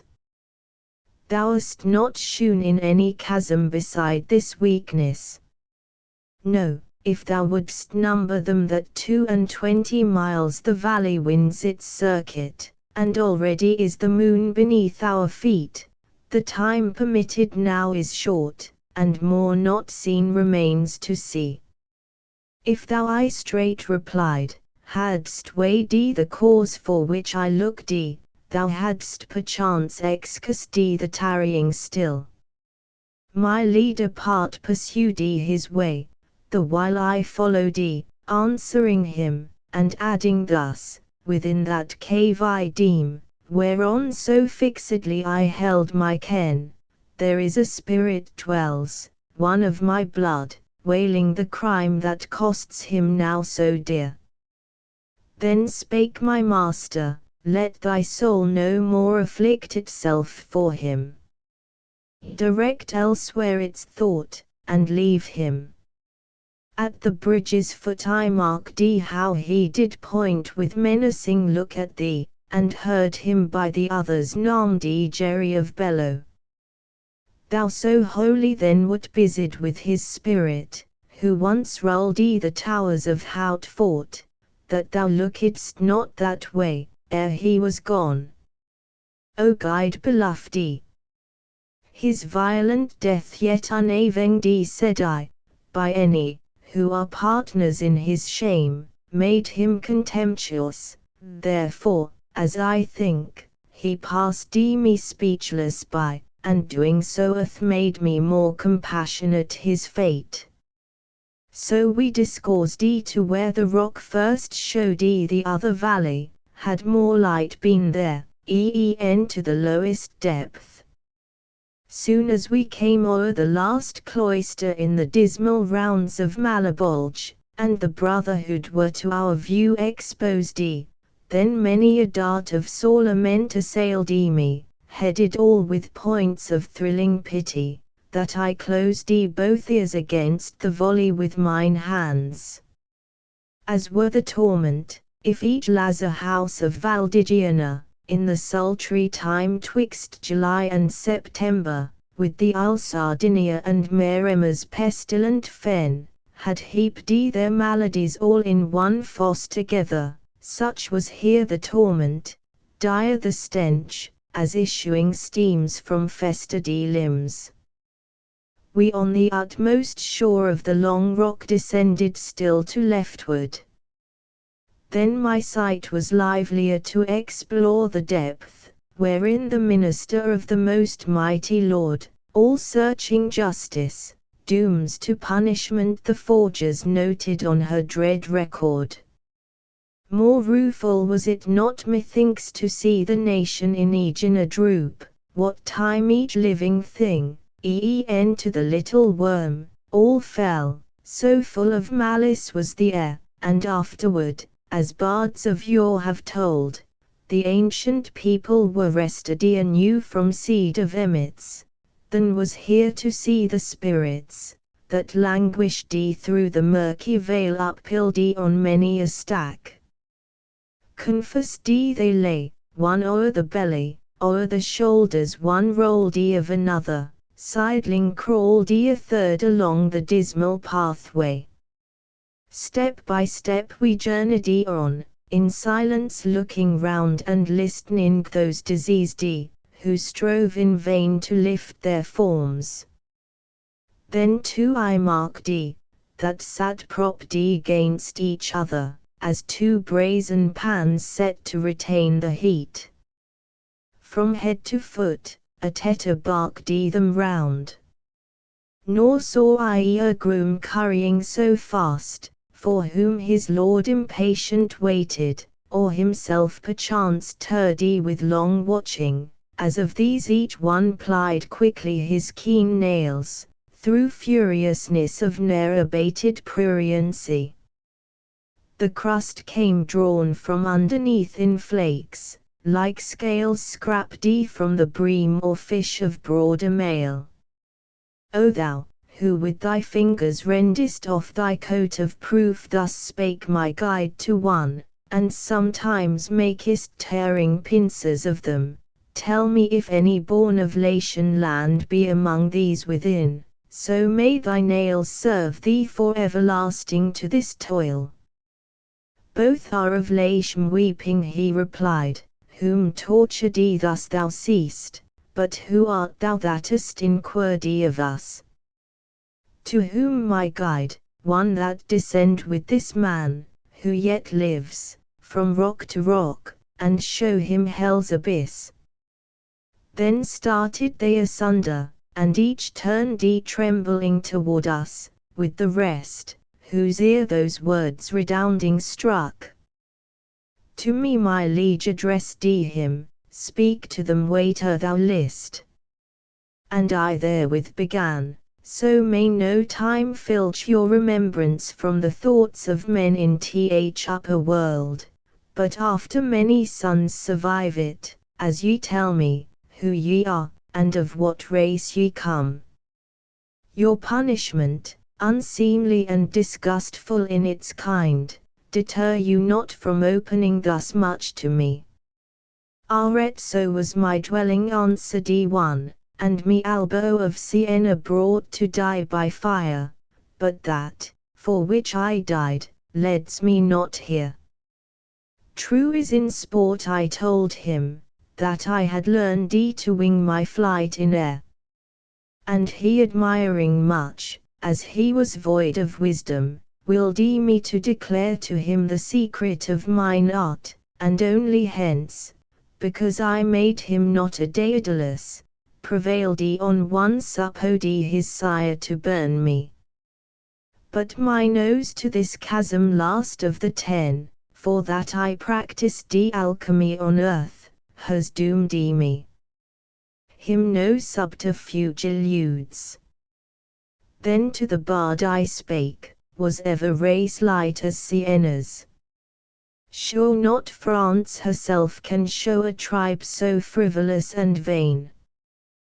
The other leprous spirit heard my words, and thus returned be stricken from this charge exempted, he who knew so temperately to lay out fortune's gifts, and Niccolo who first the spices costly luxury discovered in that garden, where such seed roots deepest in the soil, and be that troop exempted, with whom Caccia of Asciano lavished his vineyards and wide-spreading woods, and his rare wisdom of Bagliato showed a spectacle for all. That thou mayst know who seconds thee against the Sienese thus gladly, bend this way thy sharpened sight, that well my face may answer to thy ken, so shalt thou see I am Capocchio's ghost, who forged transmuted metals by the power of alchemy, and if I scan thee right, thus needs must well remember how I aped creative nature by my subtle art. Canto XXX. What time resentment burned in Juno's breast for seeml against the Theban blood, as more than once in dire mischance was rude, such fatal frenzy seized on Athamas, that he his spouse beholding with a babe laden on either arm, spread out he cried, the meshes, that I take the lioness and the young lions at the pass. Then forth stretched he his merciless talons, grasping one helpless innocent, Lycus named, whom swinging down he dashed upon a rock, and with her other burden self-destroyed the hapless mother plunged, and when the pride of all presuming Troy fell from its height, by fortune overwhelmed and the old king with his realm perished then did he Cuba, a wretch forlorn and captive, when she saw Polyxena first slaughtered and her son, her Polydorus, on the wild sea beach next met the mournous view, then reft of sense did she run barking even as a dog, such mighty power had grief to wrench her soul. Bet ne'er the furies or of the bees or Troy with such fell cruelty were seen, their goads infixing in the limbs of man or beast, as now too pale and naked ghost I saw that gnarling wildly scampered, like the swine excluded from his sty.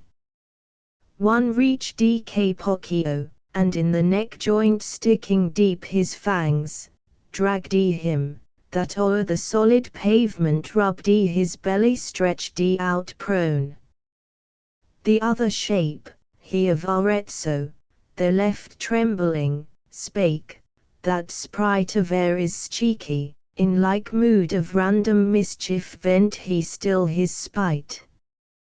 To whom I answering, oh, as thou dost hope, the other may not flesh its jaws on thee, be patient to inform us, who it is, ere it speed hence. That is the ancient soul of wretched Maha, he replied, who burned with most unholy flame for her own sire, and a false shape assuming, so performed the deed of sin, as the other there, that onward passes, dard to counterfeit Donate's features, to feign testament the seal affixing, that himself might gain, for his own share, the lady of the herd. When vanished the two furious shades, on whom mine eye was held, I turned it back to view the other cursed spirits. One I saw in fashion like a lute, had but the groin been severed, where it meets the forked part. Swole dropsy, disproportioning the limbs with ill-converted moisture, that the paunch suits not the visage, opened wide his lips gasping as in the hectic man for drought, one towards the chin, the other upward curled.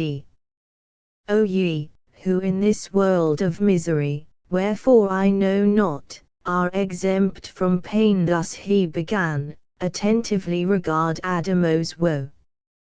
When living, full supply ne'er lacked me of what most I coveted, one drop of water now, alas, I crave.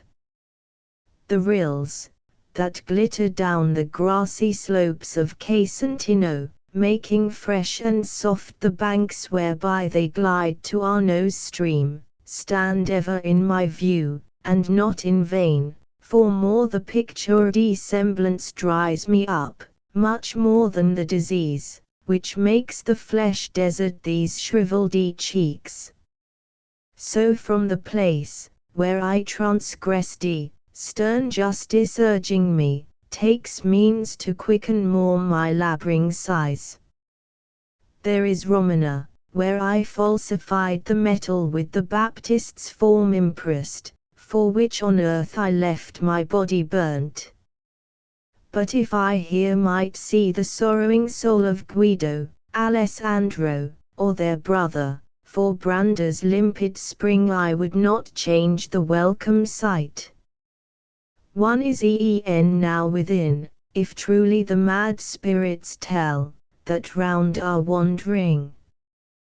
But wherein besteds me that my limbs are fettered?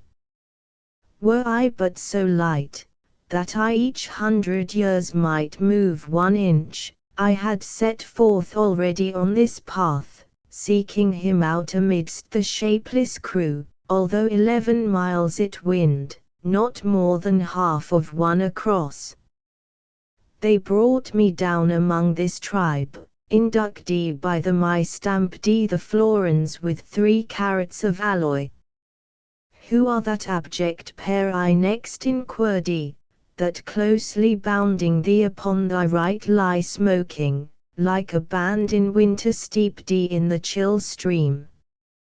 When to this gulf I dropped he answered, here I found them, since that hour they have not turned, nor ever shall, I ween, till time hath run his course. One is that Dame the false accuser of the Hebrew youth, Sinan the other, that false Greek from Troy. Sharp fever drains the reeky moistness out, in such a cloud upsteamed. When that he heard, one, Goldie perchance to be so darkly named, with clenched hand smote him on the braced paunch, that like a drum resounded, but forthwith Adamo smote him on the face, the blow returning with his arm, that seemed as hard. Though my weighty limbs have ta'en from me the power to move, said he, I have an arm at liberty for such employ. To whom was answered, when thou wentest to the fire, thou hadst it not so ready at command, then readier when it coined impostor gold. And thus the drop sighed, now speakest thou true. But there thou gavest not such true testimony, when thou wast questioned of the truth, at Troy. If I spake false, thou falsely stamped the coin, said Sinan, I am here but for one fault, and thou for more than any imp beside. Remember, he replied, O perjured one, the horse remember, that did teem with death, and all the world be witness to thy guilt. To thine returned the Greek, witness the thirst whence thy tongue cracks, witness the fluid mound, reared by thy belly up before thine eyes, a mass corrupt. To whom the coiner thus, thy mouth gapes wide as ever to let pass its evil saying. Me if thirst assails, yet I am stuffed with moisture.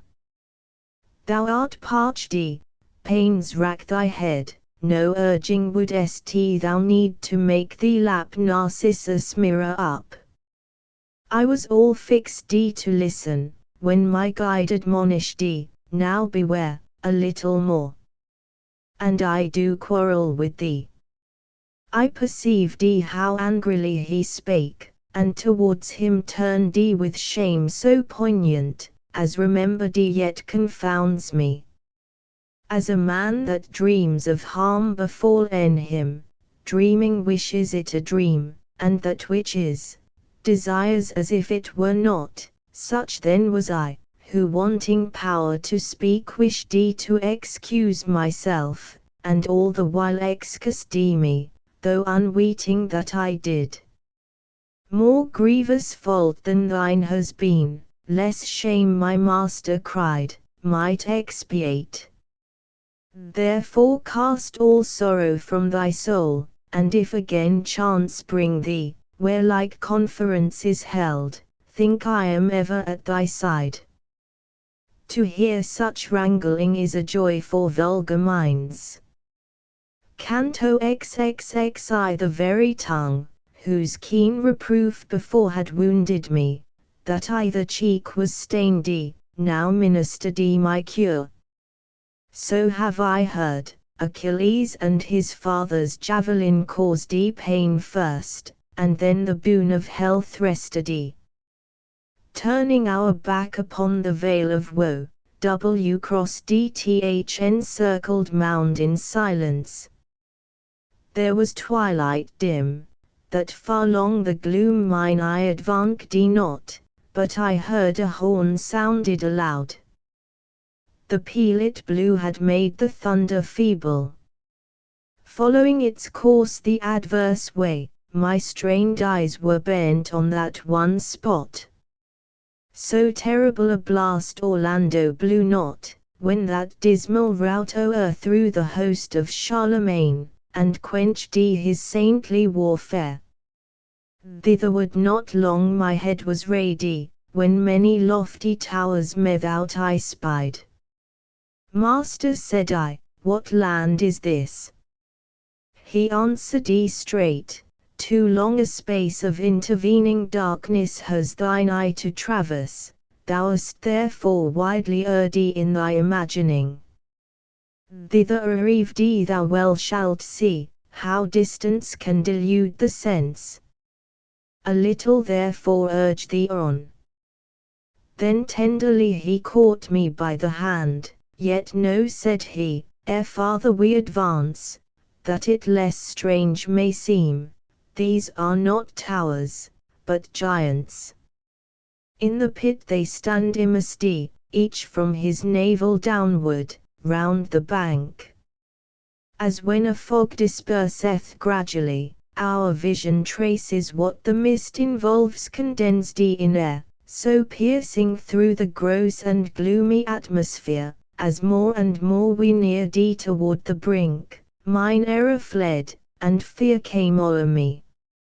As with circling round of turrets, Monteregion crowns his walls, thus the shore, encompassing th abyss, was turreted with giants, half their length uprearing, horrible, whom Jove from heaven yet threatens, when his muttering thunder rolls.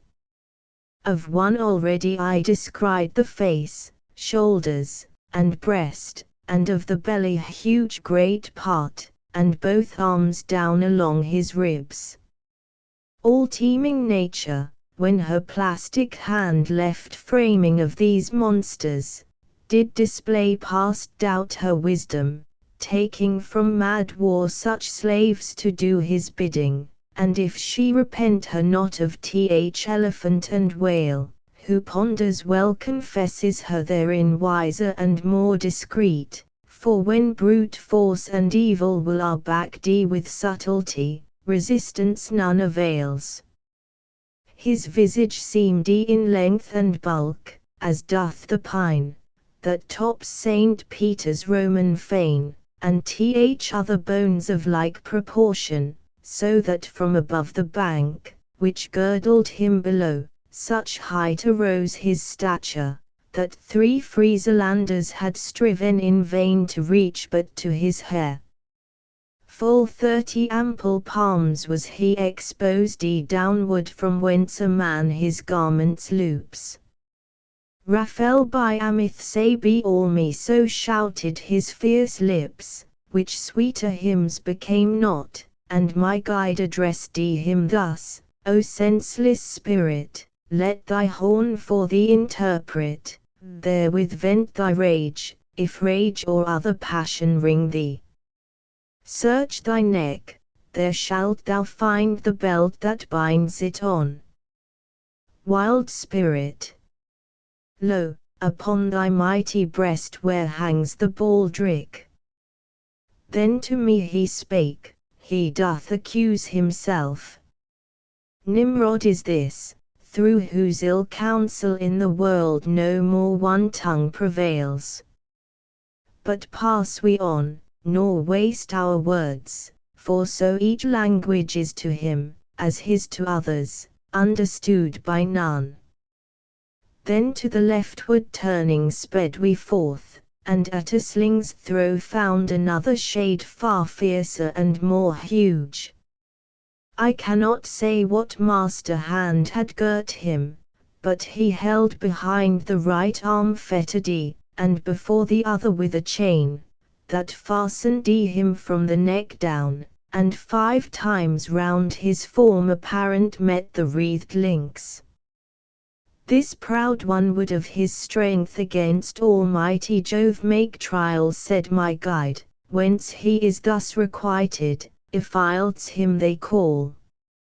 Great was his prowess, when the giants brought fear on the gods, those arms, which then he piled, now moves he never. Forthwith I returned, fain would I, if 't were possible, mine eyes of Briareus immeasurable gained experience next. He answered, thou shalt see not far from hence Antaeus, who both speaks and is unfettered, who shall place us there where guilt is at its depth. Far onward stands whom thou wouldst fain behold, in chains, and made like to this spirit, save that in his looks more fell he seems. By violent earthquake rocked ne'er shook a toe, so reeling to its base, as if files More than ever then I dreaded death, nor than the terror more had needed, if I had not seen the cords that held him fast. We, straightway journeying on, came to Antaeus, who 5 ells complete without the head, forth issued from the cave. O thou, who in the fortunate vale, that made great Scipio heir of glory, when his sword drove back the troop of Hannibal in flight, who thence of old didst carry for thy spoil 100 lions, and if thou hadst fought in the high conflict on thy brethren's side, seems as men yet believe thee, that through thine arm the sons of earth had conquered thee, now vouchsafe to place us down beneath, where numbing cold locks up Cocytus. Force not that we crave or Titius' help or Typhon's. Here is one can give what in this realm ye covet. Stoop therefore, nor scornfully distort thy lip. He in the upper world can yet bestow renown on thee, for he doth live, and looks for life yet longer, if before the time grace call him not unto herself. Thus spake the teacher. He in haste forth stretched his hands, and caught my guide. Alcides whilom felt that grapple straightened score. Soon as my guide had felt it, he bespake me thus, this way that I may clasp thee, then so caught me up, that we were both one burden. As appears the tower of Cary's ender, from beneath where it doth lean, if chance a passing cloud so sail across, that opposite it hangs, such then Antaeus seemed as at my knees I marked him stooping. I were fain at times to have passed another way. Yet in th abyss, that Lucifer with Judas low engulfs, lightly he placked us, nor their leaning stayed, but rose as in a bark the stately mast. Cantox ye could I command rough rhymes and horse, to suit that whole of sorrow, o'er whichever I rock his firm abutment rears, then might the vein of fancy rise full springing, but not mine such measures, and with faltering or I touch the mighty theme, for to describe the depth of all the universe, is no emprise to jest with, and demands a tongue not usty to infant babbling. But let them assist my song, the tuneful maidens, by whose aid Amphion walled in Thebes, so with the truth my speech shall best accord. O ill-starred folk, beyond all others wretched, who abide in such a mansion, as scarce thought finds words to speak of, better had ye here on earth been flocks or mountain goats. As down we stood in the dark pit beneath the giants' feet, but lower far than they, and I did gaze still on the lofty battlement, a voice bespoke me thus, look how thou walkest. Take good heed, thy souls do tread not on the heads of thy poor brethren. Thereupon I turned and saw before and underneath my feet a lake, whose frozen surface liker seemed to glass than water.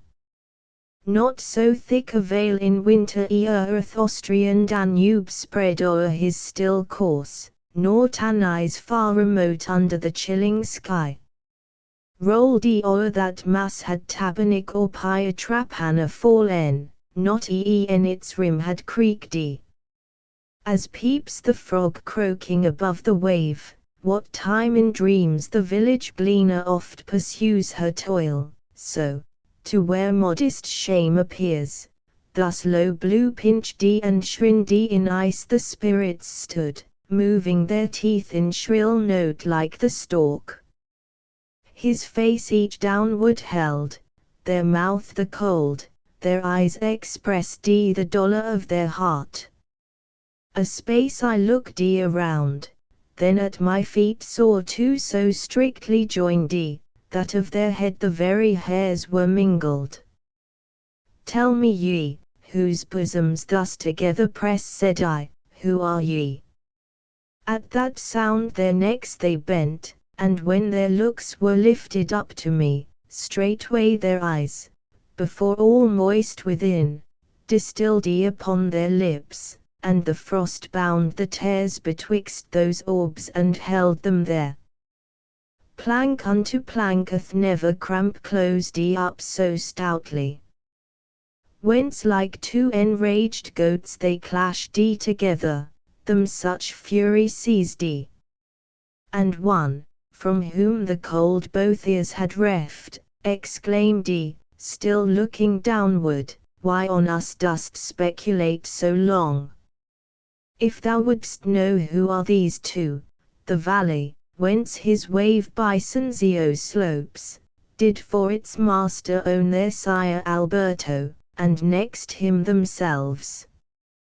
They from one body issued, and throughout Cana thou mayst search, nor find a shade more worthy in congealment to be fixed, not him, whose breast and shadow Arthur's land at that one blow deceived, not Focaccia, no not this spirit, whose o'er-jutting head obstructs my onward view. He bore the name of Mascarene.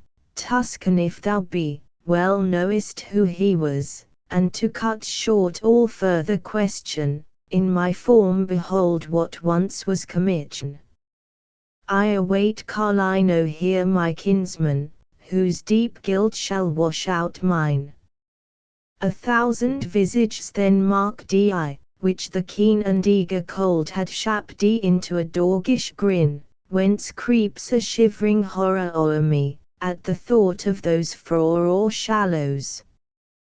While we journeyed on toward the middle, at whose point unites all heavy substance, and I trembling went through that eternal chillness, I know not if will it were or destiny, or chance, but, passing midst the heads, my foot did strike with violent blow against the face of one. Wherefore dost bruise me, weeping? He exclaimed, unless thy errand be some fresh revenge for Montapertu, wherefore troublest me? I thus, instructor, now await me here, that I through him may rid me of my doubt. Thenceforth what haste thou wilt. The teacher paused, and to that shade I spake, who bitterly still cursed me in his wrath. What art thou, speak, that railest thus on others? He replied, now who art thou, that smiting others' cheeks through Antinora roamest, with such force as were past sufferance, would thou living still? And I am living, to thy joy perchance was my reply, if fame be dear to thee, that with the rest I may thy name enroll. The contrary of what I covet most, said he, thou tenderest, hence, nor vex me more. Ill knowest thou to flatter in this vale. Then seizing on his hinder scalp, I cried, name thee, or not a hair shall tarry here. Rend all away, he answered, yet for that I will not tell nor show thee who I am, though at my head thou pluck 1,000 times. Now I had grasped his tresses, and stripped off more than one tuft, he barking, with his eyes drawn in and downward, when another cried, what ails thee, Bocca? Sound not loud enough thy chattering teeth, but thou must bark outright. What devil rings thee? Now said I, be dumb, accursed traitor, to thy shame of thee true tidings will I bear. Off he replied, tell what thou list, but as thou escape from hence to speak of him whose tongue hath been so glib, forget not, here he wails the Frenchman's gold. Hymn of Dura thou canst say, I mark thee, where the starved sinners pine. If thou be asked what other shade was with them, at thy side is Beccaria, whose red gorge disdained the biting axe of Florence. Farther on, if I misdeem not, Soldani bides, with Ghanaian, and Tribaldalo, him who op fiends when the people slept.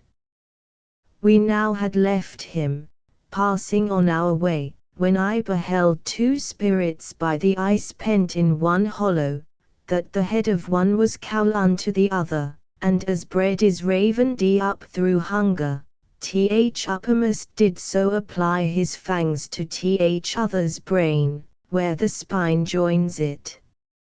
Not more furiously on Menelaus' temples Tydeus nor than on that skull and on its garbage he.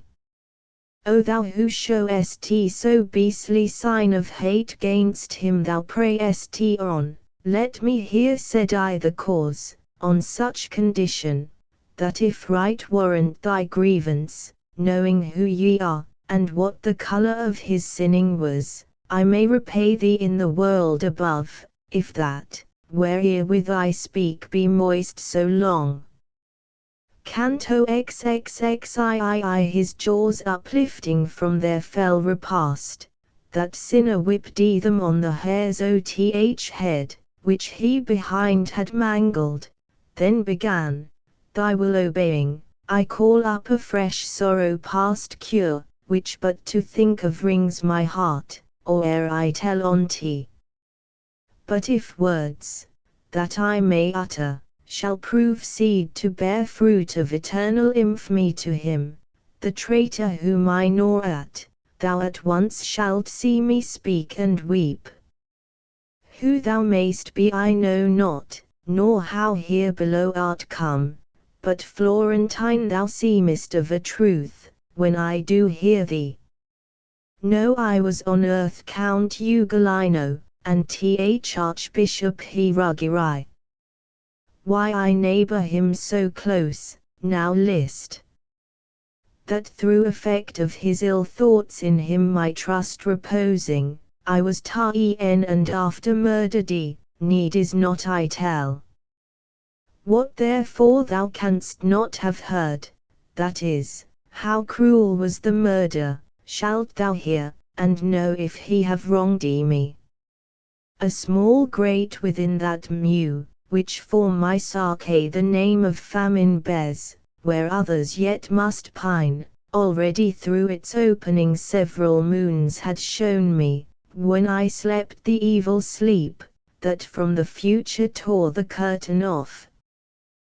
This one, Methout, as master of the sport, rode forth to chase the gaunt wolf and his whelps unto the mountain, which forbids the sight of lucre to the pison.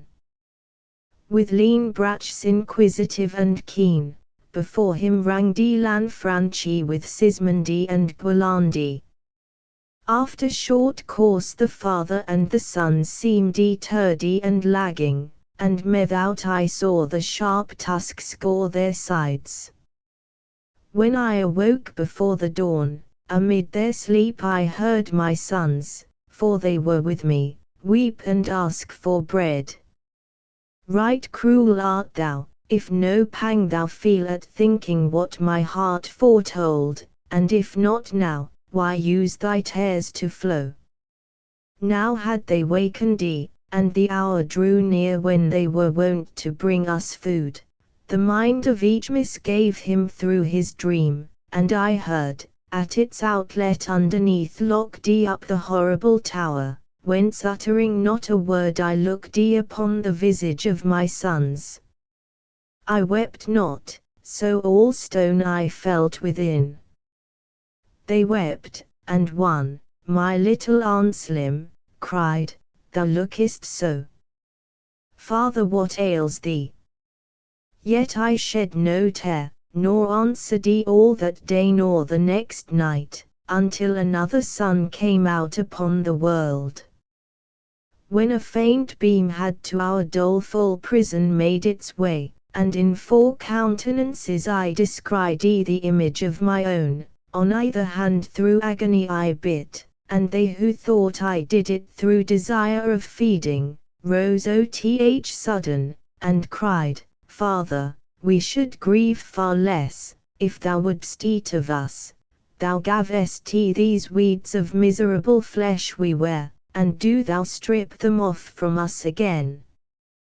Then, not to make them sadder, I kept down my spirit in stillness. That day and the next we all were silent. Ah, obdurate earth! Why opened not upon us? When we came to the 4th day, then Godot at my feet outstretched did fling him, crying, Hast no help for me, my father? There he died, and plainly as thou seest me, saw I the 3 fall one by one twixt the 5th day and 6th, whence I betook me now grown blind to grope over them all, and for 3 days aloud called on them who were dead. Then fasting got the mastery of grief. Thus having spoke, once more upon the wretched skull his teeth he fastened like a mastiff's gainst the bone firm and unyielding. O thou Pisa! Shame of all the people, who their dwelling make in that fair region, where Italian voice is heard, since that thy neighbors are so slack to punish, from their deep foundations rise Capra and Gorgona, and dam up the mouth of Arno, that each soul in thee may perish in the waters. What if fame reported that thy castles were betrayed by Ugolino, yet no right hadst thou to stretch his children on the rack? For them, Brigate, Ugocton, and the pair of gentle ones, of whom my song hath told, their tender years, thou modern Thebes, did make uncapable of guilt. Onward we passed where others scarfed in rugged folds of ice not on their feet were turned but each reversed Their very weeping suffers not to weep, for at their eyes grief-seeking passage finds impediment, and rolling inward turns for increase of sharp anguish. The first tears hang clustered and like crystal visors show, under the socket brimming all the cup. Now though the cold had from my face dislodged each feeling, as were callous, yet me seemed some breath of wind I felt. Whence cometh this, said I, my master? Is not here below all vapor quenched? Thou shalt be speedily, he answered, where thine eye shall tell thee whence the cause descrying of this airy shower. Then cried out one in the chill crust who mourned, O souls so cruel, that the farthest post hath been assigned you, from this face remove the hardened veil, that I may vent the grief impregnate at my heart, some little space ere it congeal again. I thus replied, Say who thou wast, if thou wouldst have mine aid, and if I extricate thee not, far down as to the lowest ice may I descend. The friar Alberigo, answered he, am I, who from the evil garden plucked its fruitage, and am here repaid, the date more luscious for my fig. Ha! I exclaimed, art thou too dead? How in the world aloft it fareth with my body, answered he, I am right ignorant. Such privilegeth Ptolemy, that oft times the soul drops hither, ere by Atropo divorced, and that thou mayst wipe out more willingly the glazed tear drops that o'erlay mine eyes, know that the soul, that moment she betrays, as I did, yields her body to a fiend who after moves and governs it at will, till all its time be rounded, headlong she falls to this cistern. And perchance above doth yet appear the body of a ghost, who here behind me winters. Him thou knowest, if thou but newly art arrived below. The years are many that have passed away, since to this fastness Brancadoria came.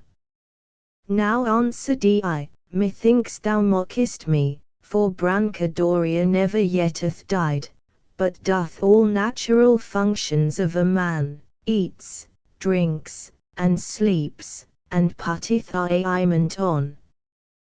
He thus, not yet unto that upper fosse by evil talons guarded, where the pitch tenacious boils, had Michael's arch reached when this one left a demon in his stead in his own body, and of one his kin, who with him treachery wrought. But now put forth thy hand, and ope mine eyes. I opt them not. Ill manners were best courtesy to him. Argenos. Men perverse in every way, with every foulness stained, why from the earth are ye not cancelled? Such an one of yours I with Romagna's darkest spirit found, as for his doings even now in soul is in Cocytus plunged, and yet doth seem in body still alive upon the earth. Cantox if the banners of hell's monarch do come forth towards us, therefore look, so spake my guide, if thou discern him. As, when breathes a cloud heavy and dense, or when the shades of night fall on our hemisphere, seems viewed from far a windmill, which the blast stirs briskly round, such was the fabric then methought I saw, to shield me from the wind. Forthwith I drew behind my guide, no covert else was there. Now came I, and with fear I bid my strain record the marvel, where the souls were all whelmed underneath, transparent, as through glass pellucid the frail stem. Some prone were laid, others stood upright, this upon the souls, that on his head, a third with face to feet arched like a bow. When to the point we came, whereat my guide was pleased that I should see the creature eminent in beauty once, he from before me stepped and made me pause. Lo, he exclaimed, lo this, and lo the place, where thou'st need to arm thy heart with strength. How frozen and how faint I then became, ask me not, reader. For I write it not, since words would fail to tell thee of my state. I was not dead nor living. Think thyself if quick conception work in thee at all, how I did feel. That emperor, who sways the realm of sorrow, at mid-breast from Thi stood forth, and I in stature am more like a giant, than the giants are in his arms. Mark now how great that whole must be, which suits with such a part. If he were beautiful as he is hideous now, and yet did dare to scowl upon his Maker, well from him may all our misary flow. Oh what a sight! How passing strange it seemed, when I did spy upon his head three faces, one in front of hue vermilion, other two with this midway each shoulder joined, and at the crest, the right twixt wan and yellow seemed, the left to look on, such as come from whence old Nile stoops to the lowlands. Under each shot forth two mighty wings, enormous as became a bird so vast. Sails never such I saw outstretched on the wide sea. No plumes had they, but were in texture like a bat, and these he flapped air, that from him issued still three winds, where with Cocytus to its depth was frozen. At 6 eyes he wept, the tears adown 3 chins distilled with bloody foam. At every mouth his teeth a sinner champ bruised as with ponderous engine, so that 3 were in this guise tormented. But far more than from that gnawing, was the foremost pang by the fierce rending, whence oft times the back was stripped of all its skin. That upper spirit, who hath worse punishment, so spake my guide, is Judas, he that hath his head within and plies the feet without. Of other 2, whose heads are under, from the murky jaw who hangs, is Brutus, lo! How he doth writhe and speaks not. Other Cassius, that appears so large of limb. But night now reascends, and it is time for parting. All is seen. I clip him round the neck, for so he bade, and noting time and place, he, when the wings enough were up caught fast the shaggy sides, and down from pile to pile descending stepped between the thick fell and the jagged ice. Soon as he reached the point, whereat the thigh upon the swelling of the haunches turns, my leader there with pain and struggling hard turned round his head, where his feet stood before, and grappled at the fell, as one who mounts, that into hell without we turn again. Expect that by such stairs as these thus spake the teacher, panting like a man forspent, we must depart from evil so extreme. Then at a rocky opening issued forth, and placked me on a brink to sit, next joined with wary step my side. I rayed mine eyes, believing that Lucifer should see where he was lately left, but saw him now with legs held upward.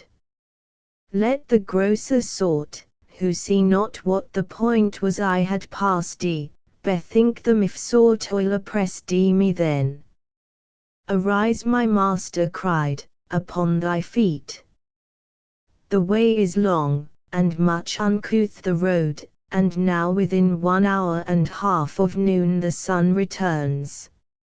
It was no palace hall lofty and luminous wherein we stood, but natural dungeon where ill footing was and scant supply of light. Ere from abyss I see prayed thus when risen I began, my guide, vouchsafe few words to set me free from error's thraldom. Where is now the ice? How standeth he in posture thus reversed? And how from eve to morn in space so briefeth the sun made his transit? He in few thus answering spake, thou deemest thou art still on other side the centre, where I grasped abhorred worm, that boreth through the world. Thou wast on other side, so long as I descended, when I turned thou didst o'erpass that point, to which from every part is dragged all heavy substance. Thou art now arrived under the hemisphere opposed to that, which the great continent doth overspread, and underneath whose canopy expurred the man, that was born sinless, and so lived Thy feet are planted on the smallest sphere, whose other aspect is Judica. Morn here rises, when their evening sets, and he, whose shaggy pile was skuldy, yet standeth fixed as at the first. On this part he fell down from heaven, and earth, here prominent before, through fear of him did veil her with the sea, and to our hemisphere returned. Perchance to shun him was the vacant space left here by what of firm land on this side appears, that sprang aloof. There is a place beneath, from Beelzebub as distant, as extends the vaulted tomb, discovered not by sight, but by the sound of brooklet, that descends this way along the hollow of a rock, which, as it winds with no precipitous course, the waveth eaten. By that hidden way my guide and I did enter, to return to the fair world, and heedless of repose we climbed, he first, I following his steps, till on our view the beautiful lights of heaven dawned through a circular opening in the cave. Thus issuing we again beheld the stars. Asterisk asterisk asterisk end of the Project Gutenberg ebook Divine Comedy, Cary's translation. Hell asterisk asterisk asterisk updated editions will replace the previous one, the old editions will be renamed. Creating the works from print editions not protected by U.S. copyright law means that no one owns a United States copyright in these works, so the Foundation, and you, can copy and distribute it in the United States without permission and without paying copyright royalties. Special rules set forth in the general terms of use part of this license, apply to copying and distributing Project Gutenberg trademark symbol electronic works to protect the Project Gutenberg trademark symbol concept and trademark. Project Gutenberg is a registered trademark, and may not be used if you charge for an ebook, except by following the terms of the trademark license, including paying royalties for use of the Project Gutenberg trademark.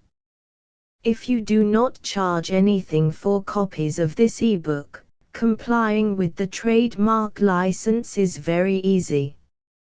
You may use this ebook for nearly any purpose such as creation of derivative works, reports, performances and research.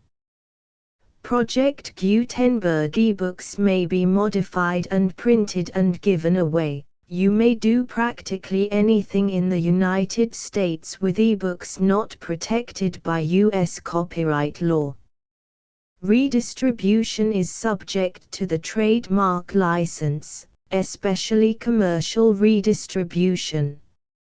Start. Full license. The full Project Gutenberg license. Please read this before you distribute or use this work to protect the Project Gutenberg trademark symbol mission of promoting the free distribution of electronic works, by using or distributing this work, or any other work associated in any way with the phrase Project Gutenberg. You agree to comply with all the terms of the full Project Gutenberg trademark symbol license available with this file or online at www.gutenberg.org/license. Section 1. General Terms of Use and Redistributing Project Gutenberg Trademark Symbol Electronic Works 1.0. By reading or using any part of this Project Gutenberg trademark symbol electronic work, you indicate that you have read, understand, agree to and accept all the terms of this license and intellectual property, trademark/copyright, agreement. If you do not agree to abide by all the terms of this agreement, you must cease using and return or destroy all copies of Project Gutenberg trademark symbol electronic works in your possession.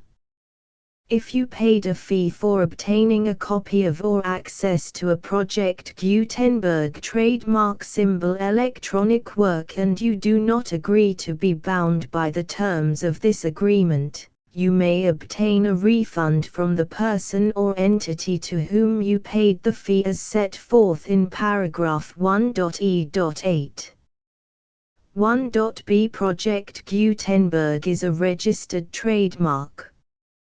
It may only be used on or associated in any way with an electronic work by people who agree to be bound by the terms of this agreement. There are a few things that you can do with most Project Gutenberg trademark symbol electronic works even without complying with the full terms of this agreement. See paragraph 1.c below. There are a lot of things you can do with Project Gutenberg trademark symbol electronic works if you follow the terms of this agreement and help preserve free future access to Project Gutenberg trademark symbol electronic works. See paragraph 1.e below. 1.c. The Project Gutenberg Literary Archive Foundation, the Foundation or PGLAF, owns a compilation copyright in the collection of Project Gutenberg trademark symbol electronic works. Nearly all the individual works in the collection are in the public domain in the United States. If an individual work is unprotected by copyright law in the United States and you are located in the United States, we do not claim a right to prevent you from copying, distributing, performing, displaying or creating derivative works based on the work as long as all references to Project Gutenberg are removed. Of course, we hope that you will support the Project Gutenberg trademark symbol mission of promoting free access to electronic works by freely sharing Project Gutenberg trademark symbol works in compliance with the terms of this agreement for keeping the Project Gutenberg trademark symbol name associated with the work. You can easily comply with the terms of this agreement by keeping this work in the same format with its attached full Project Gutenberg trademark symbol license when you share it without charge with others. 1.d. The copyright laws of the place where you are located also govern what you can do with this work. Copyright laws in most countries are in a constant state of change. If you are outside the United States, check the laws of your country in addition to the terms of this agreement before downloading, copying, displaying, performing, distributing or creating derivative works based on this work or any other Project Gutenberg trademark symbol work. The Foundation makes no representations concerning the copyright status of any work in any country other than the United States. 1.e Unless you have removed all references to Project Gutenberg. 1.e.1. The following sentence, with active links to, or other immediate access to, the full Project Gutenberg trademark symbol license must appear prominently whenever any copy of a Project Gutenberg trademark symbol work, any work on which the phrase Project Gutenberg appears, or with which the phrase Project Gutenberg is associated, is accessed, displayed, performed, viewed, copied or distributed. This ebook is for the use of anyone anywhere in the United States and most other parts of the world at no cost and with almost no restrictions whatsoever. You may copy it, give it away or reuse it under the terms of the Project Gutenberg license included with this ebook or online at www.gutenberg.org. If you are not located in the United States, you will have to check the laws of the country where you are located before using this ebook. 1.e.2. If an individual Project Gutenberg trademark symbol electronic work is derived from texts not protected by U.S. copyright law, does not contain a notice indicating that it is posted with permission of the copyright holder, the work can be copied and distributed to anyone in the United States without paying any fees or charges. If you are redistributing or providing access to a work with the phrase Project Gutenberg associated with or appearing on the work, you must comply either with the requirements of paragraphs 1.e.1 through 1.e.7 or obtain permission for the use of the work and the Project Gutenberg trademark symbol trademark as set forth in paragraphs 1.e.8 or 1.e.9. 1.e.3. If an individual Project Gutenberg trademark symbol electronic work is posted with the permission of the copyright holder, your use and distribution must comply with both paragraphs 1.e.1 through 1.e.7 and any additional terms imposed by the copyright holder. Additional terms will be linked to the Project Gutenberg trademark symbol license for all works posted with the permission of the copyright holder found at the beginning of this work. 1.e.4. Do not unlink or detach or remove the full Project Gutenberg trademark symbol license terms from this work, or any files containing a part of this work or any other work associated with Project Gutenberg trademark symbol. 1.e.5. Do not copy, display, perform, distribute or redistribute this electronic work, or any part of this electronic work, without prominently displaying the sentence set forth in paragraph 1.e.1 with active links or immediate access to the full terms of the Project Gutenberg trademark symbol license. 1.e.6. You may convert to and distribute this work in any binary, compressed, marked up, non-proprietary or proprietary form, including any word processing or hypertext form.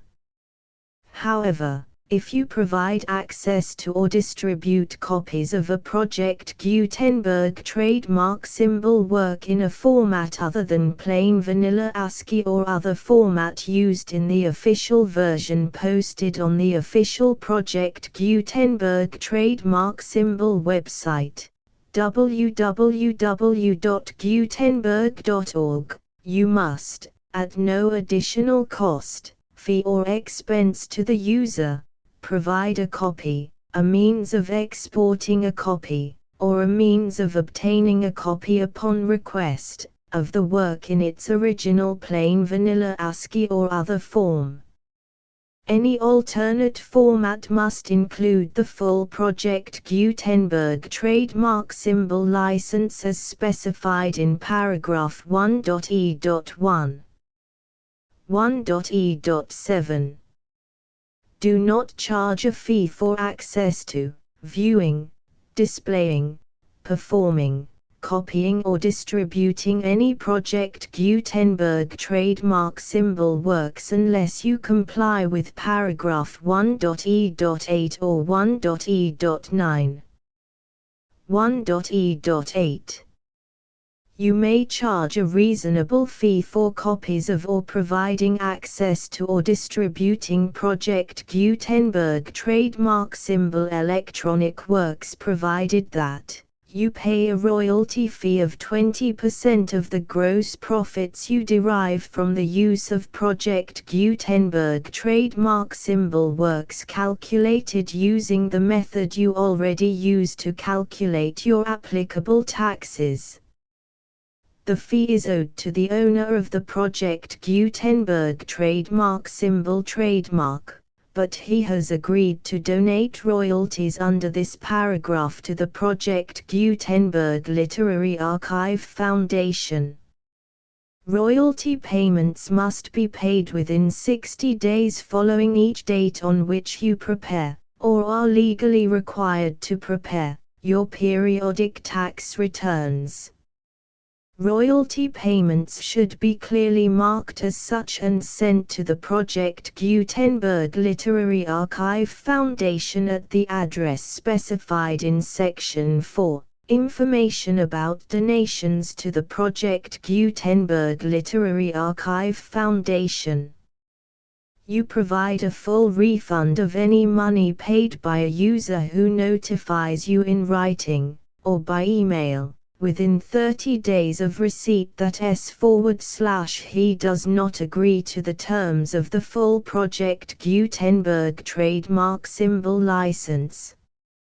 You must require such a user to return or destroy all copies of the works possessed in a physical medium and discontinue all use of and all access to other copies of Project Gutenberg trademark symbol works. You provide, in accordance with paragraph 1.f.3, a full refund of any money paid for a work or a replacement copy, if a defect in the electronic work is discovered and reported to you within 90 days of receipt of the work.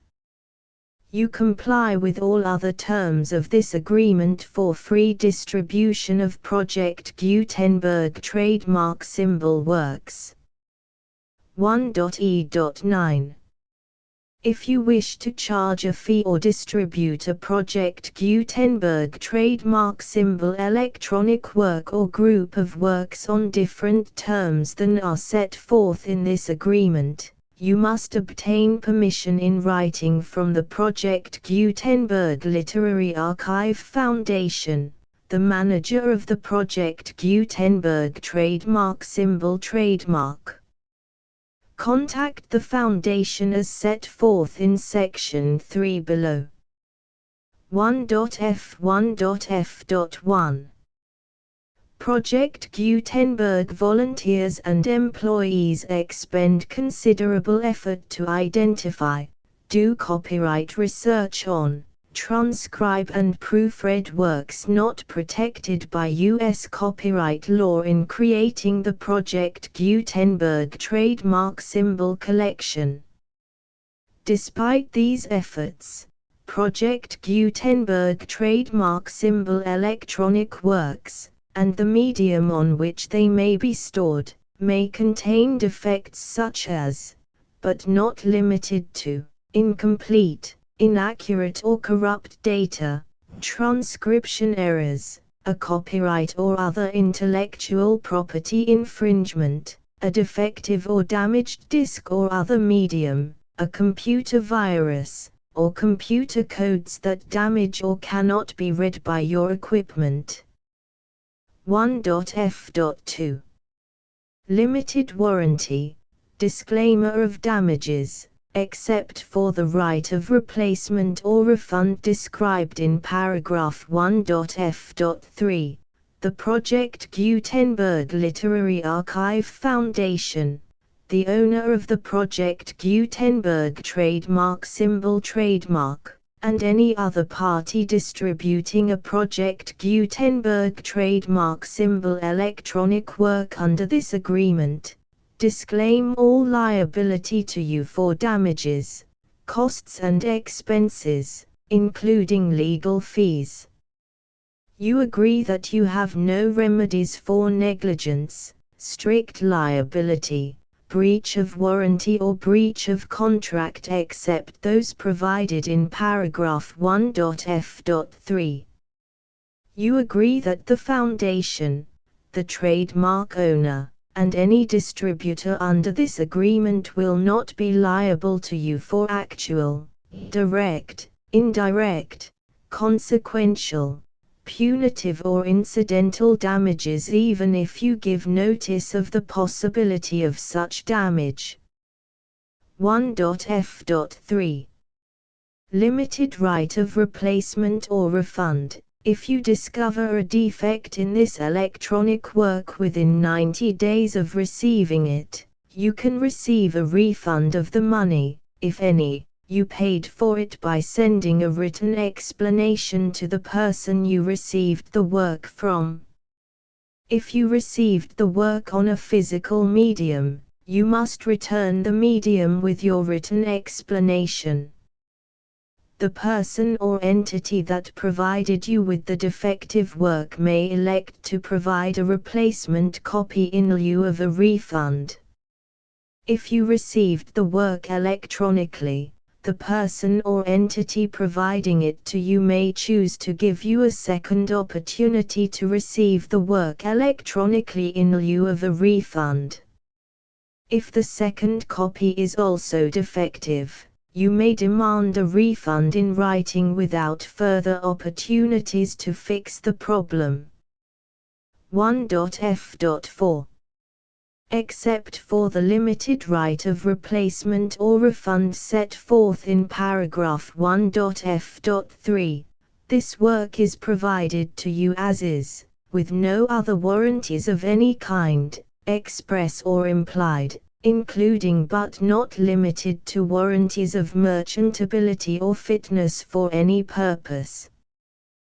1.f.5 Some states do not allow disclaimers of certain implied warranties or the exclusion or limitation of certain types of damages.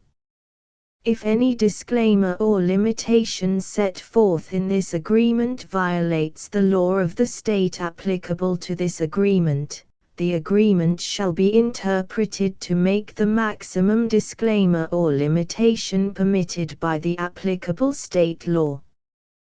The invalidity or unenforceability of any provision of this agreement shall not void the remaining provisions. 1.f.6 Indemnity. You agree to indemnify and hold the foundation, the trademark owner, any agent or employee of the foundation, anyone providing copies of Project Gutenberg trademark symbol electronic works in accordance with this agreement, and any volunteers associated with the production, promotion and distribution of Project Gutenberg trademark symbol electronic works, harmless from all liability, costs and expenses, including legal fees, that arise directly or indirectly from any of the following which you do or cause to occur. A. Distribution of this or any Project Gutenberg trademark symbol work. B. Alteration, modification, or additions or deletions to any Project Gutenberg trademark symbol work, and C. Any defect you cause. Section 2. Information about the mission of Project Gutenberg trademark symbol. Project Gutenberg trademark symbol is synonymous with the free distribution of electronic works in formats readable by the widest variety of computers, including obsolete, old, middle-aged and new computers. It exists because of the efforts of hundreds of volunteers and donations from people in all walks of life. Volunteers and financial support to provide volunteers with the assistance they need are critical to reaching Project Gutenberg trademark symbol's goals and ensuring that the Project Gutenberg trademark symbol collection will remain freely available for generations to come. In 2001, the Project Gutenberg Literary Archive Foundation was created to provide a secure and permanent future for Project Gutenberg trademark symbol and future generations. To learn more about the Project Gutenberg Literary Archive Foundation and how your efforts and donations can help, see sections 3 and 4 and the Foundation information page at www.gutenberg.org. Section 3. Information about the Project Gutenberg Literary Archive Foundation. The Project Gutenberg Literary Archive Foundation is a non-profit 501(c)(3) educational corporation organized under the laws of the state of Mississippi and granted tax-exempt status by the Internal Revenue Service. The Foundation's IN or Federal Tax Identification Number is 64-6221541. Contributions to the Project Gutenberg Literary Archive Foundation are tax-deductible to the full extent permitted by U.S. federal laws and your state's laws. The Foundation's business office is located at 809 North 1500 West, Salt Lake City, UT 84116, 801-596-1887. Email contact links and up-to-date contact information can be found at the Foundation's website and official page at www.gutenberg.org/contact section 4. Information about donations to the Project Gutenberg Literary Archive Foundation. Project Gutenberg trademark symbol depends upon and cannot survive without widespread public support and donations to carry out its mission of increasing the number of public domain and licensed works that can be freely distributed in machine-readable form accessible by the widest array of equipment including outdated equipment. Many small donations, $1 to $5,000, are particularly important to maintaining tax-exempt status with the IRS. The Foundation is committed to complying with the laws regulating charities and charitable donations in all 50 states of the United States. Compliance requirements are not uniform and it takes a considerable effort, much paperwork and many fees to meet and keep up with these requirements. We do not solicit donations in locations where we have not received written confirmation of compliance. To send donations or determine the status of compliance for any particular state, visit www.gutenberg.org/donate. While we cannot and do not solicit contributions from states where we have not met the solicitation requirements, we know of no prohibition against accepting unsolicited donations from donors in such states who approach us with offers to donate. International donations are gratefully accepted, but we cannot make any statements concerning tax treatment of donations received from outside the United States. U.S. laws alone swamp our small staff. Please check the Project Gutenberg web pages for current donation methods and addresses. Donations are accepted in a number of other ways including checks, online payments and credit card donations. To donate, please visit www.gutenberg.org/donate. Section 5. General information about Project Gutenberg trademark symbol electronic works. Professor Michael S. Hart was the originator of the Project Gutenberg trademark symbol concept of a library of electronic works that could be freely shared with anyone. For 40 years, he produced and distributed Project Gutenberg trademark symbol ebooks with only a loose network of volunteer support. Project Gutenberg trademark symbol ebooks are often created from several printed editions, all of which are confirmed as not protected by copyright in the US unless a copyright notice is included. Thus, we do not necessarily keep ebooks in compliance with any particular paper edition. Most people start at our website, which has the main PG search facility, www.gutenberg.org. This website includes information about Project Gutenberg trademark symbol, including how to make donations to the Project Gutenberg Literary Archive Foundation, how to help produce our new ebooks, and how to subscribe to our email newsletter to hear about new ebooks.